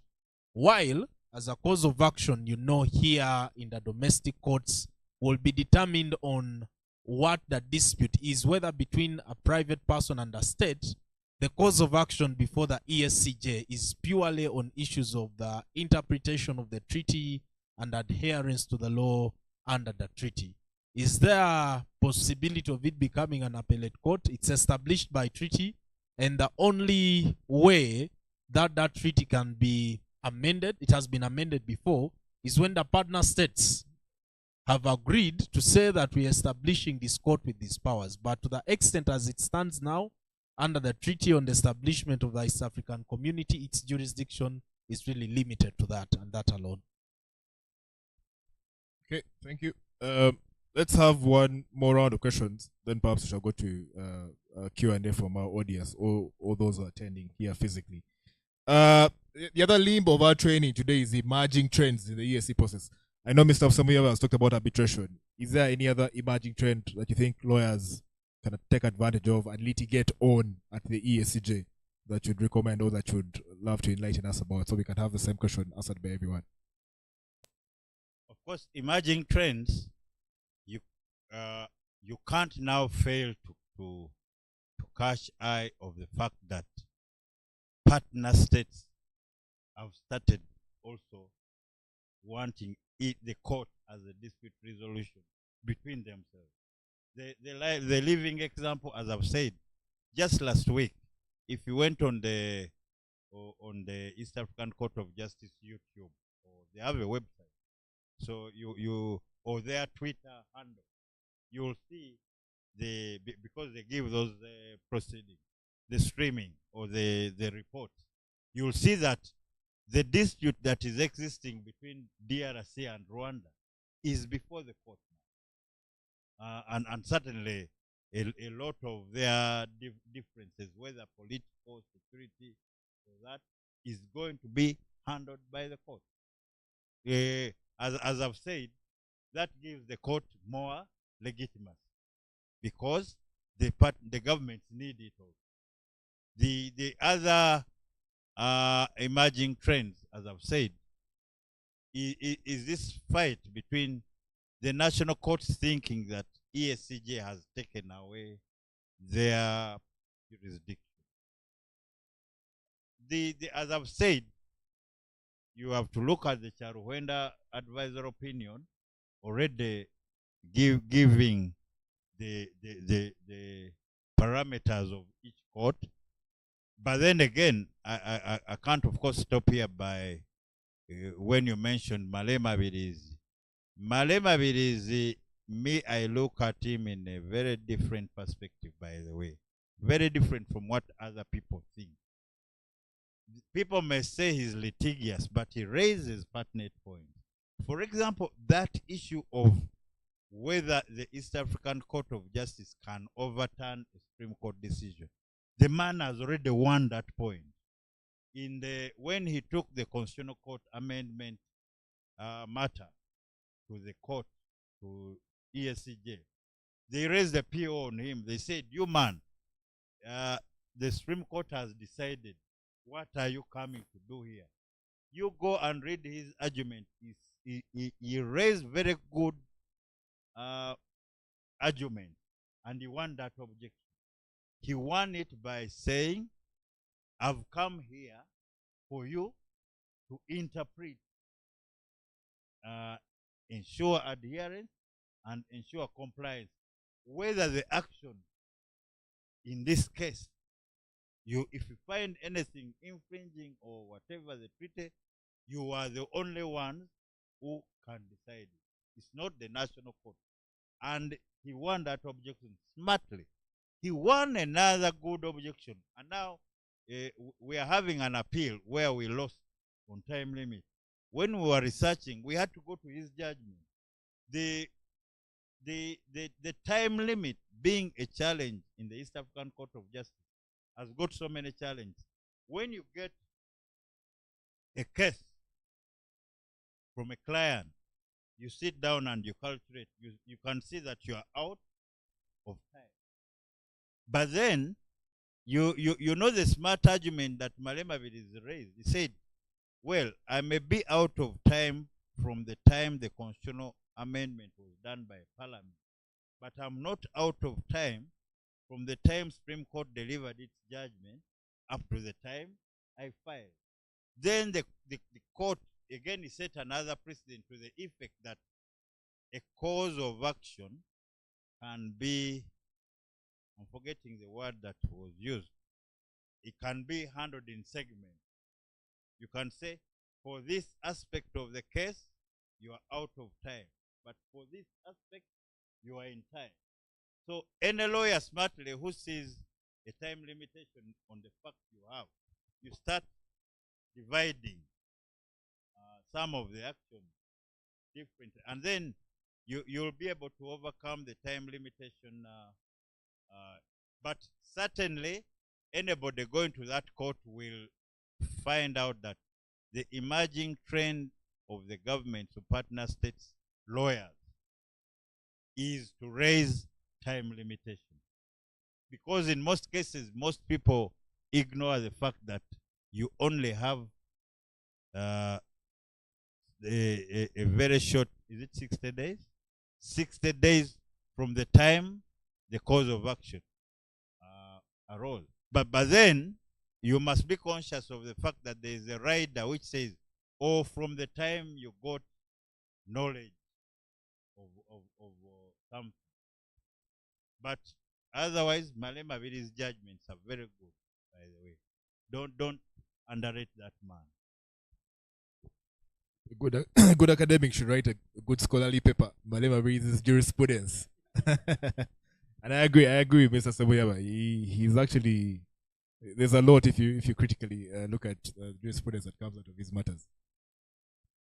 Yes, thank you so much. For me of late, I think what's interesting me is the fact that I've never imagined that states at one time would actually take the court seriously in terms of suing themselves, suits among states.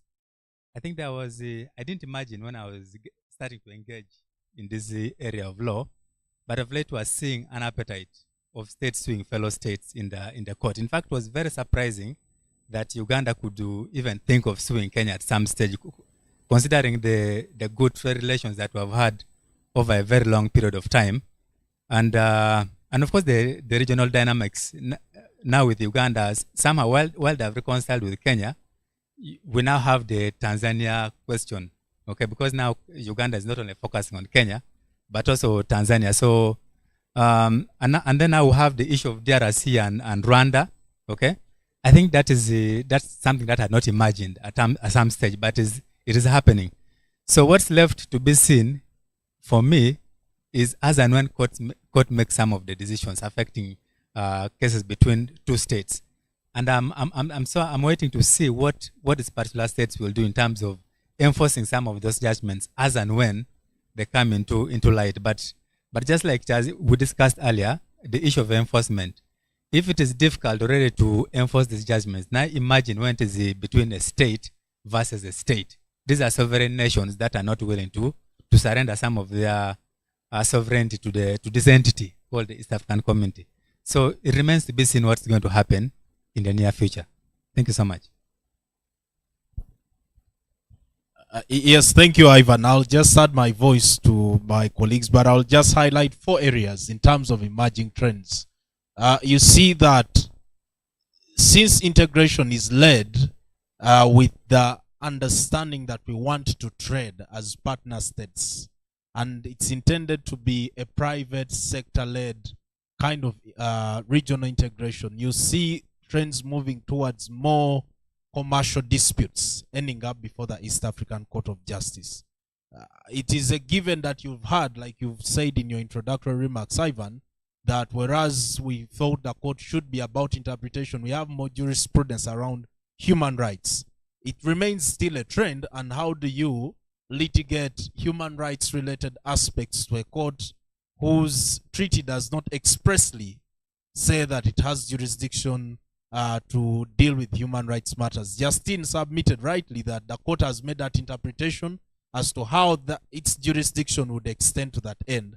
But you're seeing in terms of trends, and you're likely to see as foreign investment is coming in, that you're going to have investor-state disputes.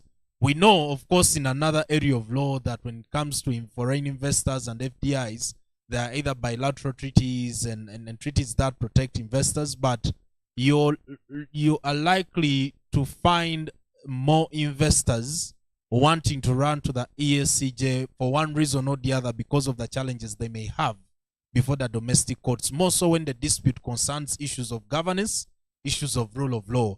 And then also the last trend that you're likely to see is the court's increased role in giving judgments that are self-aware about the economic environment of the East African community as a trading bloc. And those kinds of agreement, when you see, I think, British American Tobacco versus Uganda, and what is before the EACJ, you're dealing with things that we are supposed to have certain entitlements, economic rights, certain treatments that should be given to us by establishing in the country or manufacturing within the East African community. And our products, when they are brought from another East African community to this East African community, they are not getting the treatment that they should have. And such kinds of judgments from a regional court actually speak directly to how trade and how domestic laws should reflect the obligations and commitments of the partner states in the regional instrument. So those are the four trends. Commercial disputes, of course, human rights is a given, the economic disputes and economic law, and also the state investor disputes. That's what comes off mind in terms of the trends before that court and where it is heading. Okay, thank you very much, Mr. Gulume. Before I open up to the audience, there was something that Mr. Lau had mentioned, that some of those protocols seem to be creating different bespoke internal dispute resolution mechanisms. For example, I think you had mentioned, which protocol was it? Was it the Common Market or Customs Union that has the Common Market? Seems to envisage something else away from the EACJ. Then we now have a competition regime that is coming through in the EAC. Then we have, I think, a trade remedies regime which has not been signed for some reason by our partner states. They seem to be creating. So if I have a dispute under those different regimes, can I still go to EACJ, or there will be a way to be played out? So just kindly answer that before we open up. Okay, thank you. So while those different protocols might create those different dispute resolution mechanisms, the issue is that they have never been implemented in any case.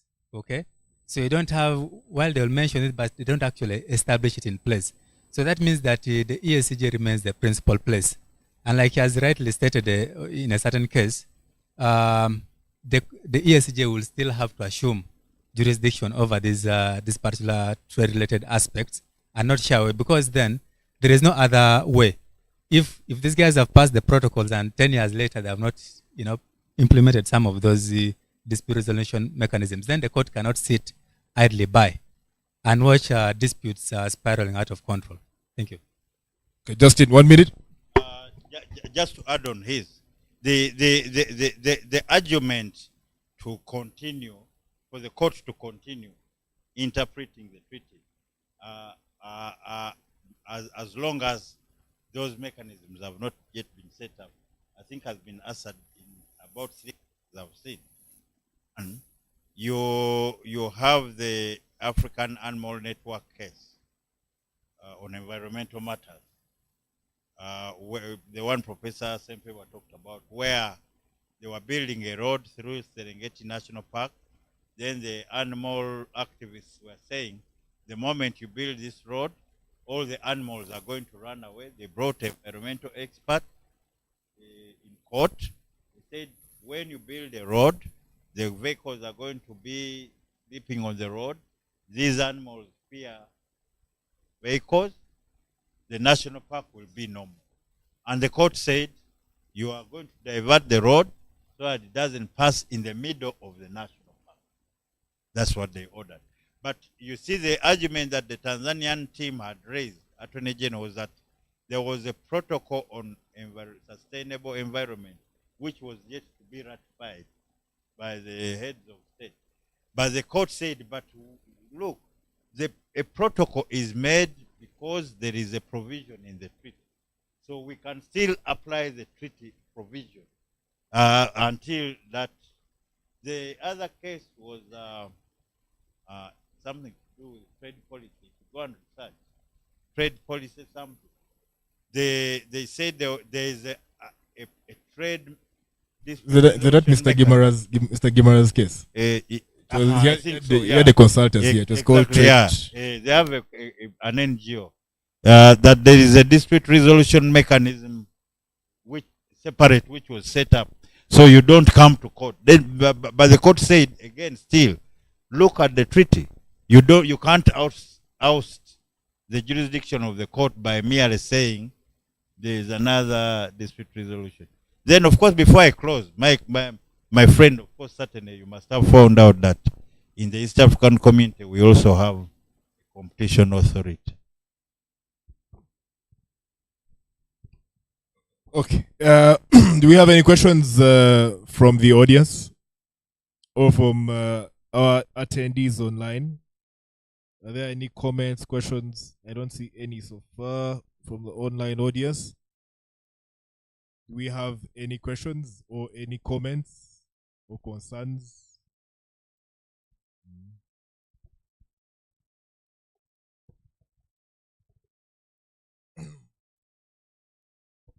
Thank you, Ivan.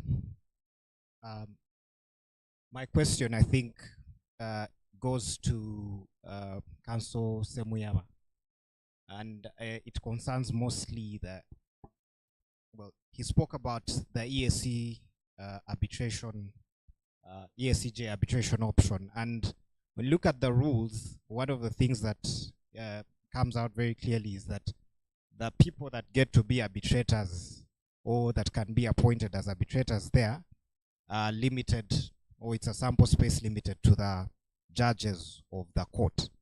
And when we're trying to address the issue of why most commercial entities may not readily consider that avenue as appropriate for their dispute resolution, don't you think that that is a great hamper for the appetite one might have to take a dispute to or to have an arbitration done within the auspices of the EACJ arbitration or under those rules?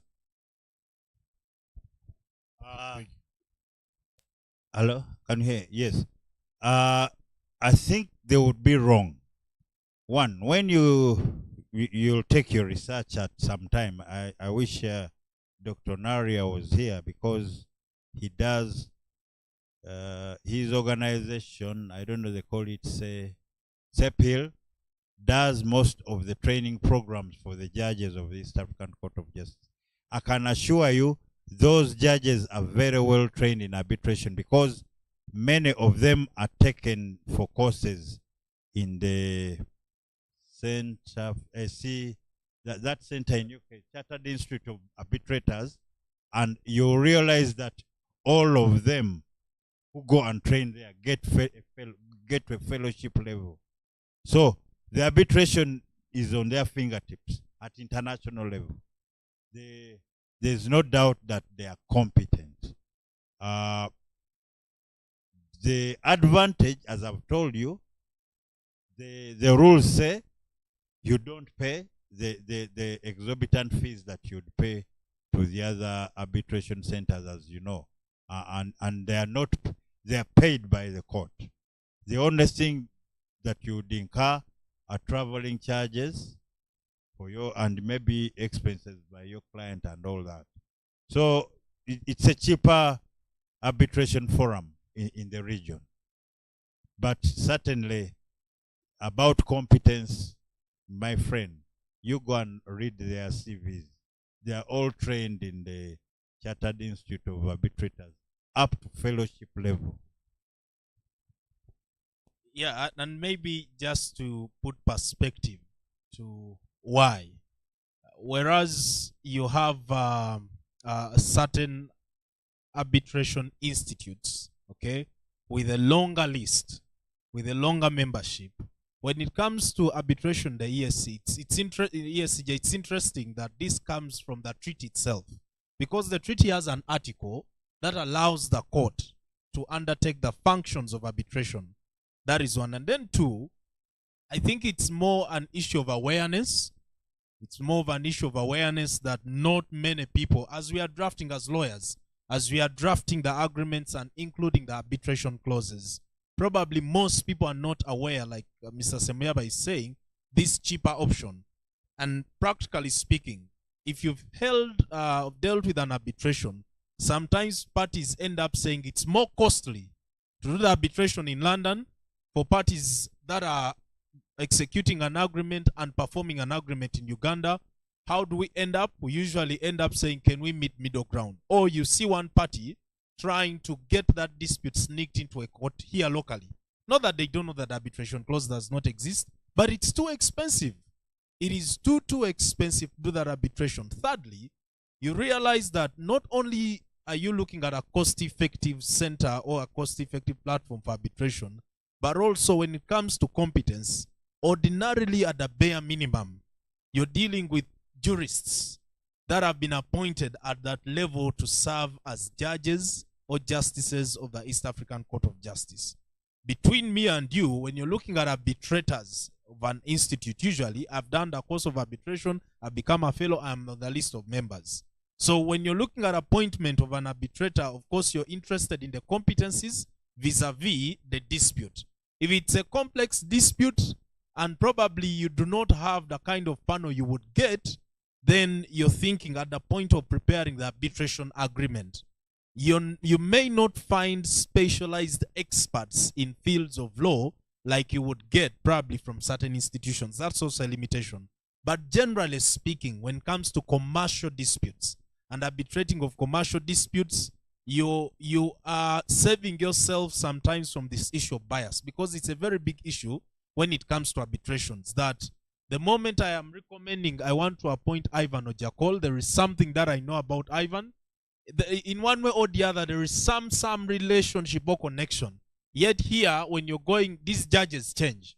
So if in your agreement you have put an arbitration agreement, you're saying that we will do arbitration before the East African Court of Justice, it is likely, whether it's, because there is also a party autonomy, whether you want a panel or a single arbitrator, there is the likelihood that at the time a dispute arises, there will be a judge who you are so much protected from the likely biases. And lastly, when you are looking at why, the actual question why even generally parties are not running to arbitration and we are insisting to go the mainstream litigation, is we also probably don't understand arbitration or ADR in its complexity as an alternative dispute resolution mechanism. So that's why you see even domestically our courts are saying, okay, while you're in court, we want to know, is there an ADR, alternative dispute resolution mechanism that may apply to your dispute? And as legal practitioners or advisors, you're thinking, why didn't you explore the ADR before arbitration? But still, the court also has its limitations when it comes, in my view, to highly complex disputes that would need people with specialized areas of knowledge. If a dispute is that complex, maybe you may be looking elsewhere. Okay, hope that has answered Joe's question. Do we have any other questions or questions?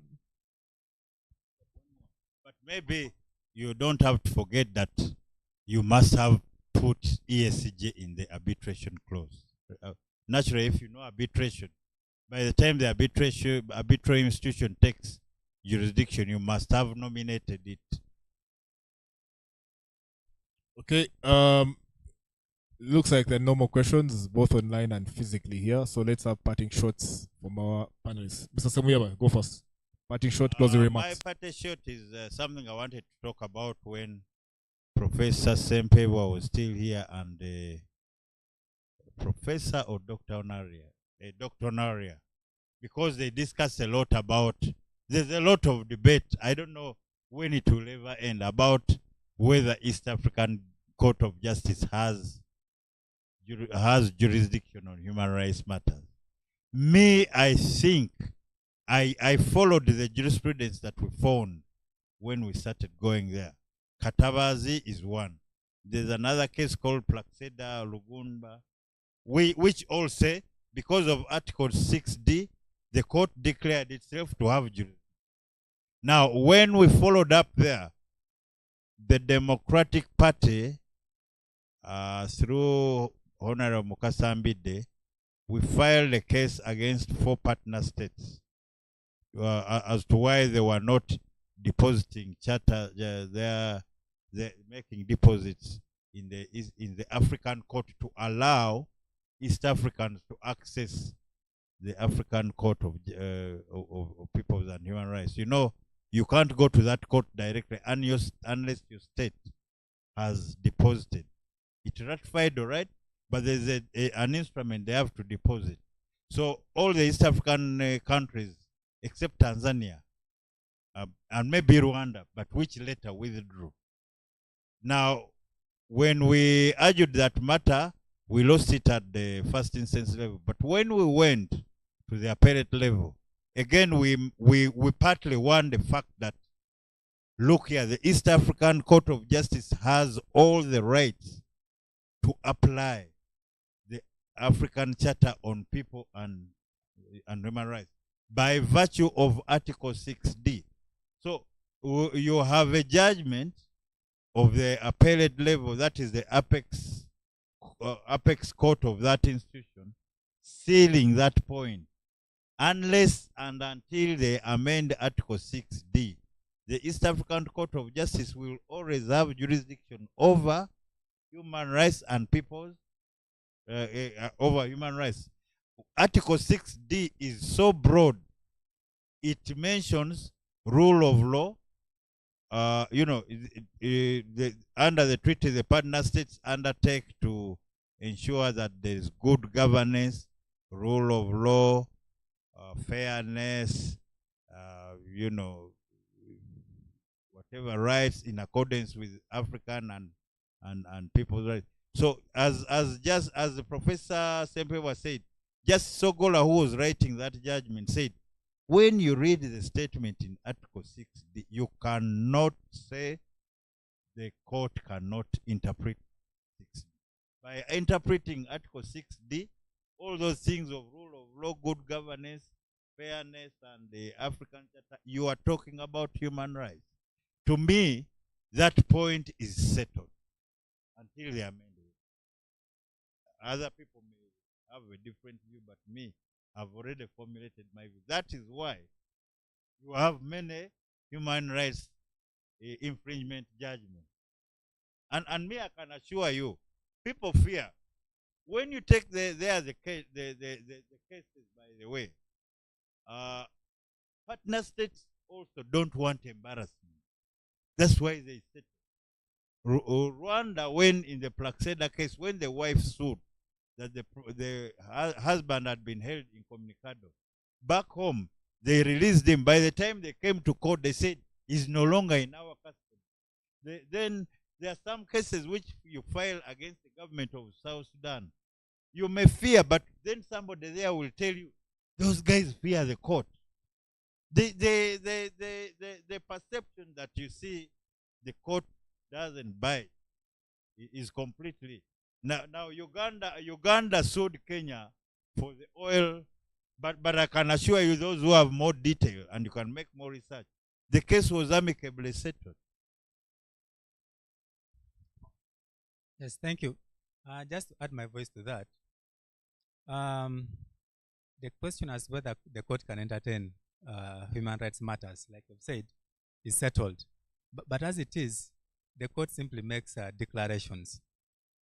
And there's been a huge debate as to whether that jurisdiction should be extended, okay? But as of now, the summit has failed to do that. And I think it is for obvious reasons. If you look around our backyard, most of us in terms of human rights violations, democracy, rule of law, there is an issue there, okay? There is an issue. And so it's understandable that the states will not be willing to expressly grant that jurisdiction. And at some stage, I remember there was a debate as to whether the East African community should develop its own protocol on human rights, okay?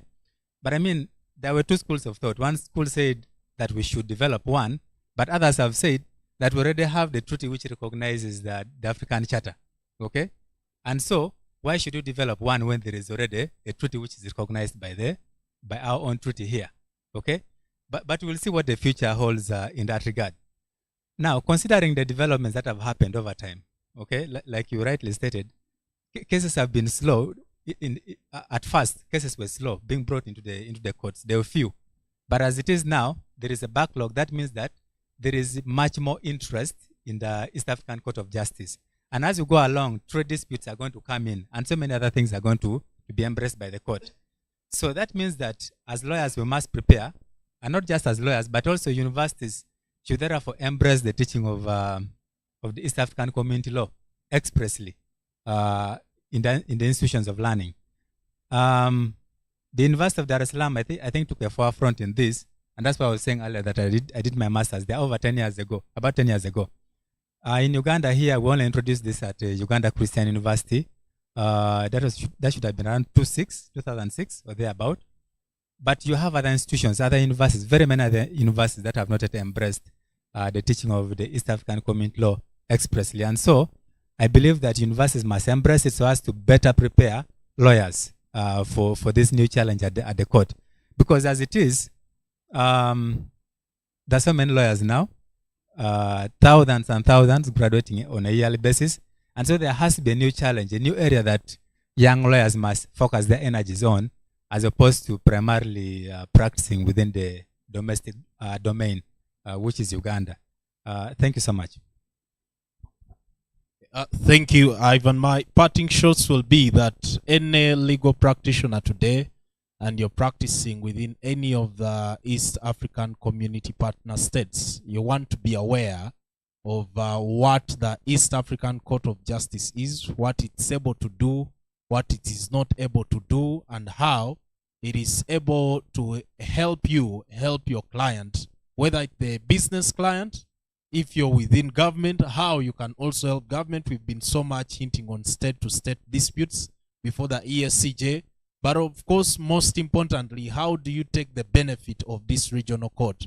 I would say that there is almost no law today that is trade related in any country to which you will not use the litmus paper of whether or not it conflicts with the obligations of a partner state at the East African community. There is no policy that you're going to pass which is trade related. I'm talking about people who advise business societies and business and business associations, where you have policies that are passed and they do not align with the East African Community Partner States obligations. And the moment you're outside the 60 days window, that remedy which you would have sought, like Mr. Lau was saying and Mr. Semuyaba, that whereas in some of these protocols there are remedies, but they have not yet been effected. So if you're outside the 60 days window, that remedy flies out of the window. Yet, the moment you invoke it, like Mr. Semuyaba said, you are likely to see people quickly running to say, oh, can we now pay attention to this? If you wait for a political solution, you're likely to be dragged into the bureaucracy, and probably that is something that may not even be concluded in that particular financial year. Why? Partner states will prepare budget papers, they will prepare budgets, they will have their budget policies. So by the time they're making policies that affect trade, we are talking about now commercial disputes, kind of. If you're not alive to the role that the EACJ can help you play under Article 6D, good governance, many things that are listed there. In fact, it's one of the articles that, in one of the cases that we're doing, we used to challenge the takeover of a building belonging to a business. And the court said, oh, by the way, in a private sector-led kind of integration, it is expected that when people establish businesses, those businesses will be protected by the adherence to the rule of law. So there is so much that I believe has not yet been stretched in as far as the jurisdiction of the EACJ is concerned. There is so much that the national courts can draw from those preliminary rulings and advisory opinions, because we have seen this happen at the international level, where the permanent court of justice would give advisory opinions, and they are being given to guide resolution of disputes among states. So we can still draw from that, but who is going to advise the governments? Who is going to advise the private sector to use the EACJ as a platform if we, the legal practitioners, don't know about it? I believe this has been a very relevant discussion, and it's only the beginning of many, many other discussions that we should be having. Thank you, Ivan. Thank you. There was one question, though. I think the way he phrased it, I think he was referring to the 60-day time limit. So he's asking, why can't the time limit be extended? I think that's a political. Anyway, someone can answer. Mr. Semuyaba. Okay. Yes. Unlike our laws here on time, our domestic laws, let me put it in the Ugandan context. So a statute will set a time limit, and the same statute will say the court has power for sufficient cause to extend time. In fact, even at our appellate courts, you have rules that allow court to exercise what we call inherent powers. But when you have a treaty that has set a time limit, and it is not giving the court what would be equivalent of our inherent powers to extend time, then that court cannot be seen to go against what is expressly stated. Secondly, treaties are negotiated and signed by sovereign entities called states. So it is not the same as a rules committee. It is not the same as someone exercising delegated powers to come up with a statutory instrument on what you could call your civil procedure here.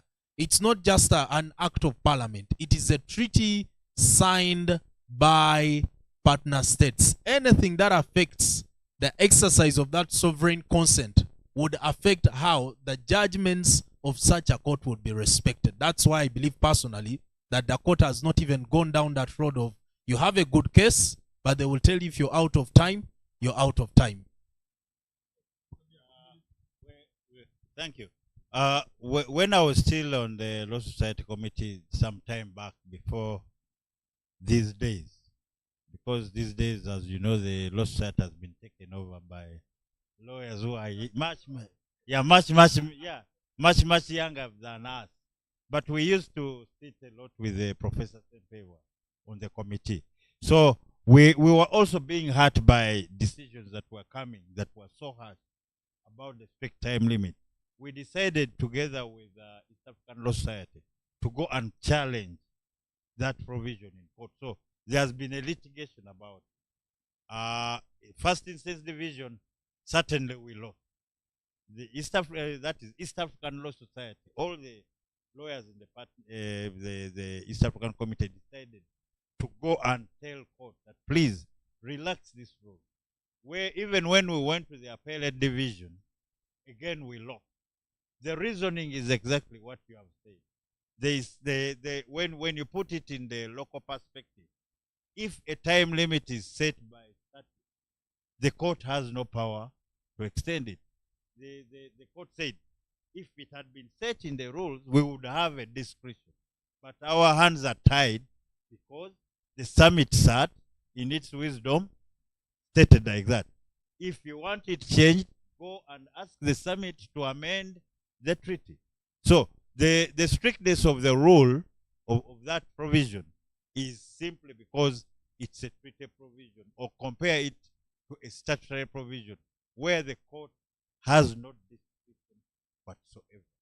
The other thing, maybe I may not get another chance to tell the listeners or whatever attendees that you see the very many advantages of East African Court of Justice is that there are no filing fees required. It's free.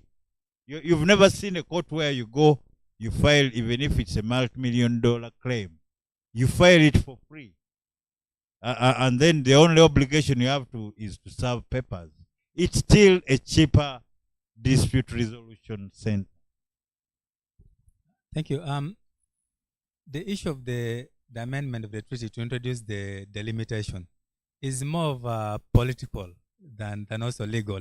There's a political ambit to it. And to understand it better, I will invite you to read the cases of Anyang Nyong'o, Professor Anyang Nyong'o, and the case he has just talked about, the East African Law Society challenging the issue of the amendment of the treaty to introduce some of those provisions. So if you have the time, read those two cases, you'll understand the context to this. But you see, as lawyers, we must be, what word should I use?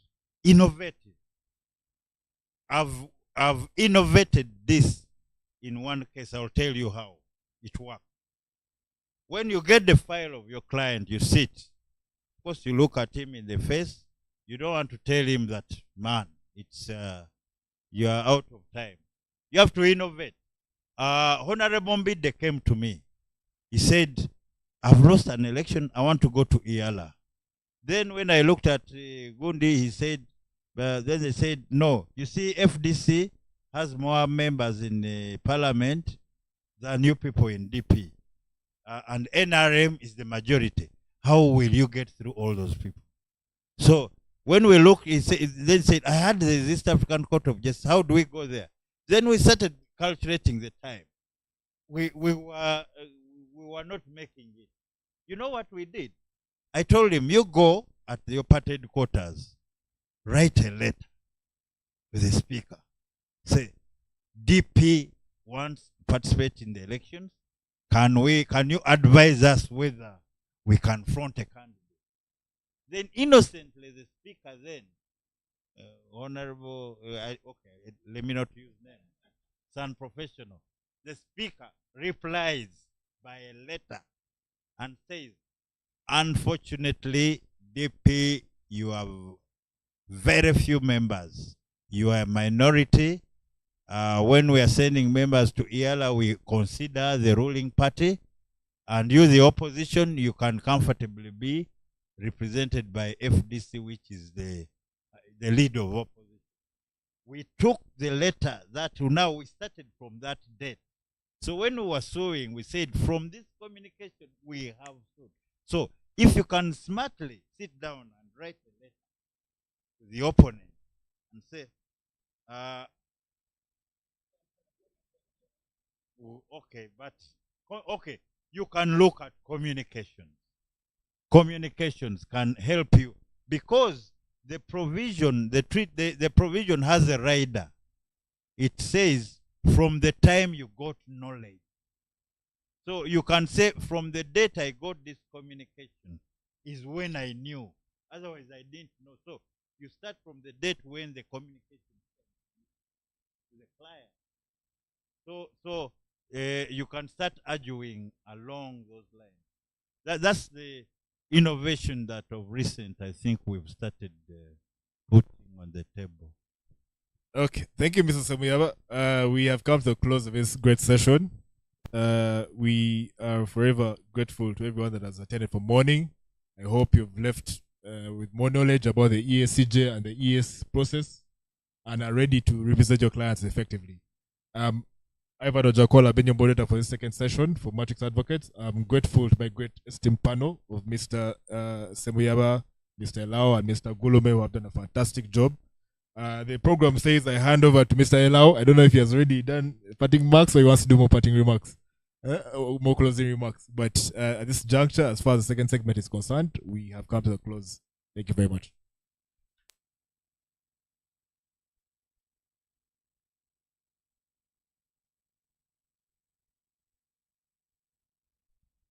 Thank you so much, Mr. Jakol, for taking us through that episode, through the panel. I believe we have learned a lot in the afternoon session as well. My duty now is very simple: to close our engagement today, our training. I would like to start by thanking the members that turned up for this training, both online and physically. The numbers here might look small, but we have a large following online, people who are attending to this training. Considering the trend nowadays, online is very attractive nowadays because people sit in their offices and learn. I also want to thank our sponsor, the East African Development Bank. They supported us in this particular event, and we are grateful for that usual support that you extend to us. I also want to thank our speakers today. We had a couple of them. We have Mr. Samuyaba here, who is still with us. We had Dr. Noria. We had Professor Sempebwa, Senior. And then we had His Worship who is the registrar at the East African Court of Justice Registry here at the Supreme Court. I also want to thank the Secretariat for organizing this event. I believe it has been successful, and we look forward to more of these events. Probably we shall have an annual event of this nature, and with this we shall be making a very serious contribution to litigation at the East African Court of Justice. So thank you so much. This event is now officially closed.